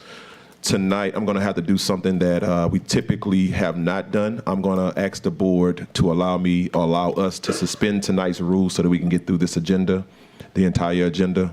But I can only do so if there is no dissent from us doing so. There needs to be a vote. Okay, so do we need to go through a motion and everything too, Attorney? Okay, so I need a motion and a second for us to suspend tonight's rules. All right, so I have one motion, that's School Board Member Martin, and I need a second, seconded by Ms. Stewart. Okay, can you do I think it would probably be prudent if Mr. Shamlin would speak out loud what motion I just made. Yes, sir.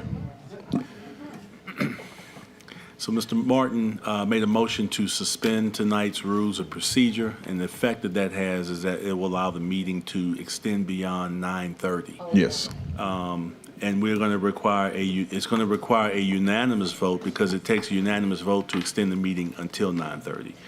And so I want to make sure that that's understood. Mr. Martin made the motion. The second was by Mrs. Stewart. I'm rescinding. Okay. So we don't have a second. All right, seconded by Ms.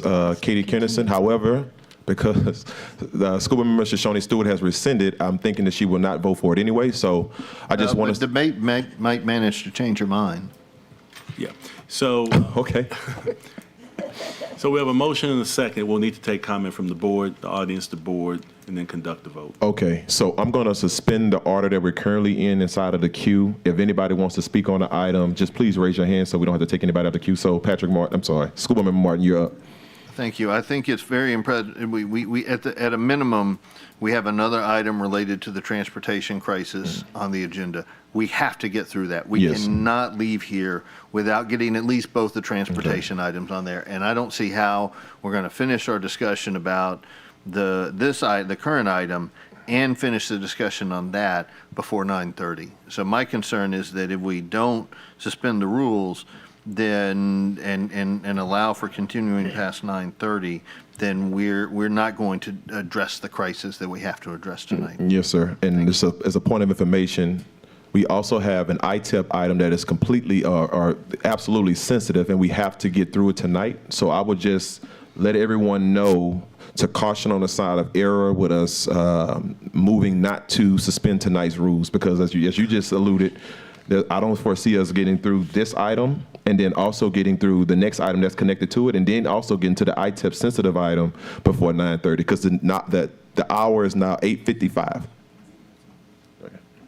Just want to add one thing to the board. There are some items that are in these consent agenda items that are related to children that cannot be delayed, and I'd like to, in any way, get those voted for tonight. So if you can, however you get through this, I would just like the board to consider that. Okay. I'll just put a quick word to my board members. I think there is time-sensitive information that needs to be discussed and dealt with tonight. I'll also point out the fact that if, for some reason, some of our board members can't stay the entire meeting, I think you have an option to leave if you have to for time-sensitive reasons, although that's not what I would like to see. We do have a quorum if one or two members have to leave at 9:30, 10 o'clock, 11 o'clock, whatever it is. But we need to get through through some of these items. Also, there is a couple of items that I think could be removed and tabled that I would ask that our president look at when we would get to those items so that we can hasten those to the next committee of the whole or the next regular board meeting. Yes, sir, that is noted, and I will take that into serious consideration. Yes, sir. Mr. Superintendent? President Lannis, I can move the presentations to the next agenda if the board is okay with that. Yes. Well, they will be back. I'll have to talk to them. But they aren't coming back at the next board meeting. So but I'll talk to them. Thank you, John. All right. Okay. So now we have a motion. We have a second. We had public comment. I'm sorry. We had board comment. I see no other hands in the air. Now we go to public comment. I see no comment cards on that, and we'll now come back to the board. Seeing no other hands in the air, Madam Secretary. And if you have to, we could do a roll call if it's easier. It's going. Please vote. What docs is off? Oh, Is it popping up for y'all? no, it took me completely out. Okay, now it is. Okay, I'm back in now.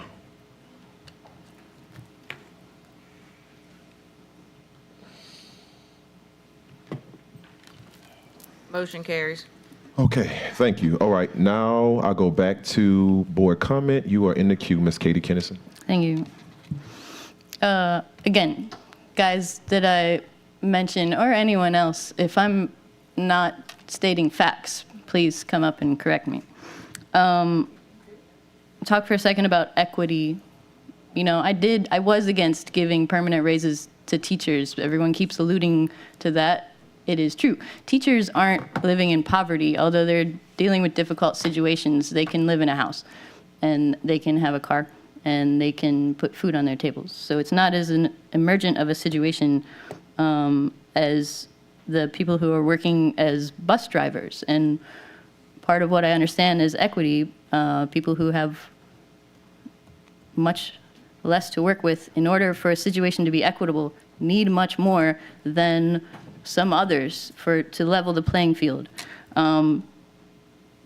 So it is true, I have a different opinion on permanent raises for teachers right now versus permanent raises for bus drivers.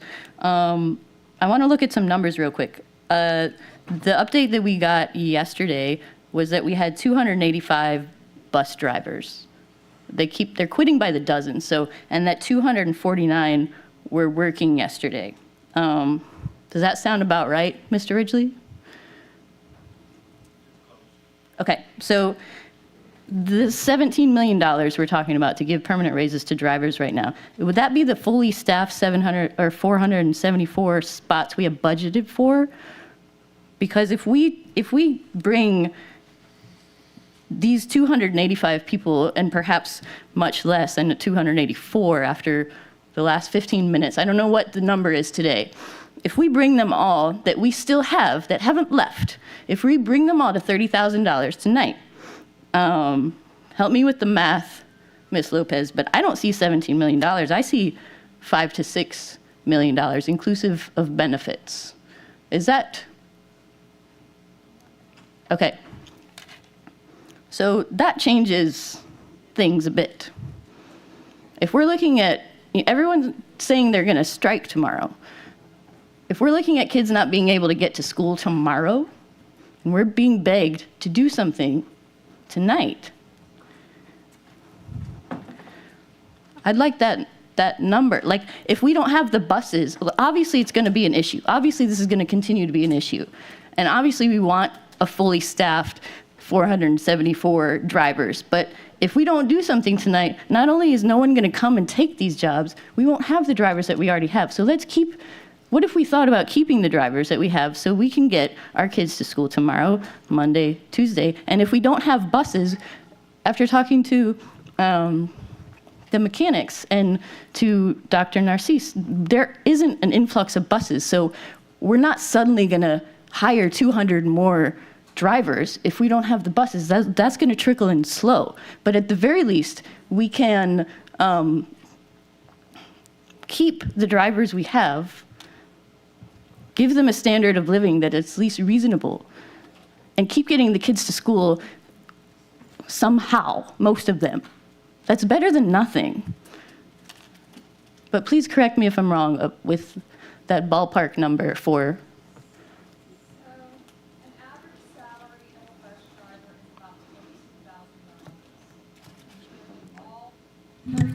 Sorry, Ms. Lopez, you mind coming up? I'm sorry to make you travel. So everyone can hear you. So we're looking at the number 285. Do we have a more accurate number today, Ms. Spalding, perhaps? Does anyone have an accurate number of how many, Ms. Hall, how many do we have? Is there anybody in the room who knows how many bus drivers worked today? 303? So what, that number yesterday of 285, did we hire 18? I'm sorry, Mr. Ridley, can you please come to the mic?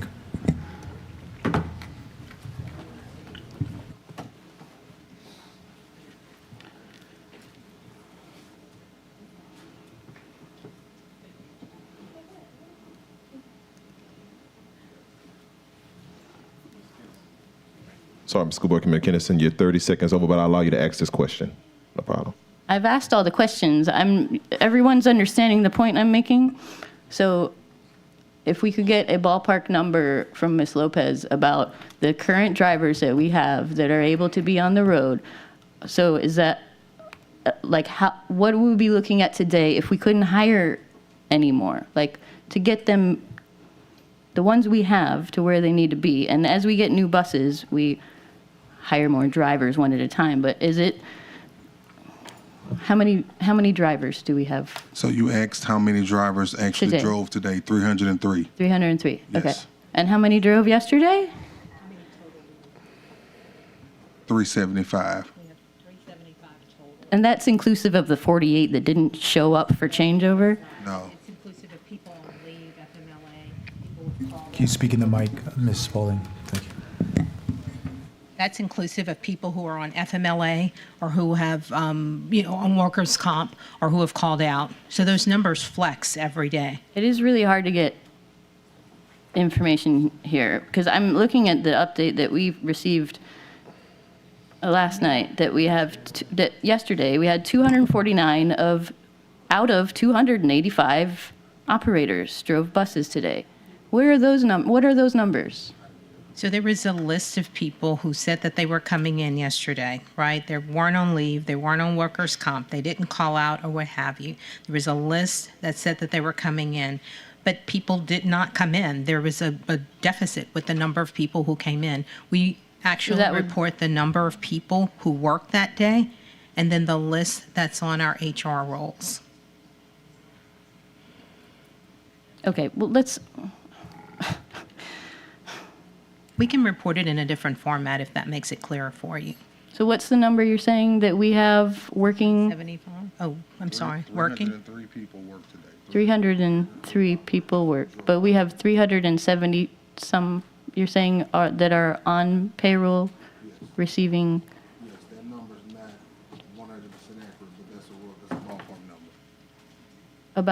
so it's ever changing. Okay, in the sake of time, I'll just let Kelly work on that and I'll move on. But I would like an accurate number of what dollar amount we would need to come up with this year to give them the drivers that we have here now the salary increase to 30,000. No, okay, that's it. Thank you. Thank you. Mr. Gode, if you don't mind, before we go back in, the hour's now 9:05. We've been going at this now for 5 hours straight. Do you mind if we take a 5-minute recess and come back? Absolutely. Okay, so. Okay. All right, so everyone, we're going to take a 5-minute recess, and then we will come back at 9:11. Thank you.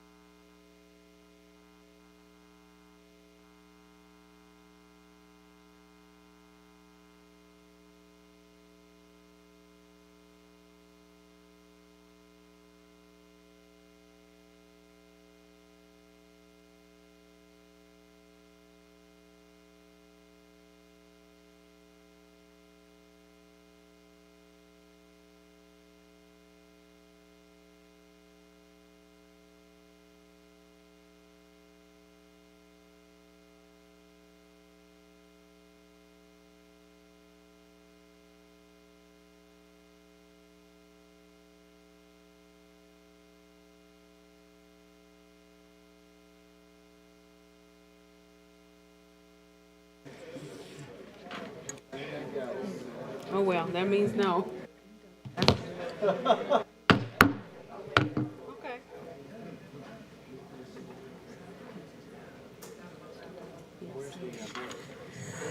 All right.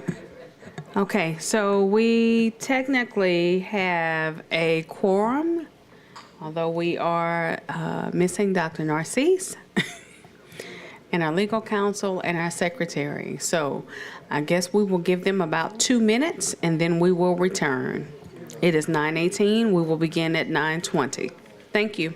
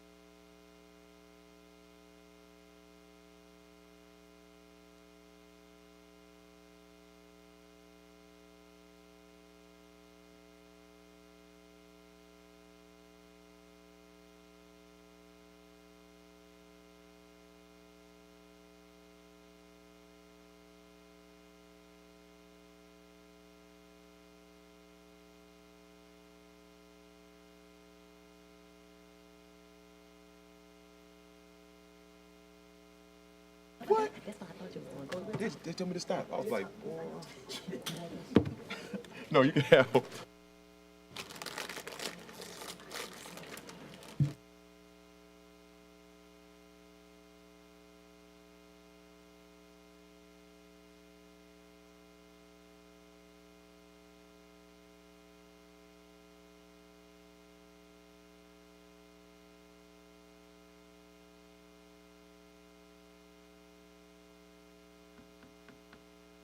All right, ladies and gentlemen, we now call this meeting back to order.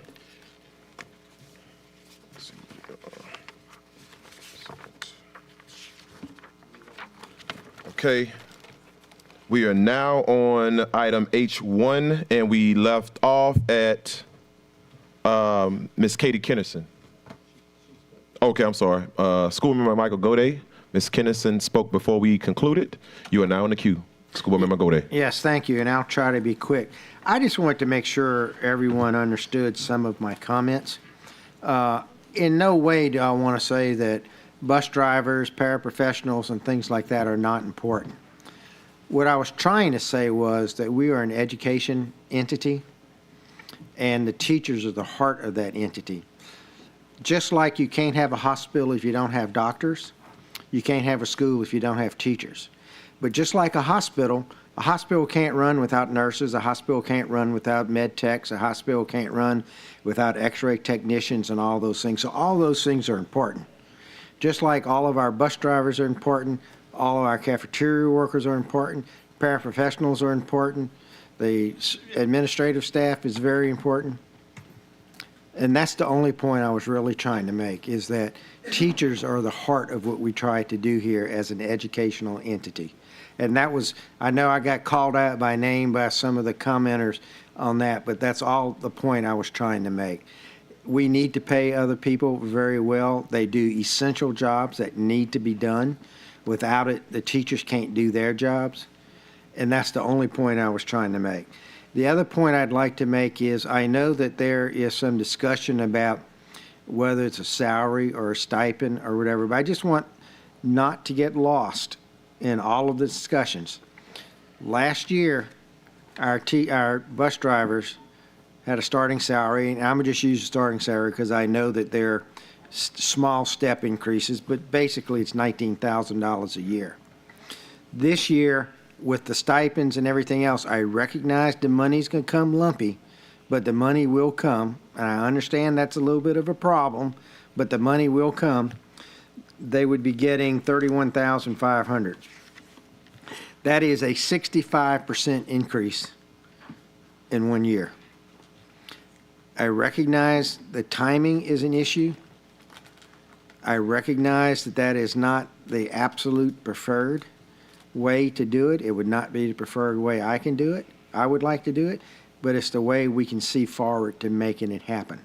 So for this year, it's going to be a 65% increase, and I think everyone here on the board has made a commitment to do their damnedest to try to make that permanent as soon as we can as we do that. Now, in doing that, we talk about kicking the can down the road.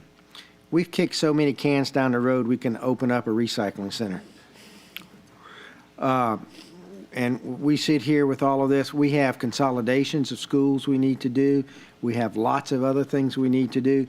We cannot continue to have the number of students we had at 30. We have about 32,000 kids in our schools. We have the same number of schools we had when we had 50,000 kids.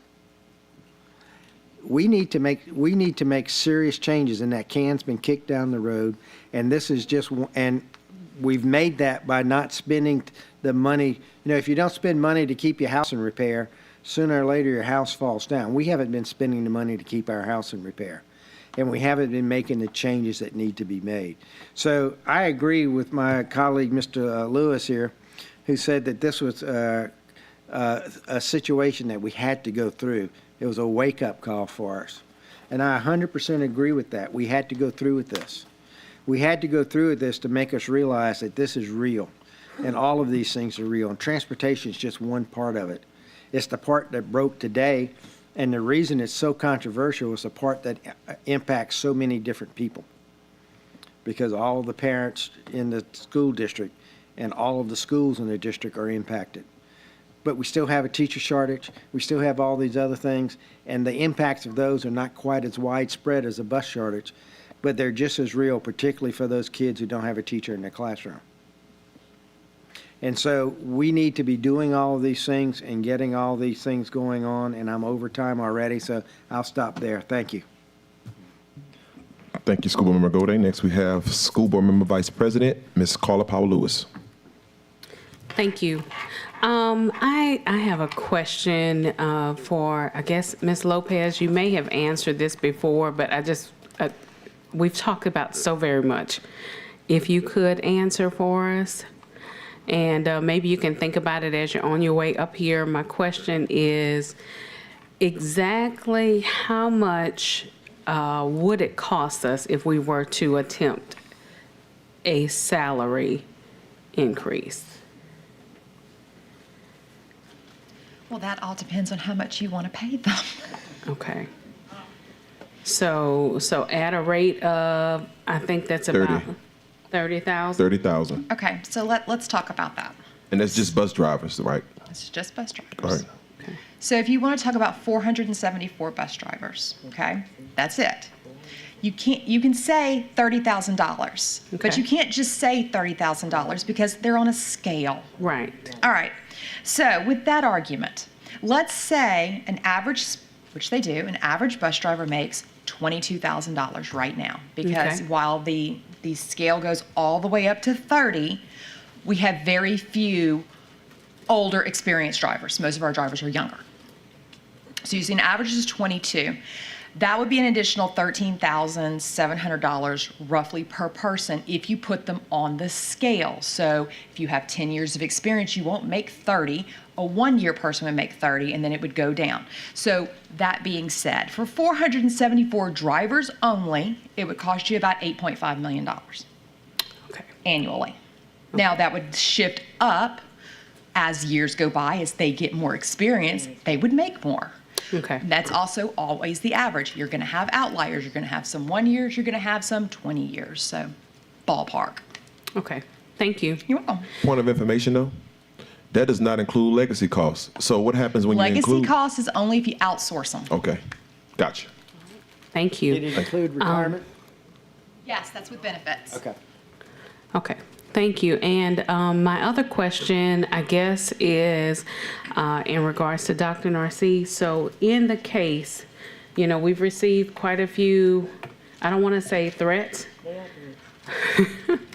but statements tonight about the possibility of our transportation team not being in place tomorrow.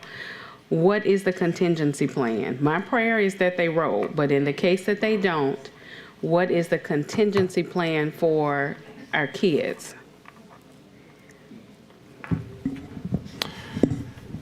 I would definitely expect them to come to work, but if they do not come to work, we'll have to communicate with families and do an all-out call, letting them know that we don't have bus drivers, and we may have to think of the possibility of not having school tomorrow.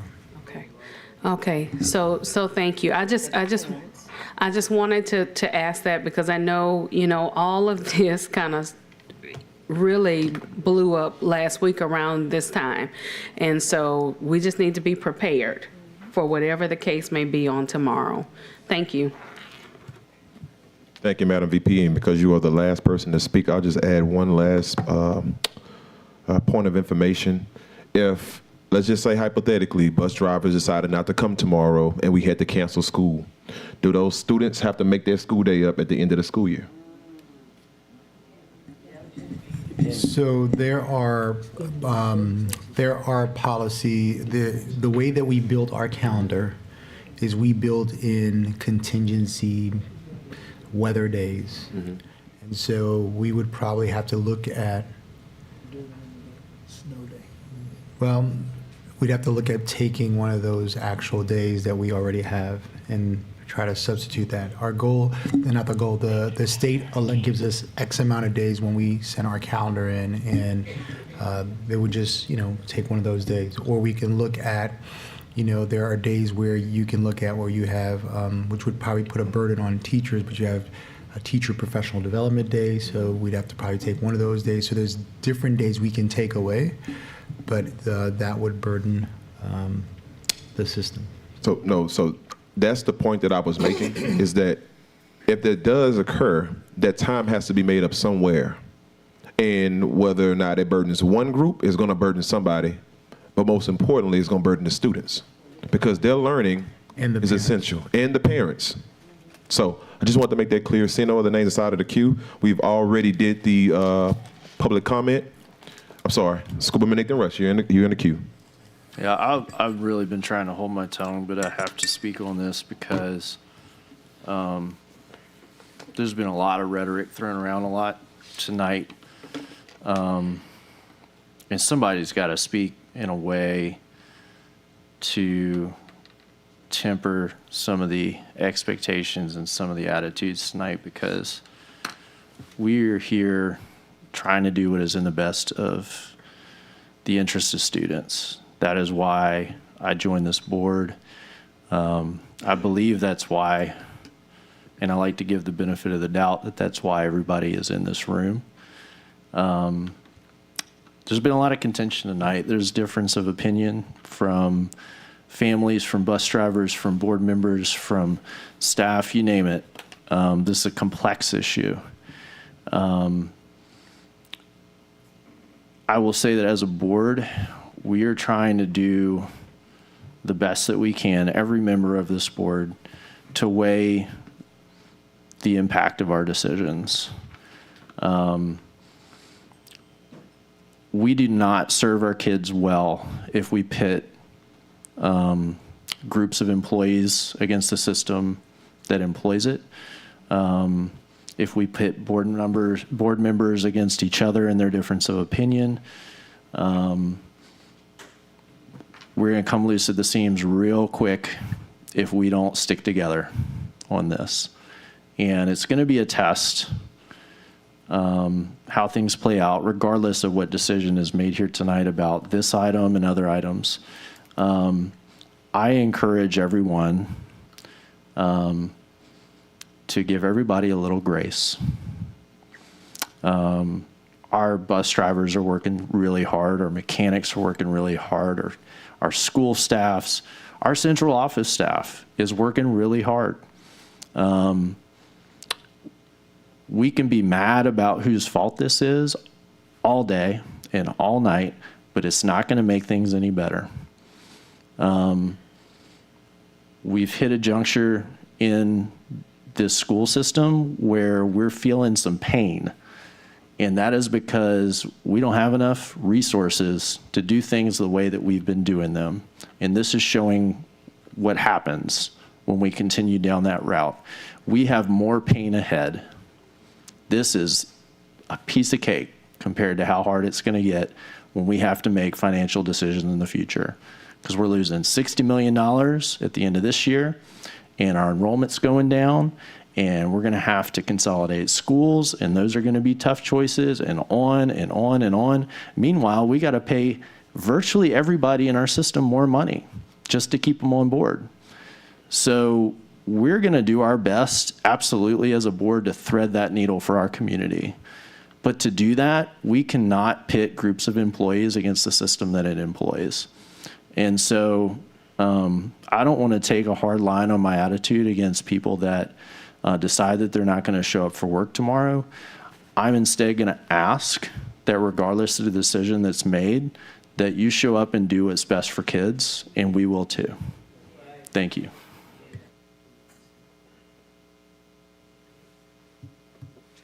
Thank you, School Board Member Russ. Without further ado, Madam Secretary, please call for the vote. For clarification, President Lannis, We are now voting on the substitute motion.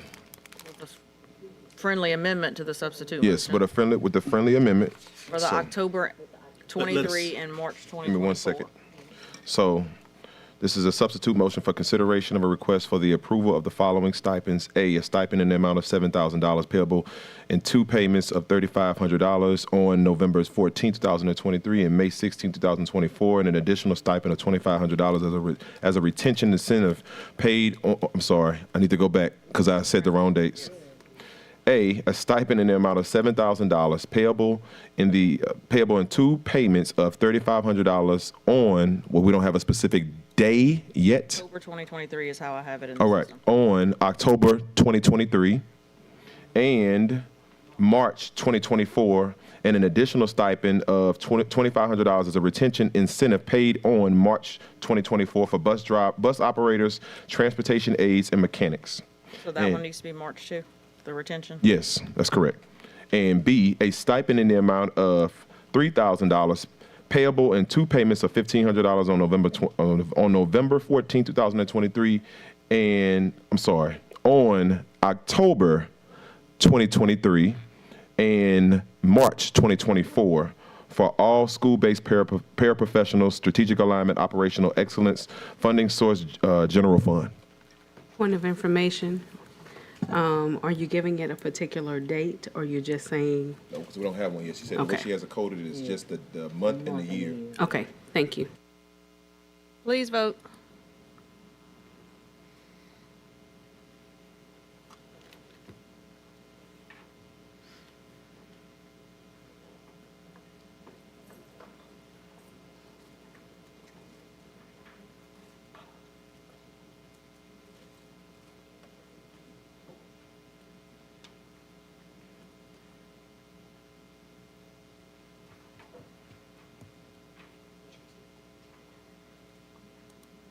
The motion carries. Thank you. moving right along to item H2, temporary hourly rate before and after care, consideration of a request for the approval of an hourly rate of $40 an hour for all teachers and $25 an hour per hour for all paraprofessionals working extended day programs at elementary schools, payable through the fall semester of 2023-2024 fiscal year until the resolution of the Transportation Department issues such resolution to be determined by the Superintendent Strategic Alignment, Operational Excellence Funding Source General Fund. Can I get a motion? So moved. All right. Moved by School Board Member Nathan Rust and seconded by School Board Member Patrick Martin. Could I have a point of information? Yes, sir. Could we ask Dr. Narcisse to provide some context around what this item is meant for? Okay, yes. Thank you. You have the floor, Dr. Narcisse. Yes, Board Member Russ, one of our strategies was to allow schools to provide either early care or after care because of the transportation issue. And so we wanted to increase the stipend for a teacher or a staff that chooses to do that. So principals can have more latitude that whoever would volunteer to do that would get a higher hourly pay rate to do that, because they come in the morning and they're not only coming in to help support, but they also got to teach a class for a day. So it's just a way to give them that opportunity. And it is voluntary. Yes. Okay. This concludes your questions? Other questions? Okay. That's not a problem. All right. In the queue right now, we have School Board Member Patrick Martin. Thank you, President Lennis. To add some additional context to the points that the superintendent made, I've gotten a lot of mail the past couple of days, past day about this item. People saying, well, that's, you're just demanding the parents bring the kids to school, right? That's you're abandoning your responsibilities, and this is not going to help. Well, it's not going to help everybody, and certainly we all would desire a functioning transportation system. We don't have that right now. But we are also hearing from parents who say, if the bus is not coming, if I know that, I would much rather take my kid to the bus at 6 o'clock because I got to be at work take my kid to school because I got to be at work at 7:30, rather than not know and not have anything to do with my child until school doors open at 8 o'clock for elementary school. So the goal of this is to provide understanding that even if we took all $100 million of our surplus and said, solve this problem, we could not get the buses that we need. We could not immediately in the next 3 days get the number of drivers that we need. Then the goal of this is to provide greater flexibility for those parents who are driving their kids to school because we've failed to do our job and get them. We're at least trying to provide some relief to those parents so they can drop the kids off to school as early as 6:30 is it? Yes, Board Member Martin. Okay, so that's what we're trying to accomplish with this. It is not a panacea. It is not an ideal solution. It is not going to solve everybody's problems. But for some people, it's going to alleviate a little bit of the pain by allowing them, if they have to drive their kid to school, to drive them to school a little early, to pick them up a little later, without having to pay for before and after care or anything like that. So that's why I support this item. Thank you. I just wanted to, if I could just add, Board Member Martin, I'm getting all type of emails as well, and there are many families who actually would like this option as well too. So it is, it's not all one side. It's just to get them to get to work on time and those things. So. Okay. Thank you, School Board Member Martin. Next, we have School Board Member Katie Kennison. Thank you. I think this is a horrible idea. While it does help some parents that have transportation get to work on time, I agree with that. What about all the parents that don't have any transportation? This doesn't address them whatsoever, but more importantly, the problem is kicking this can to basically the principals. And I've had multiple principals reach out to me in confidence, mind you, because they fear retribution, that this is going to be a disaster. Because if you're asking people to come to work at 6 a.m. and to stay until 6 p.m., I know we think that people are going to jump at the opportunity to make a few extra dollars an hour. right now, the principals are the ones who are coming in early and who are staying late when the buses aren't coming. That's going to remain an issue. And just to, deliver the message from the staff that I'm hearing that it's so unreasonable that we are going to lose employees over this. By making it free as well, if I didn't know, if I wasn't watching this meeting and I just got wind that we're going to do free before and after care, we're going to have a giant influx of parents just dropping their kids and leaving them to run errands and stuff like that. It's going to be a big issue. I appreciate the sentiment, I really do, but it's not going to work. Thank you. Thank you, School Board Member Kinnison. Next, we have School Board Member Nathan Russ. I appreciate your comments, Ms. Kinnison. I do agree this does put a greater responsibility on the school site. I think the idea behind this is Mr. Martin related. I've talked to a lot of parents, and they're like, I don't know if the bus is showing up. If it's not showing up, I'm showing up late to work on a regular basis. My boss is on my back. We're at a point where we're in the middle of this hurricane, and it's not going to get any better right away. We got to provide every relief we can to families that can somehow utilize it. The concept with this, and my hope is, we're going to up the pay for teachers to incentivize them, if they're willing, to pad or before and after care at schools that have it, and hopefully provide it at schools that don't.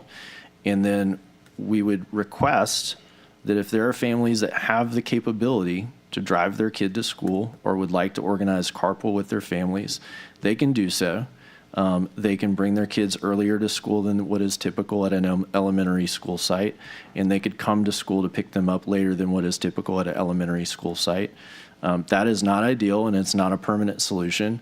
What it could provide is taking some pressure off our existing bus lines at a time where we don't have enough buses to run the routes that we have, and we don't have enough drivers to run the routes that we have.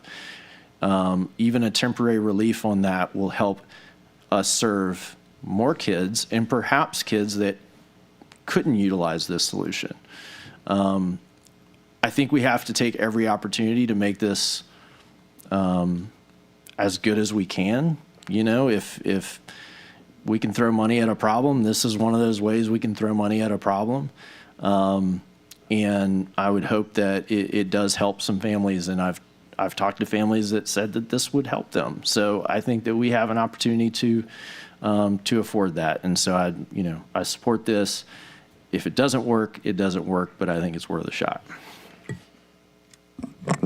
Thank you, School Board Member Russ. Next, we have School Board Member Shoshone Stewart. I just wanted to get some clarity around this item as it relates to the extended day programs. And so my question was, is this for new extended day before and after care? Because I was kind of confused when it said to pay the teachers. Are those extended programs that are currently in play now, are those staff persons that are working those programs already being compensated for the before and after care? Give you an example, Baton Rouge Flame extended day. Are those persons that work at that extended before and day care, are they being compensated? Okay, so currently extended days are funded by schools. They are giant fundraisers for the schools, and they are opportunities to assist parents. Every school has an option at the beginning of every year, as the board approved, to choose how much they pay their teachers. No less than $25 an hour, no more than $35 an hour. I send out a memo to them. They tell me how much they want to pay them, and that's how much we pay them. So they send in their part-time forms, we pay the teachers, and then we basically invoice the schools for the extended day program. With this policy that y'all have before you right now, what you would do is basically those teachers would stay, but the schools wouldn't have to pay for it. And the parents wouldn't have to pay for it, just the general fund would pay for it until such time that transportation is rocking and rolling and we see everything is fine, and then we would go back to the tuition-based. So this just a transportation issue fix, remedy for now. So would that change the parents' cost, or would that change Well, anything? yes, they wouldn't have to pay anything. You have to pay. So the parents wouldn't have to pay before and after care as a result of this until the fix? Correct. Okay, I'm just wanting to make sure, because I'm a paying parent. I just paid. Listen, I have several in my office who read when we were talking about it, and they were like, "Oh, I'm going grocery shopping Okay, yeah, after I was just trying to understand, because I just paid this. So I was Just wanted to We're add, all Board moms, Member I get it. Stewart, I know. Thank you. So when we actually asked some leaders, they thought that, this is another way to help do some relief. So, but this was just a temporary fix. So. I appreciate it. Thank you. And I know that the parents would appreciate this. I really do. So, yeah, I am for it too, like colleague Russ and myself. Great. Thank you, Ms. Stewart. It is almost 10 o'clock, so you good. I just entered into the queue. I'll be really, really fast. I just want to say, not only will this help alleviate some of the problem, but again, I want to also lift up that it gives teachers an opportunity to make some extra money. It may not be a whole lot, but every little bit counts. So just want to spell that out. All right. This time now we'll go to the public for public comment. First we have Megan Perry, and this is for H2. However, it's not completely germane, but I'll go ahead and I'll read it anyway for the record. It says $100 million surplus, and y'all chose to do a one-time $5,000 stipend. It's insulting. Do y'all want everyone who works in EBR to quit? That's where you're heading. 12-hour work days feels disrespectful, and like y'all are putting all the work onto teachers yet again. Why? Okay. Next, we have Ms. Storm Matthews.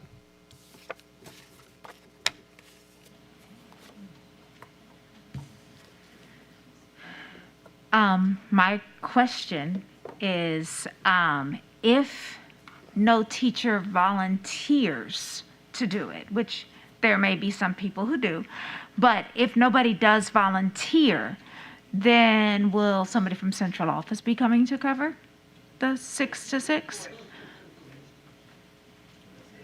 Go ahead. Yeah, just for that, we have we work with staff. We've been already thinking about this with our chief of literacy, who has early childhood under her shop. Then we will deploy different folks to help support in schools. Okay, thank you. Seeing no other names to call on in terms of our public comment, we will now come back to the board. I see School Board Member Nathan Russ is in the queue. Yeah, it was something else I wanted to say, when we were talking about this is, this again goes back to my earlier comment from the previous item, that this is a problem that impacts every single employee across the district and impacts every single child across the district. If we decide that this is central office's problem, transportation's problem, Nathan Russ's problem, we're not going to get it done. And as much as it sucks, as hard as these problems are to deal with, teachers we're gonna need your help. Paraprofessionals, we're gonna need your help. Principals, we're gonna need your help.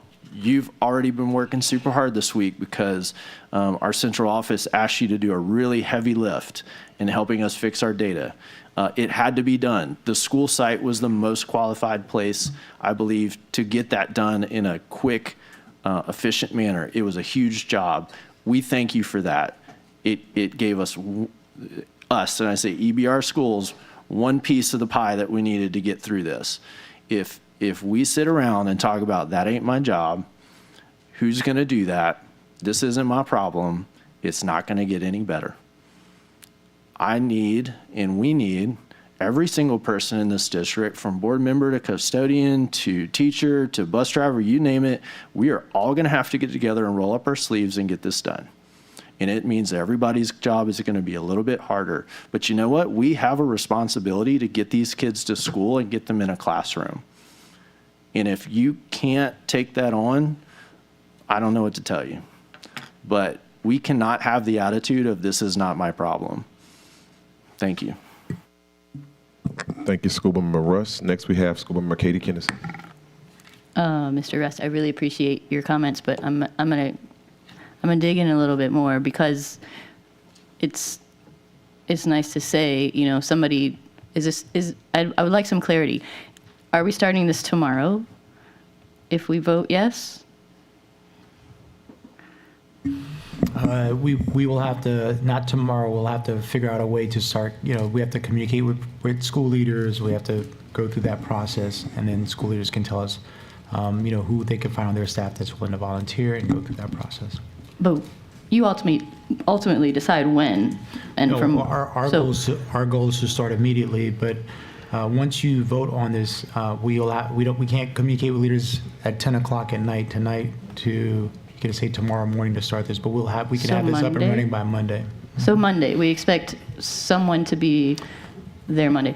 So I think it is important that we, you know, find out who, like, I would like to just get additional clarity on what Miss Matthews was asking. You said that we would have support staff available.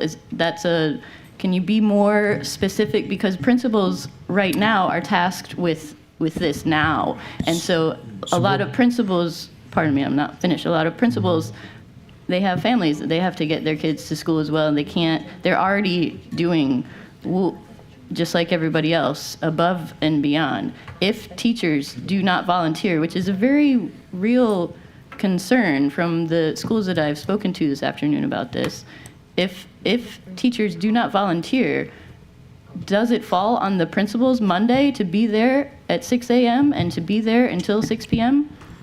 Can you tell me that with clarity, please? So Board Member Kennison, I know you say a lot that you talk to principals, and this is what you hear. We talk to principals every day as well, and principals and school leaders are trying to put all hands on deck on trying to figure out how to alleviate for their parents.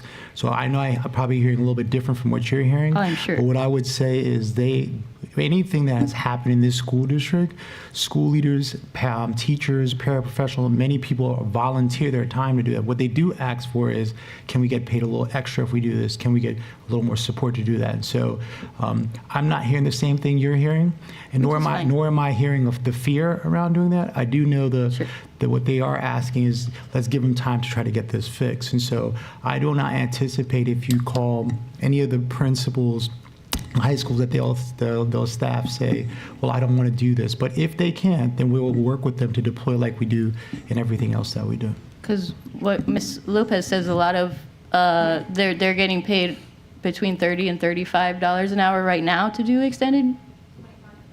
25 to 35. So if there are some schools that are already paying 35, they're being offered an extra $5 an hour.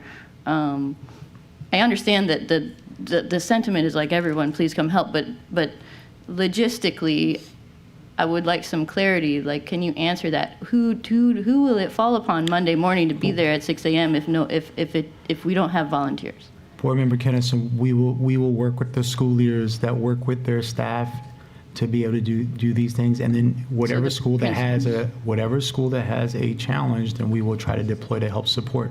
But that's how we do in every initiative in the entire school system.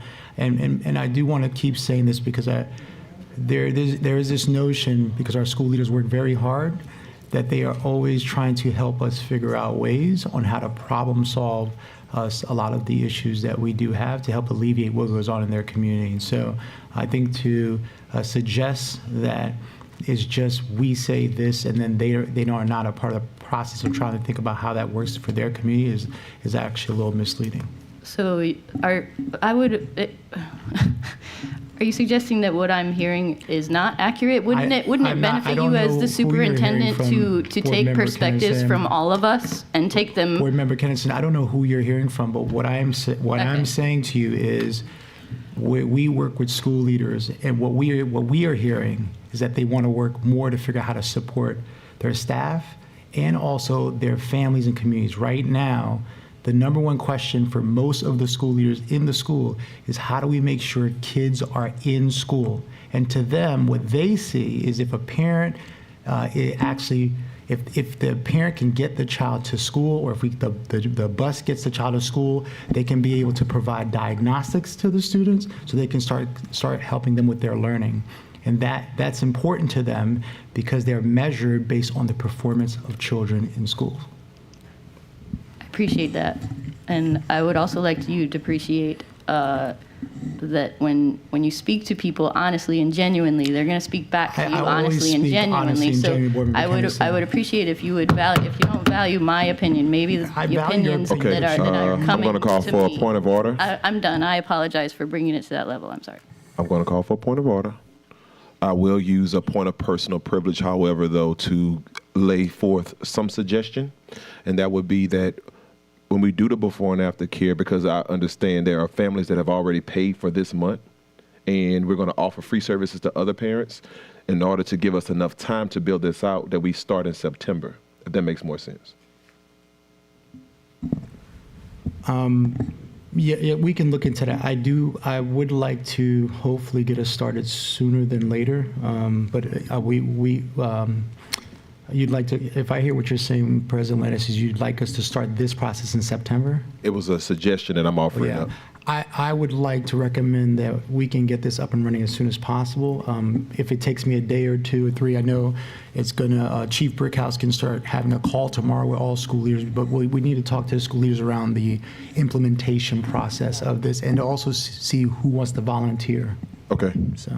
No problem. All right, moving right along. School Member Cliff Lewis, you're in the queue. Thank you, President Lannis.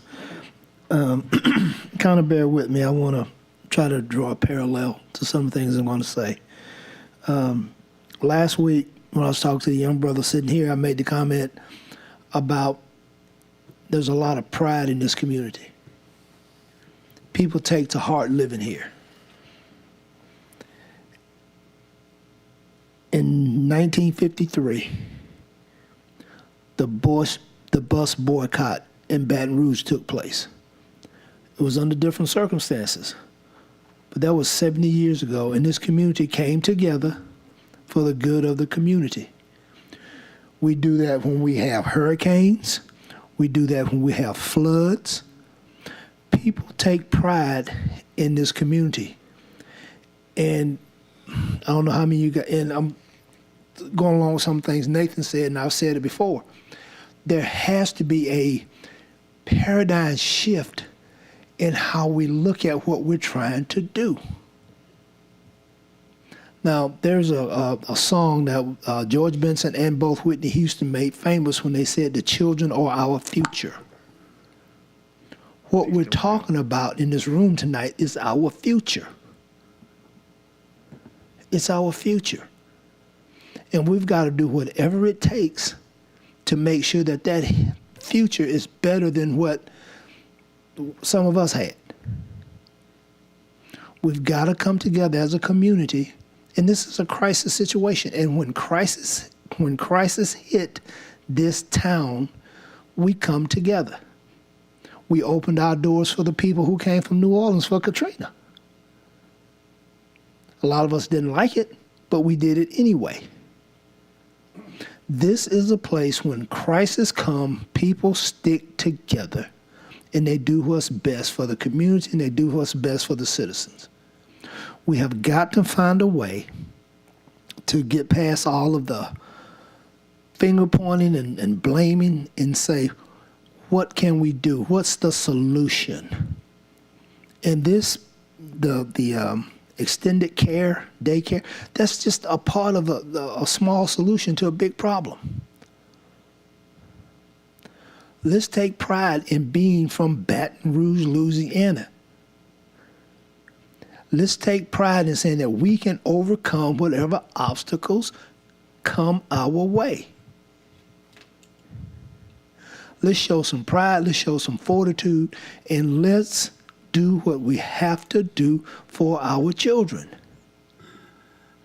I don't think any of the teachers were complaining a couple years ago when they were getting paid to stay after school for PD. Remember all that COVID money y'all gave away? And they weren't doing nothing but sitting around. I don't mean it like that. Okay? I don't mean it like that. They were doing things. They were doing lesson plans and stuff like that, okay? But, my mentor already called me on the carpet this week about saying some things. But let's do what we've got to do to get through this. And let's focus on the white sheet of paper instead of the little black dot. let's see solutions and not problems and obstacles. Because I know those mechanics are going to go to work and they're going to do their job. Teachers are going to go to school, they're going to do their job. Bus drivers that continue to drive, they're going to do their job. And we're going to do our job by making sure that this district is solvent.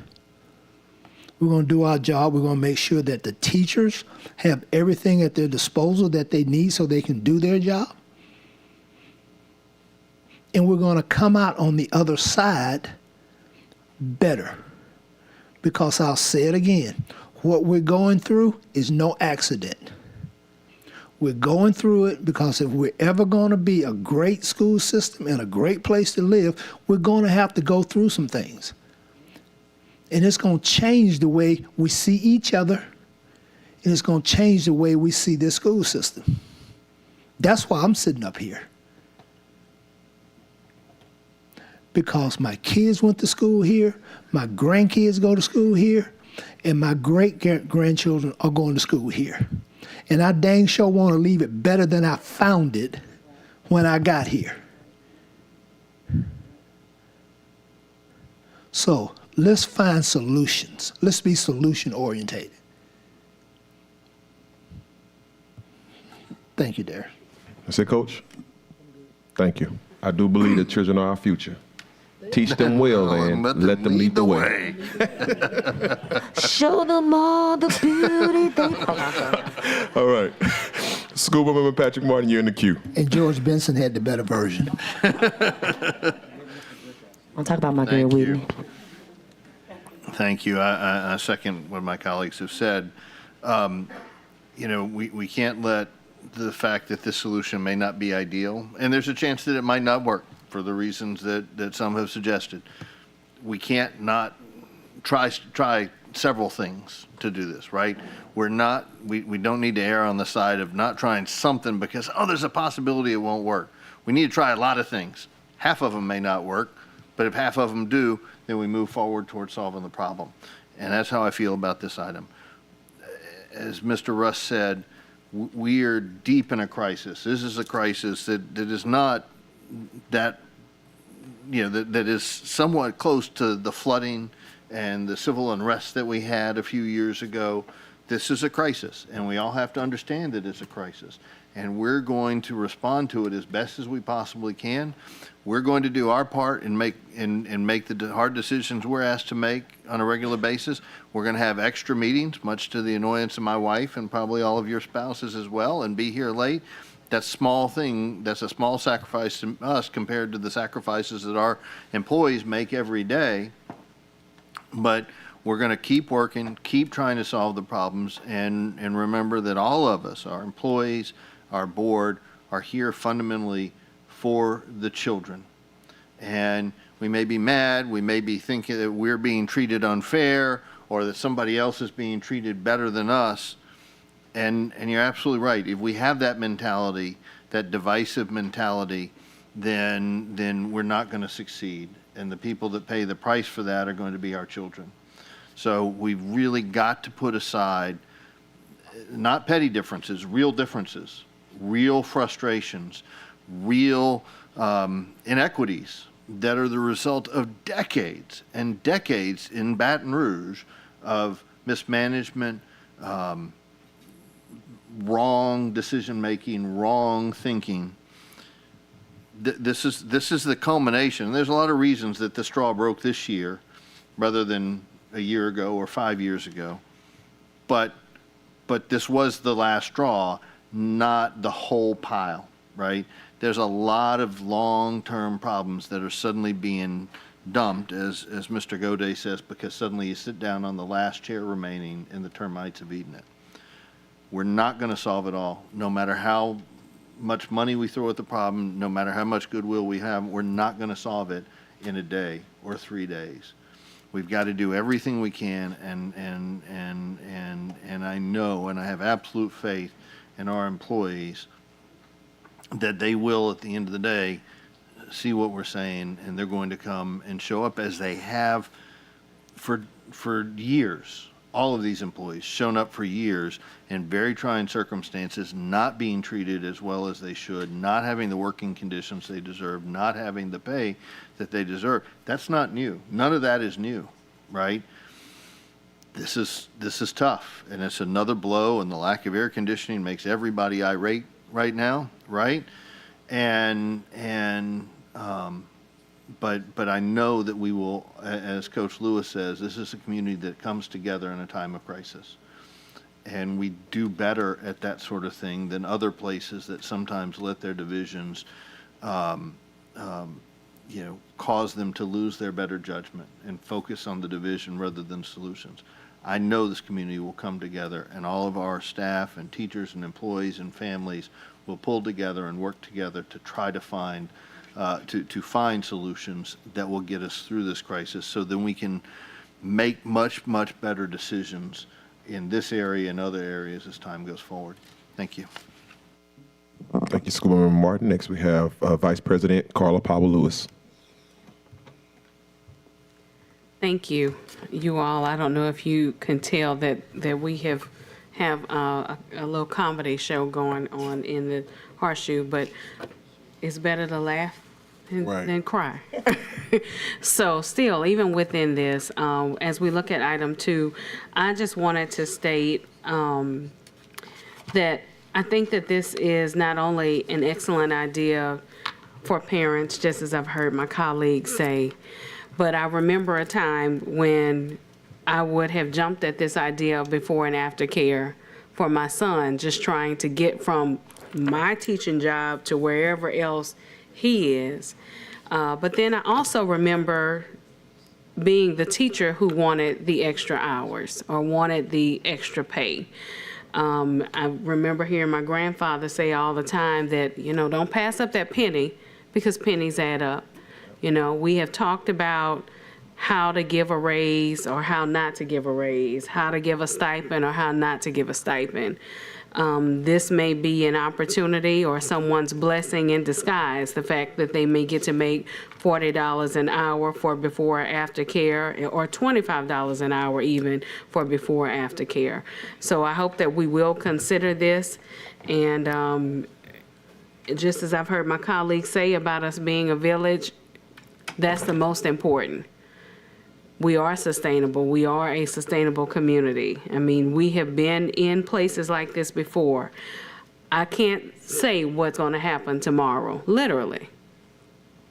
I was sharing with someone when we were on recess, just maybe, I guess, about an hour ago, or 30 minutes ago, that I remember a time when we showed up to school as teachers, just a few of us, and all the other teachers didn't show up because they were on strike due to pay raises.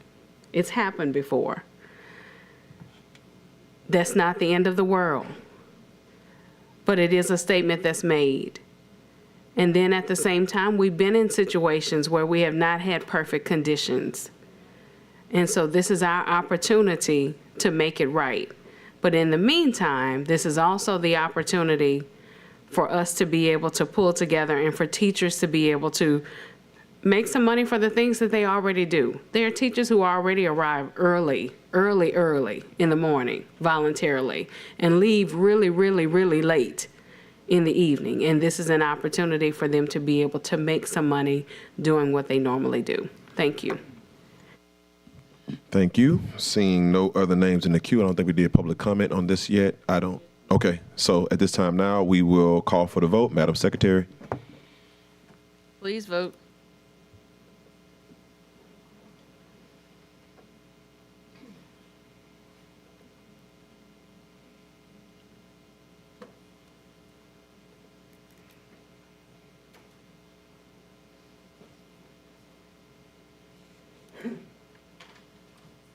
The motion carries.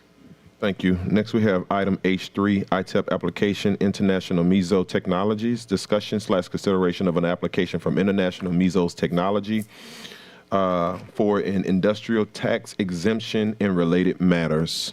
Can I get a motion? Moved by School Board Member Patrick Martin, seconded by School Board Member Michael Gode. Okay, citizen name the queue. Okay, at this time now, we will come to the board for comment. Right, seeing no names in the queue right now for comment. Now go to the public for comment. All right. Okay, so there's only one. I see Mr. Joshua Combs is here. If you would like to come and speak to us the item, you can, but it's not necessary if you don't feel the need to. All right, he's coming up. Okay, I'm sorry. Good evening, everyone. Yes, sir. Just as Manager of Business Development in Baton Rouge Area Chamber, just want to speak in support of the project. International Mezzo has been in the community. They're located in North Baton Rouge. They started, there's a company rep there. He's over finance. He said when he started 11 years ago, they only had 11 employees. They now have 58, so they're continuing to grow. They've met all compliance within their previous ITEP applications, and I just want to speak to our support of the project. Okay, thank you, Mr. Combs. Thank you. Appreciate you. All right, seeing all the comment cards on this particular item, I will now come back to the board. Ms. Katie Kennison, you're in the queue. So the people paying attention can have some information. This is about a tax exemption for how much? $282,000 that you're.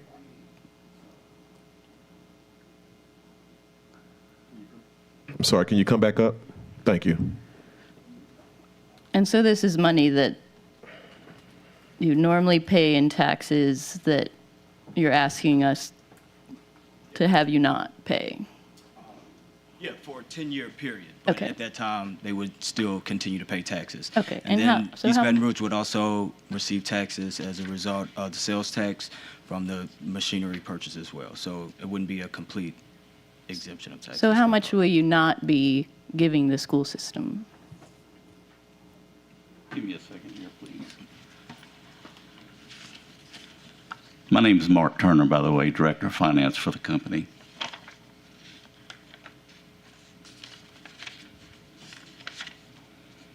Mark, I have the number if you'd like. It's $4,945.06 per year. Yep. All right, so we have a severe money problem, as we've talked about for the last 5 hours. So we need every penny that we can get, as you all understand. This would be, there's a lot that was said tonight about how we need to figure out our finances and that every penny counts. So I would hope that we would like to get every penny for the school system that we can. So I know it's not a lot of money, and thank you, gentlemen, for coming. But this is just regular paying taxes to a public body. We should vote no, so we can have $4,000 more to put toward this ginormous problem that we're talking about tonight. So, Well, if you vote no, then you wouldn't get any taxes. So you wouldn't, so nothing to nothing. So if it doesn't go through, you're not receiving that money either. so what are we voting on then? Am I confused? When I say, well, let me retract Mr. that. Shamlin? But let me retract it. There's a chance that the investment may not be made by the company if it doesn't go through potentially, right? I doubt that, right? But There's always a chance. There's always a chance, right? That, okay. And this is statutory exemption as well, so it's not something that the company is asking for, that the state of Louisiana has not outlined that they get. And the project was also, the ITEP application was approved by Metro Council last week as well. So I know it's a Have you separate guys- entity, but, Have you guys been here all night? Yes. Would your company be willing to just donate that $5,000 a year towards this cause that you see we're in pretty deep? Well, I'm not the CEO of the company, but I certainly could ask you. Okay. Can we get some clarity if we vote no?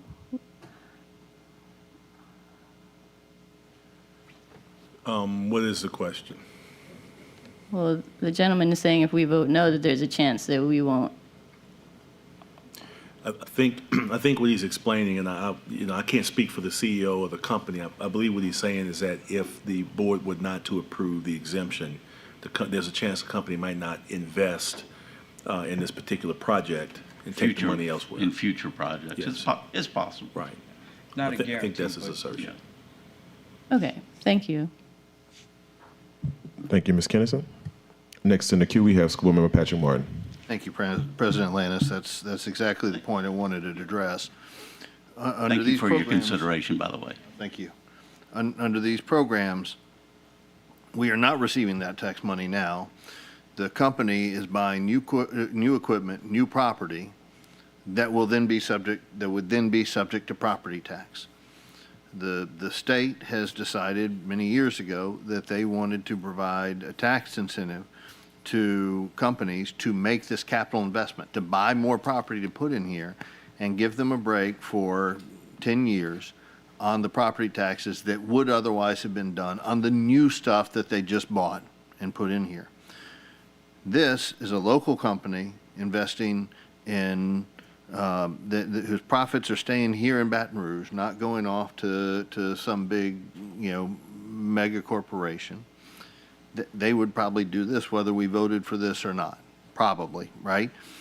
But there are plenty of programs, and we will be having votes on these in the coming months, right? We're going to have one. Everybody knows we're going to have one on ExxonMobil in the near future, right?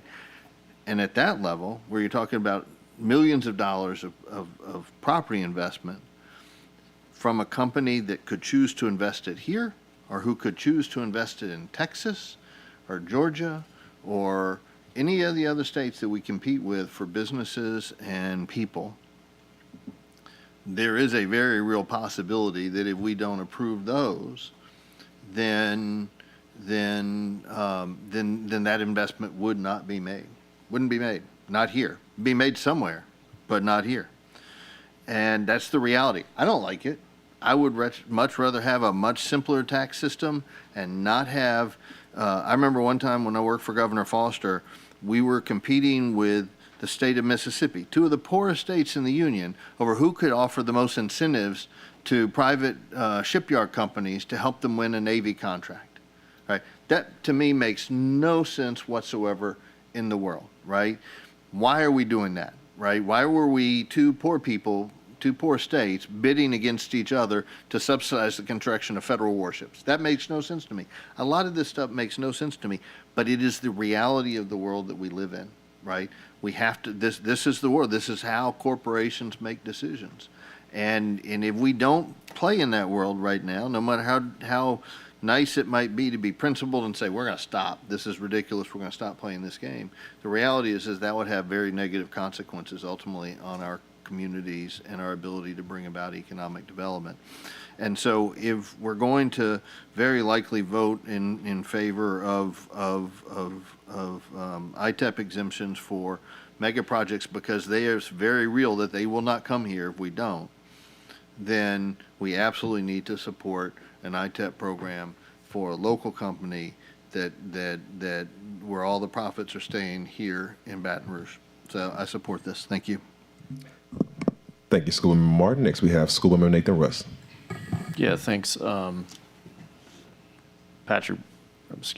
Member Martin pretty much stated pretty well the reality of ITEP exemptions. And personally, I am a fan of local communities having a say, but it also sets a precedent where we can disincentivize companies to invest in our community.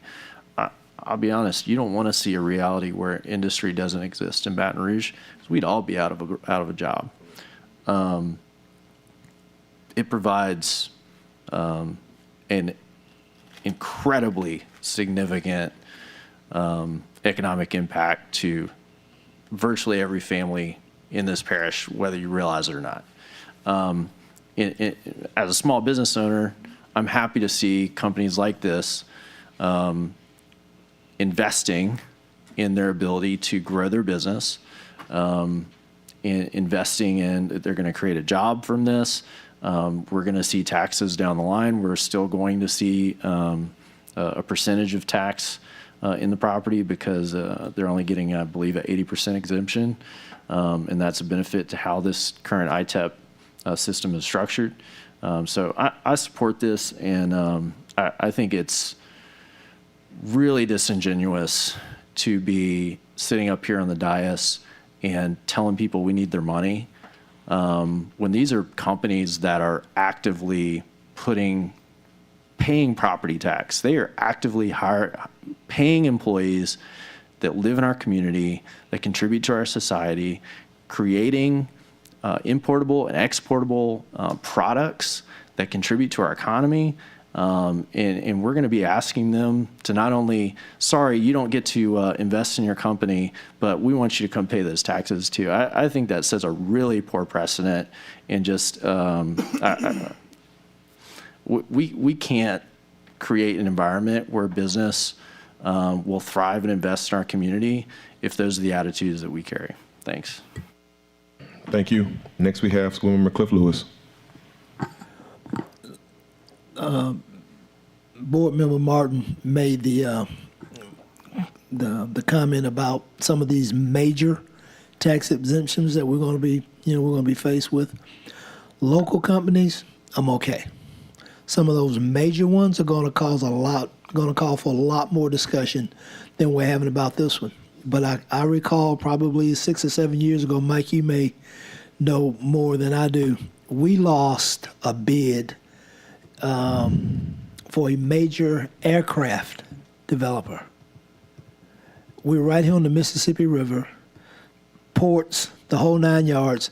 They went to Kansas, where there ain't nothing but flat dirt. We lost out on an aircraft manufacturer.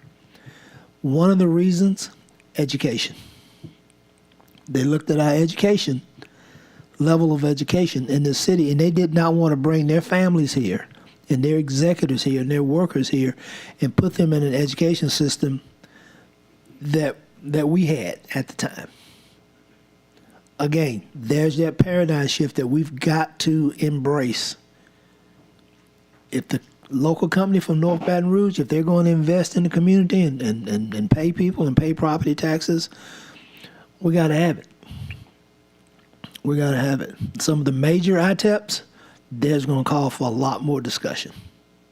But this is small potatoes compared to some of the other things that we're going to have to deal with when it comes to tax exemptions. Because it's local, I can support it. Your CEO, he may want to pitch in. We're talking about this community pulling together. See if he'll pitch in a little bit. Internships, whatever. But, we need people that are supporting our education system. And taxes support our education system. Thank you, Coach. Next in the queue, we have Schoolmember Mark Ballou. Thank you. I just want to make a quick point. Most of you are probably aware, but the way the ITEP system works, it doesn't affect any existing taxes that are being paid. It only impacts taxes on the investment that's being made. So it only covers 80% exemption for up to 10 years. So by making this investment, they're actually going to be increasing the amount of property taxes that we take in. So just wanted to make that point. Oh, thank you. That's an excellent point. Now, just really into the queue really fast. I've served on this board now going on almost 6 years. And what I can say is that I think International Meso has come to us not 3 times, at least twice. And the first time you all came to us, that was some contention behind it. And I wish Donnie Miller was still here because I approached him afterwards. I said, I want to come see the facility. I walked the facility. I talked to the people. They are truly invested in North Baton Rouge, and what I can honestly say is that the growth in terms of jobs has been continuous every single year. I didn't even know you all grew to 58 employees until you just mentioned it tonight. That is tremendous because small business growth is one of the most detrimental problems we're having in not just in Baton Rouge or Louisiana, but in the country.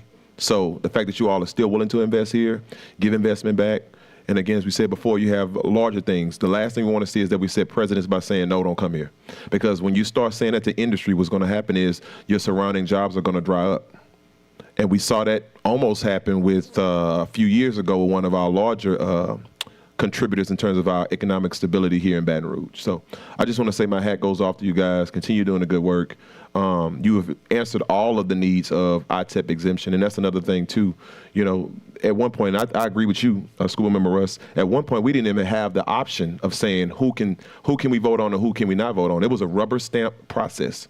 Since then, the state has said no, let municipalities, local municipalities, handle the process themselves. So now we can look at everything that our tax dollars are going to go through under this tax exemption program. So again, I just want to say kudos to you guys. Continue growing business, and I ask that you please stay in North Baton Rouge and continue to grow inside of those areas also. Thank you. School Member Gode, you're in the queue. Yeah, just very briefly. Also, I want to, not only the changes that were made with the 80% exemption, but the way the ITEP is set up now, it truly only covers actual new investment, because in the days going by, a lot of maintenance work and things like that were being covered by ITEP, but those are no longer eligible.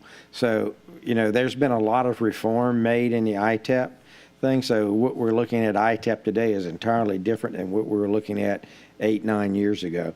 It's gotten much tighter and much more focused on new investment, which brings new jobs, which brings new economic vitality to Baton Rouge. So thank you. Thank you, sir. All right, seeing all the names right now, the only name I see for this item to speak on it, 1 second. Yeah. Ms. Angela Reams Brown.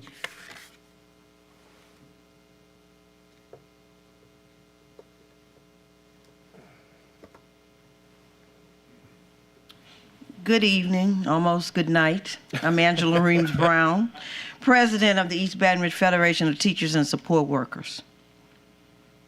To be specific, it was 8 years ago when we got Governor John Bell Edwards as our governor when ITEP changed. Prior to that, the school system, the sheriff's department, the police department, and the city council did not have any say as to whether or not these exemptions existed. Tonight, we have spent in excess of 5 hours talking about the money we don't have to pay employees. As far as I'm concerned, we can't afford to give away a dollar, not one dime, because that money could be spent on our boys and girls. Now, unless you guys know something that the audience doesn't know, yeah, we know they're in North Baton Rouge. We know they've hired 50-some people. But who's making the big salaries? Is that money staying here, or is that money going out? Are their kids even a part of the public school system? Because in most instances, the CEOs and the top people, their kids go into private and parochial schools, or they don't even live where their parents are working. So it's obvious that you guys have decided that this is a good thing. But take note, next year, when we can't meet our budget because we don't have enough money, remember giving these exemptions. Thank you. Thank you, Ms. Reams Brown. Seeing other comments, we'll now come back to the board. Seeing no names inside of the queue, Madam Secretary, please call for the vote. Please vote.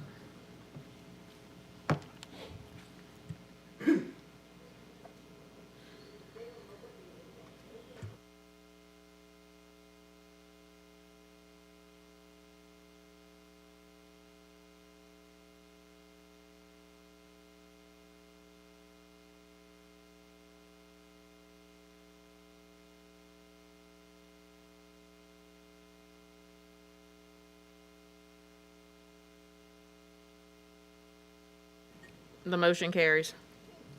Thank you. Moving right along with our agenda. Now move on to item H4, grant Bill and Melinda Gates Foundation. Consideration of a request for the approval of the Bill and Melinda Gates Foundation Go Math between the East Baton Rouge Parish School System and the LSU SREC differentiating lessons with AI grant in the amount of $100,000 to provide AI educational platform to help differentiate instructional lesson plans and related matters, strategic alignment, student achievement.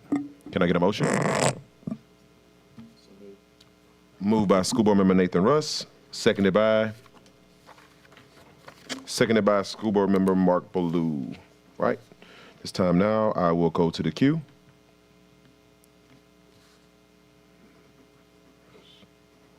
Seeing no names in the queue at this time, I'll now turn to the public.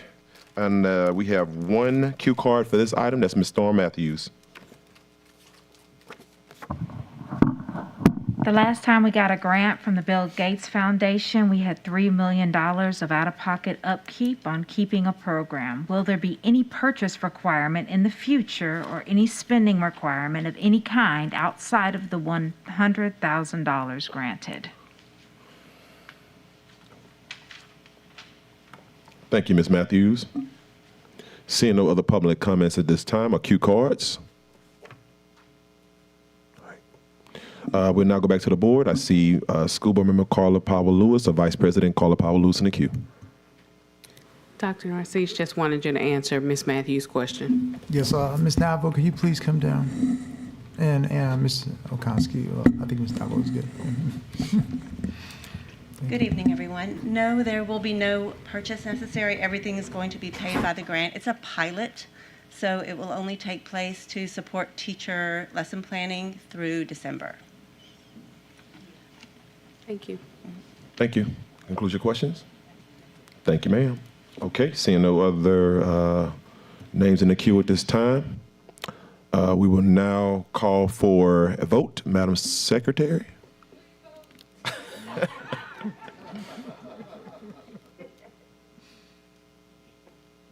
For the record, I'm recusing myself because this has the letters LSU in it. Yes, sir.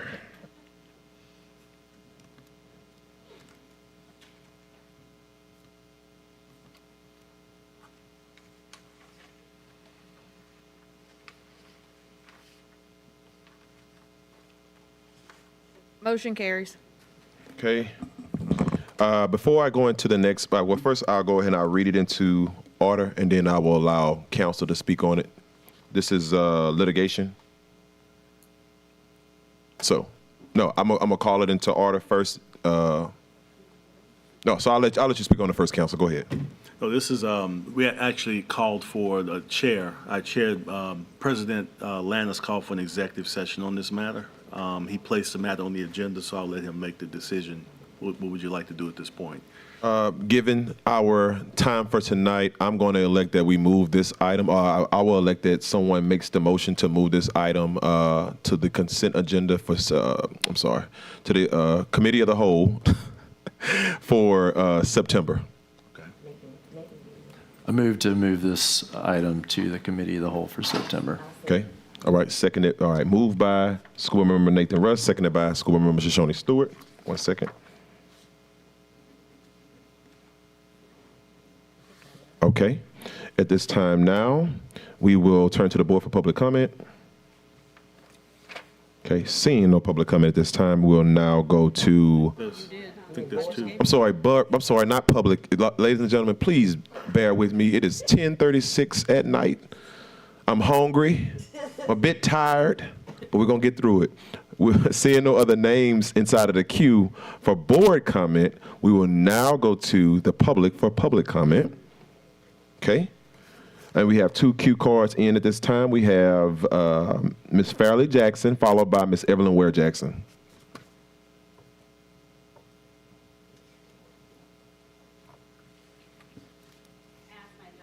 To fold up my notes today, and she put on the outside, she had no idea what she was doing, but she said, love, calm, and remember.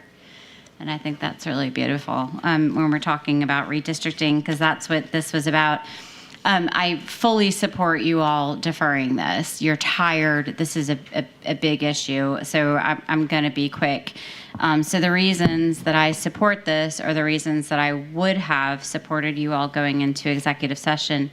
And I support you all deferring this because this is an active legal suit around redistricting, and it's one of 2. There are state and federal suits, and this is a very important piece of your job.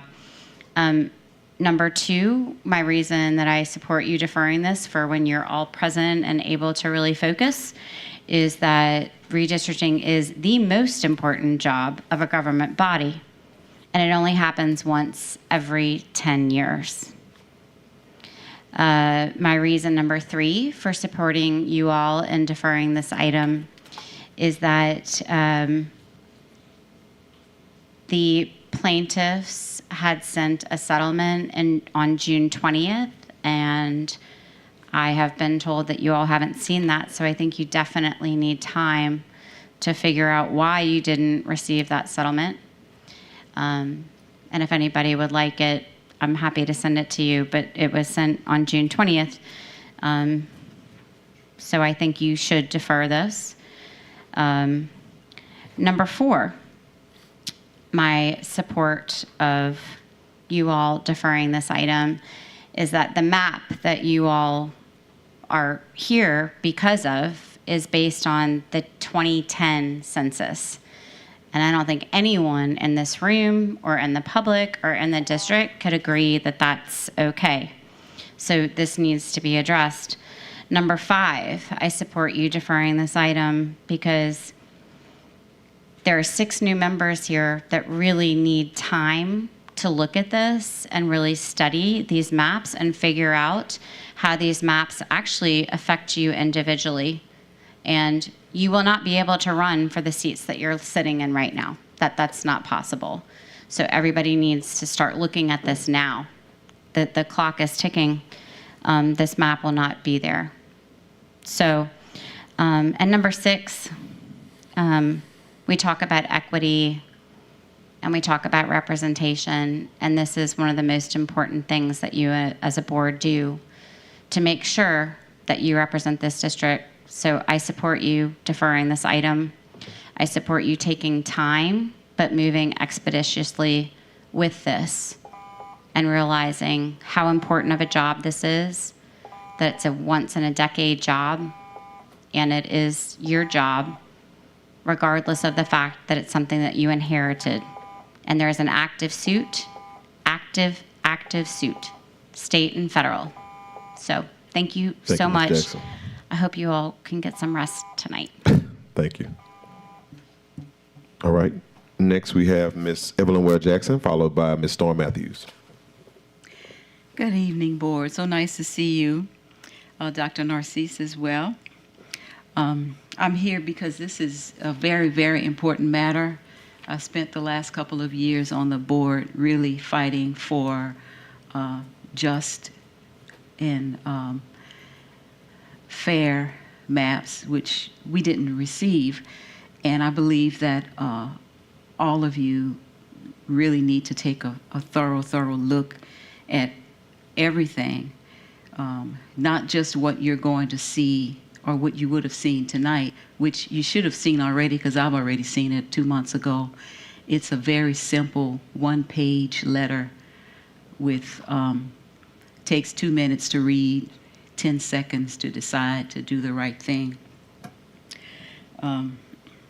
Just with a little common sense and a desire to stop breaking state and federal law, you can make the right decision.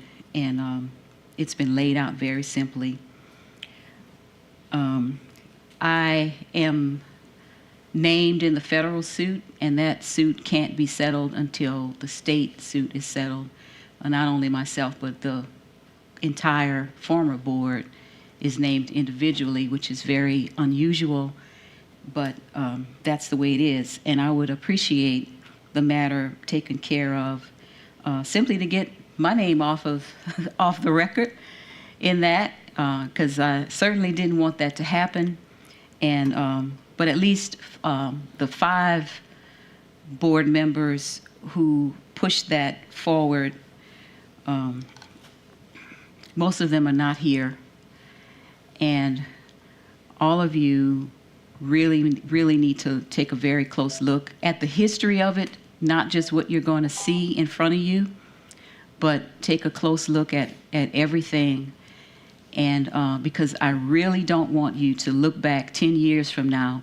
The board only does this every 10 years, and it's because of the census and your duty as a governmental body to make sure that the representation is correct according to the census.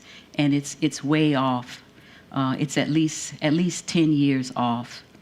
And I would hate for you to look back 10 years from now and realize that you didn't get all of the information and you made a decision that you should not have made based on things that you never got to see. So please. And the former demographer has already agreed under oath that he cannot formulate a map that is a correct map, and we've seen some since then. Thank you, Ms. Ware Jackson. Next, we have Ms. Storm Matthews. I agree with putting it off because everybody's tired and everybody's hungry. And we definitely need our minds clear. I really like my new board. And I definitely want to be able to keep my new board. And so we need to be able to look at those maps and know exactly where everybody is and how it's going to affect you individually. So y'all definitely need to be able to look at that information and see what it is. And do question why you haven't gotten that information yet. Thank you. Thank you, Ms. Matthews. Seeing all the cue cards at this time, we will now come back to the board. Seeing no names inside of the queue, Madam Secretary, please call for the vote. Please vote.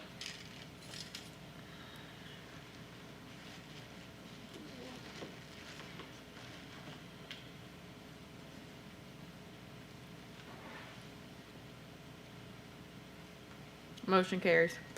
Okay, we're now down to our last votable item, which is item G, consent agenda, which will be read into order or to the record by School Board Member Cliff Lewis. Coach, take it away. Hope I can stay awake long enough to finish it. Oh, you got a long list. The following items are to be approved as part of the consent agenda and are considered to be routine and will be enacted with one motion. There will be no separate discussions of items unless a board member so requests. In which event, the item will be removed from the consent agenda and considered as an item on the regular agenda for a separate vote preceding the last item on the regular agenda. 2, grants. Consideration of a request for the acceptance of the Deborah Rochelle Teacher Grant from Kelly G. Cook Foundation for 6 teachers for a total of $25,170 to provide classroom projects. Strategic alignment, student achievement. 3, 22-23 Student Rights and Responsibilities Handbook and Discipline Policy. Consideration of a request for the approval of the Students' Rights and Responsibility Handbook and Disciplinary Policy for 2023 school year for the East Baton Rouge Parish School System with noted changes. Strategic alignment, Operation Excellence. 4, Pupil Progression Plan. Consideration of a request for the approval of the 23-24 school year District Pupil Progression Plan. Strategic alignment, student achievement. Extern agreement. Consideration of a request for approval of an amendment to the extern agreement between East Baton Rouge Parish School Board and the Board of Supervisors of the Louisiana State and Agriculture Mechanical College, not to exceed $220,000, to extend the agreement for 1 year to provide up to 9 externs. Strategic alignment, student achievement. Funding source, general fund. Memorandum of Understanding, dual enrollment. Consideration of a request for the approval of a memorandum of understanding between the East Baton Rouge Parish School Board and the following: Baton Rouge Community College to provide dual enrollment courses for the 23-24 school year. Louisiana State University to provide dual enrollment courses for the 23-24 school year. Louisiana State University at Alexandria to provide dual enrollment courses for the 23-24 school year. Louisiana State University at Eunice courses for the 23-24 school year. Southeastern University to provide dual enrollment courses for the 23-24 school year. Strategic alignment, student achievement, funding source, SCA. Memorandum of Understanding, Future Scholars Program. Consideration of a request for the approval of a memorandum of understanding between the East Baton Rouge Parish School Board and Board of Supervisors of LSU, almost said LSU, Louisiana State University and Agricultural and Mechanical College to implement the LSU Future Scholars Program. Strategic alignment, student achievement. Page 2.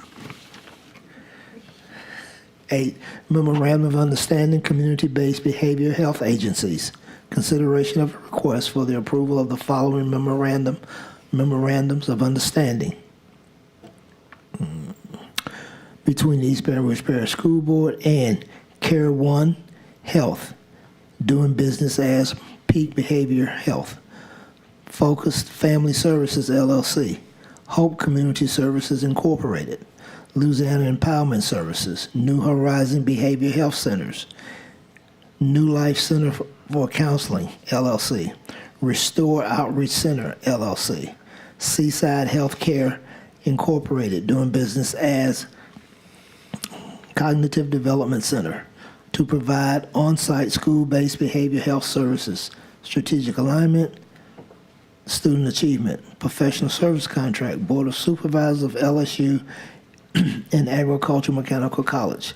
Consideration of a request for the approval of a professional service contract between East Baton Rouge Parish School Board and the Board of Supervisors of the LSU and Agricultural Mechanical College on behalf of the Louisiana State Health Science Center in the amount of $70,750 to provide professional learning and specialized support for autism services. Student strategic alignment, student achievement. Funding source IDEA. Professional services contract, Illuminate. Consideration of a request for the approval of professional services contract between East Baton Rouge Parish School and Illuminate, also known as Renaissance Learning, in the amount of $204,646 to implement Ed Climber data platform services. Strategic alignment, student achievement. Professional services contract, Amira Learning Incorporated. Consideration of a request for the approval of a professional service contract between the East Baton Rouge Parish School Board and Amira Learning Incorporated in the amount of $141,000 to provide ESL instruction support. Strategic alignment, student achievement. Funding source, ESSA2. 12, professional service contract, fine arts. Consideration of a request for the approval of the following professional services contracts between the East Baton Rouge School Board and Arts Council of Greater Baton Rouge for $130,000 to provide arts integration and education and residency performance for schools. Douglas Manship Senior Theater Complex, Holding Incorporated, Manship Theater, in the amount of $91,594 to provide 4 touring productions for select schools. Kids Orchestra in the amount of $250,000 to provide after-school enrichment and orchestra instruction programming for K-8 students. Strategic alignment, student achievement, funding source, general fund. You so move? No, I so got another page. Oh, Lord. Thank you, Coach. Go ahead. So got another page, okay? And April did this to me on purpose. I know she did. Professional services contract. Let's Serve. Okay. LLC. Consideration of a request for the approval of a professional service contract between East Baton Rouge Parish School Board and Let's Serve in the amount of $95,000 to facilitate and monitor student community services. Strategic alignment, student achievement, funding source ESSA3. Professional service contract. Associated Professional Educators of Louisiana, APAL. Consideration of a request for the approval of the professional service contract between East Baton Rouge Parish School Board and Associated Professional Educators of Louisiana, APAL, in the amount of $67,158 to provide professional development for content leaders, strategic alignment, student achievement, and employee development. Funding source. Okay.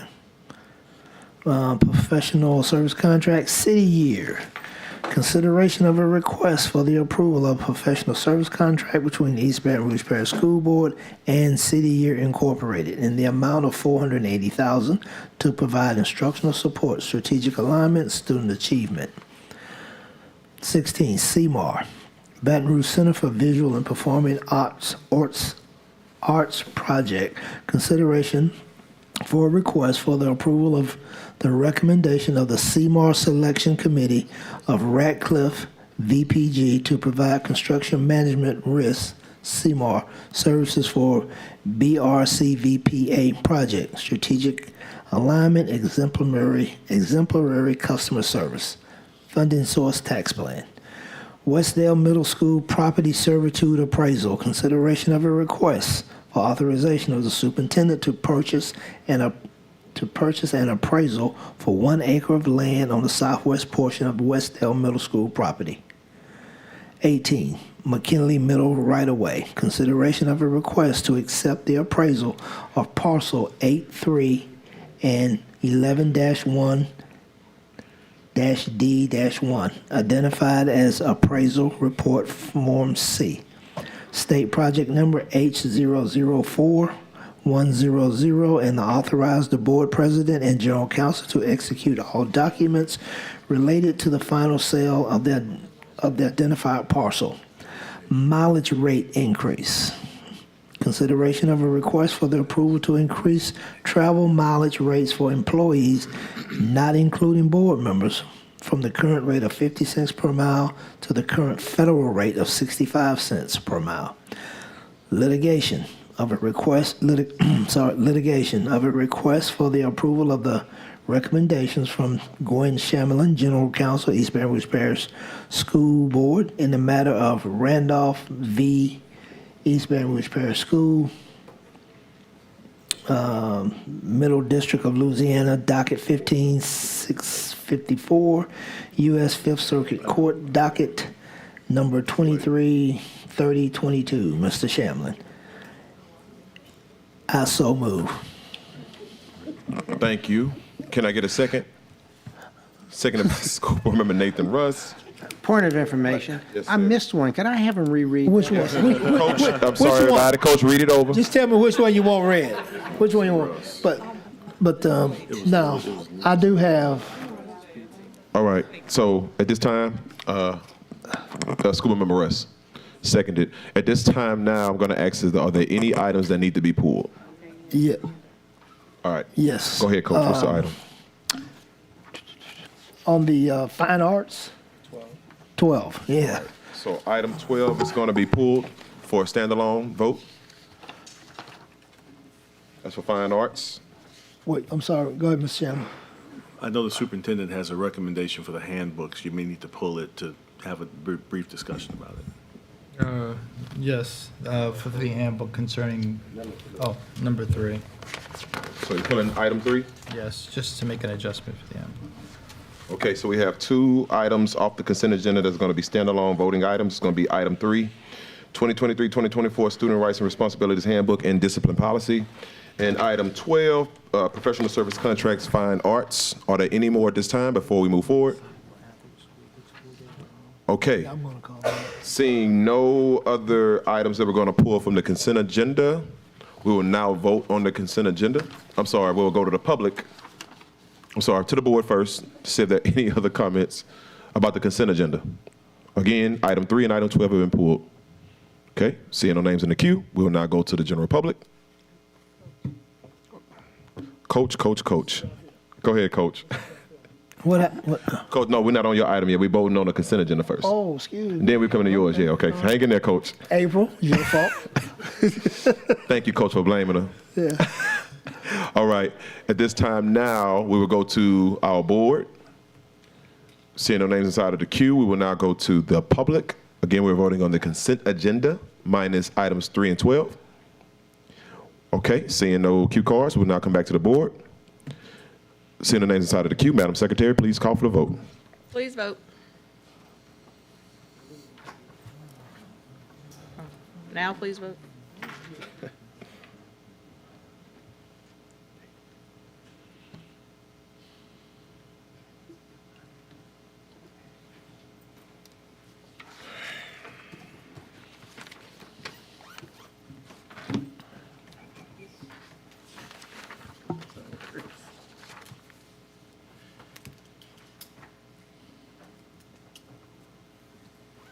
The motion carries. Thank you. Moving right along, we'll now go to item G3, which is 2023-2024 Student Rights and Responsibilities Handbook and Discipline Policy. Consideration of a request for the approval of the Student Handbooks and Responsibilities, Student Rights and Responsibilities Handbook and Discipline Policy for the 2023-2024 school year for the East Baton Rouge Parish School System with noted changes. Strategic alignment, operational excellence. Can I get a motion? I'll move, but can we hear the Yeah, let's hold the motion. Okay, no problem. Go ahead. So there are two versions of the handbook. There was a version presented to the board 2 weeks ago, which has all of the changes we discussed. The superintendent in the last 2 weeks asked us to consider a minor edit. The general rule has been no food and drink allowed on buses. He's asking that we allow water for students to be used on buses in light of the extreme temperatures. So version 2 has that edit. So the board, whoever makes the motion needs to decide, do I adopt version 1 or version 2? So for clarity, version This 1. request is version 2. Okay. Okay. So for clarity, version 1 excludes students eating or drinking on the bus, and option 2 allows students to drink at least water on the bus. That is correct. Okay. So, you said or drink? Yes. As long as it's a drink, because if a child drinks like a Gatorade or something like that, it's just with the heat. So. Gotcha. So they can't eat on the bus, but they can drink on the bus. Yes. Okay. Gotcha. So again, option 1, no eating or drinking on the bus in terms of students. Option 2, the students can drink on the bus. Whoever adopts the motion has to select one of those. point of information? Yes, sir.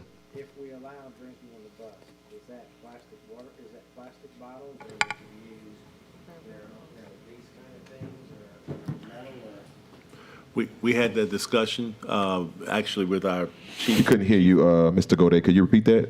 Turn the mic on. Ms. Vicky Salas couldn't hear you in the I'm back. sorry. Question is, does that policy entail plastic water bottles, or would it include things like metal bottles and things like that? Okay. Ms. Vicky Salas is going to come down. I'm just thinking about the safety side. Okay. Yeah, and I'll speak to it as she comes Yeah. up. It does not specify, we discussed that, we specifically left it. I just wanted to broad. know. I Correct. don't necessarily have a way one way or the other, but, Yeah. We left it broad to allow flexibility. and is this going to be forever or just when it's hot? Well, It will be for the term of the term adoption of this version yeah. of the handbook. Yeah. Okay. So that can change next year, is basically what you're saying? Yes, sir. Yes, Okay, in the handbook gotcha. you choose. All right. That concludes your questions, Schoolmember Godet? That's it. All right, thank you. All right, this time now, seeing other names inside of the queue, we will now go to the general public. Seeing no, We do. oh, that's right, I'm sorry. We stopped so we could I will hear the move changes. with the option that allows for water on buses. Okay, so option 2. Second. Okay, you got it. All right, so we have a second. So we have a motion and we have a second now on the floor. All right, at this time now, we'll go to the board for any comments. Oh, I'm sorry, that's Schoolmember Godet made the motion. The second was made first by Ms. Shoshone Stewart, Schoolmember Shoshone Stewart. Okay, this time now, we will go to the board for public comment. I'm sorry, for board comment. Seeing at this time, we will now turn to the public for public comment. Seeing no comment cards at this time, we will go back to the board. Madam Secretary, please call for the vote. What you thinking with the fine art stuff?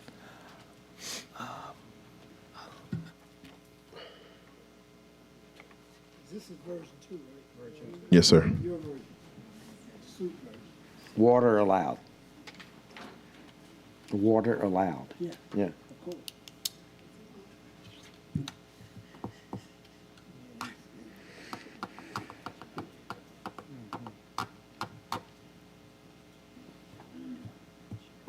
Motion carries. Okay, thank you, Madam Secretary. Now we'll go on to our last voting item of the night, which will be Item 12, a G12, professional service contracts for fine arts, consideration of a request for the approval of the following professional service contracts between the East Baton Rouge Parish School Board and A, Arts Council of Greater Baton Rouge in the amount of $130,000 to provide arts integration and education and residencies/performances for schools. B, Douglas Manship Senior Theater Complex Holding Incorporated Manship Theater in the amount of $91,594 to provide 4 touring productions for select schools. And C, Kids Orchestra in the amount of $250,000 to provide after-school enrichment and orchestral instructional program for K-8 students, strategic alignment student achievement, funding source, general fund. Mr. Joffrion? No, not for you, I'm sorry. I was reading off the agenda. Can I get a motion? Moved by Mr. Shoney Stewart, School Board Member Mr. Shoney Stewart. Seconded by School Board Member Vice President, Ms. Carla Powell Lewis. Okay. At this time now, we will go to the queue. Coach, did you want to speak on this item? Yes. You can go ahead and enter the queue so I can queue you up. Mr. Joffrion, could you come up, please? Hit request to speak, Coach. I'll put you in the queue. Where am I? Okay, there I am, right there. Doc, you can have a few of my minutes if you like. All right, go ahead. You have it now. You have the floor. So just wanted to add, we wanted to make an addition to the arts integration with adding Ryan Elementary School and one other school. Ryan Elementary, Sharon Hills, and Forest Heights. And we wanted to do one more too. We want to add one more. Yes. Progress Elementary. Thank you. Therein lies my concerns. It says that this is to improve ELA, right? According to your Which one? fine arts, the 130. The 130. No, that's Arts Council. Arts Council. Are you here speaking for Arts Council? Uh-huh. Okay, here's my issue with that. 4 of my grandkids attended Forest Heights Academy of Excellence. They don't need anything at Forest Heights. They got all they need. Okay? Sharon Hills, I'm fine with Sharon Hills. But let me, I just got some information I want to share with you. Claiborne Elementary, 18% of those kids, only 18% of those kids had mastery or above in ELA. Melrose Elementary, only 13% of those kids had mastery or above. Winborn, 14. Forest Heights, on the other hand, had 67% of their students met mastery. They're doing fine. Okay? That means 90%. Well, let me go back to the top. Capital Middle, only 10% of the kids in that school hit mastery or above. So if we're looking to improve ELA, let's go somewhere where they need the arts to increase the ELA. Okay. For that will fall under the partnership with Manship Theater. The ELA component is geared with that. Well, in your document, it says that you named Sharon Hills and Forest Heights Academy of Excellence. Yes, but they will be in partnership with Forest Heights. Forest Heights is in this because it falls, I'm sorry, I'm tired.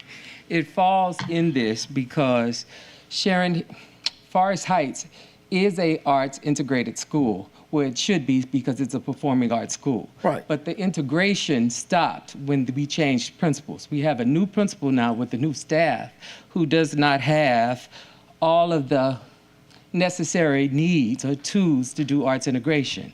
But along with this also allows Forest Heights the opportunity to be a CETA school, which we are working with the Kennedy Center.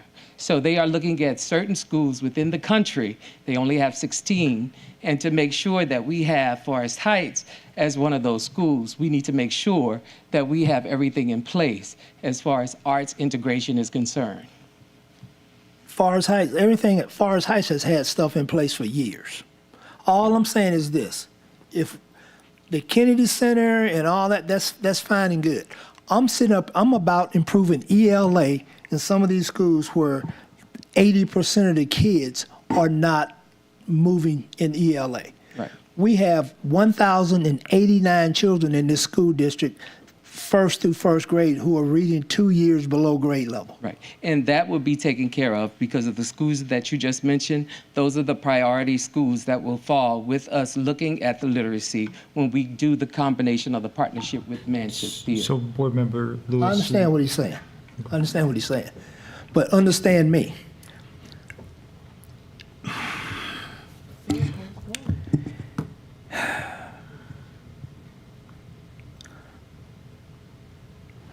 These schools are tanking in ELA.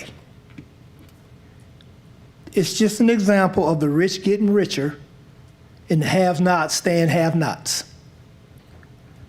Now that's how I feel about it. So all Kennedy Center, man, that's fine and good. But I'm worried about the kids that's getting left behind. And they were supposed to stop getting left behind in 1965.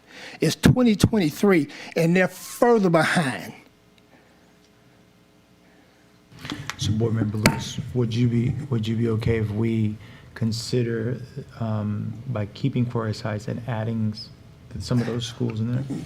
Forest Heights, I understand the importance of Forest Heights. I understand the importance of Forest Heights. Forest Heights, 4 of my grandkids went there. I know what they got over there. And if there's a new principal over there, it ain't got nothing to do with me. No, I hear what you're saying. It's just because of the Kennedy Center. Right, because I understand. But that's fine and good. But we would Let's add just keep those. the richer getting richer and the have-nots staying the have-nots. I'm good. But we can consider adding the those. We can schools. add as many Yes. as we would like. Let's add some of these kids that are going to schools where 10% of them are hitting mastery in ELA. But you know who's going to be held accountable for that? This district.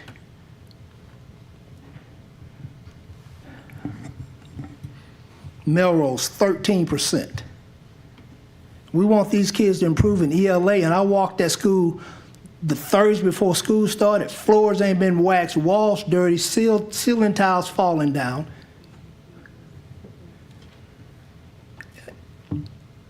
I know it's not your fault, okay? Don't think I'm attacking you. I know it's not your fault. But all I want is some equity across the board. And equity at Forest Heights does not look like equity at Capitol Elementary. Equity at Sharon Hills doesn't look like equity at Claiborne. When I joined this board, 2 things I ran on was equitable resources across the board for all of our students. And it gets me hot under the collar when I keep seeing kids that have less getting less. I had a state monitor told me once when I was at Capitol Middle, I was giving her a tour of the school. You know, that used to be a magnet school, but now it's turned into something a lot less than a magnet school. Sorry, Coach, we're 3 just minutes over. I've been sitting here all night.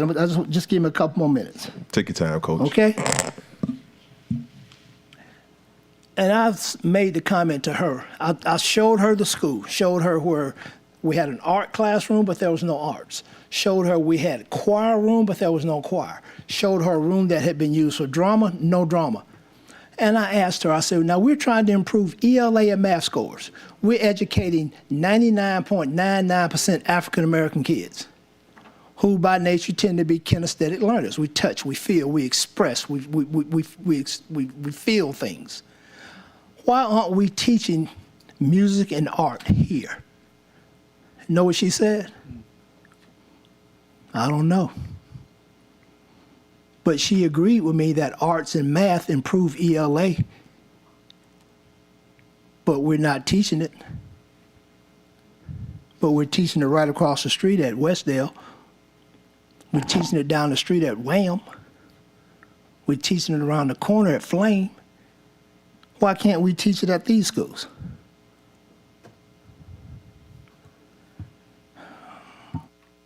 Mr. Joffrey, thank you. Thank you. You do a wonderful job. Thank you. Thank you, Coach. Next in the queue, we have School Member Vice President Carla Powell Lewis. Hi there. Good Hello, evening. good evening.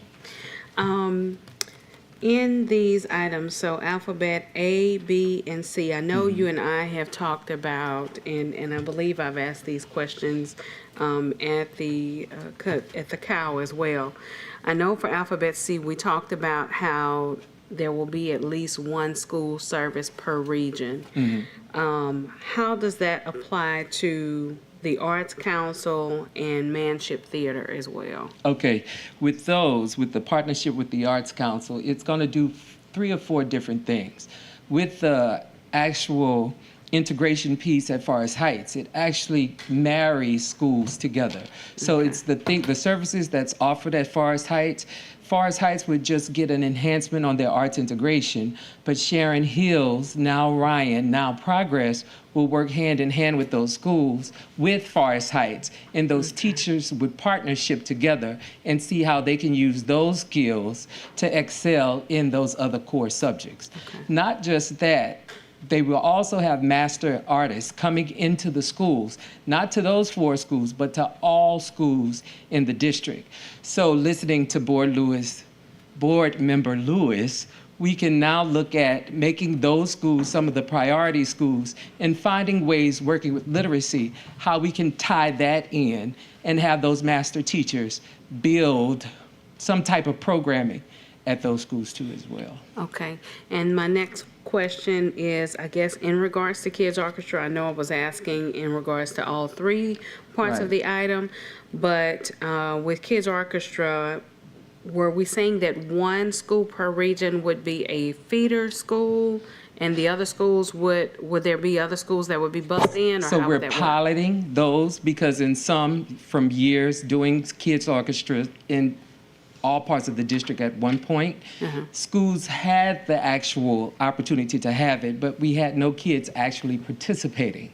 So now we're working something out with them as well. It will be a part of their extended day opportunities where they can actually get the skills, if you will, of learning an instrument, plus also the other half of time actually doing the tutoring that's based there at the school. So there wouldn't be any other schools that'll be bussed in like they were in the past? No, but now starting the next year, if funding is there, we can look at transportation and bringing those kids into it. We are going to try it at one school this year between Sharon Hills and Ryan to see how we can bus kids from Sharon Hills to get to the Ryan site or vice versa.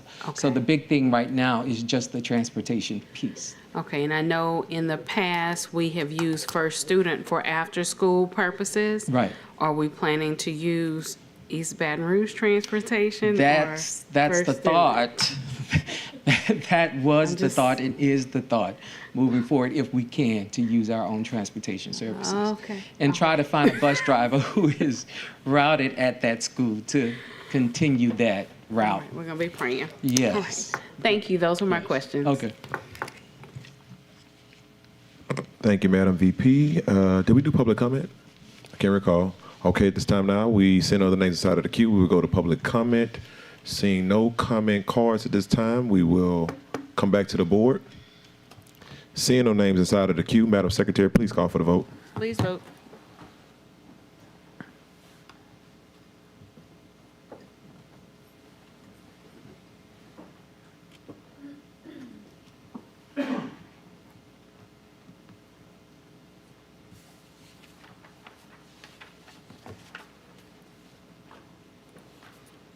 Motion carries.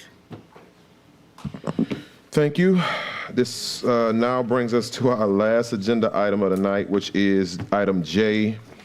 Item J, organizational items. J1, announcement of meetings, committee of the whole to be held September 7th, 2023 at 5 p.m. in the central office boardroom, and regular meeting to be held on September 21st, 2023 at 5 p.m. in the central office boardroom. Mr. Gode, can I I move please- we adjourn. Thank you. Meeting adjourned.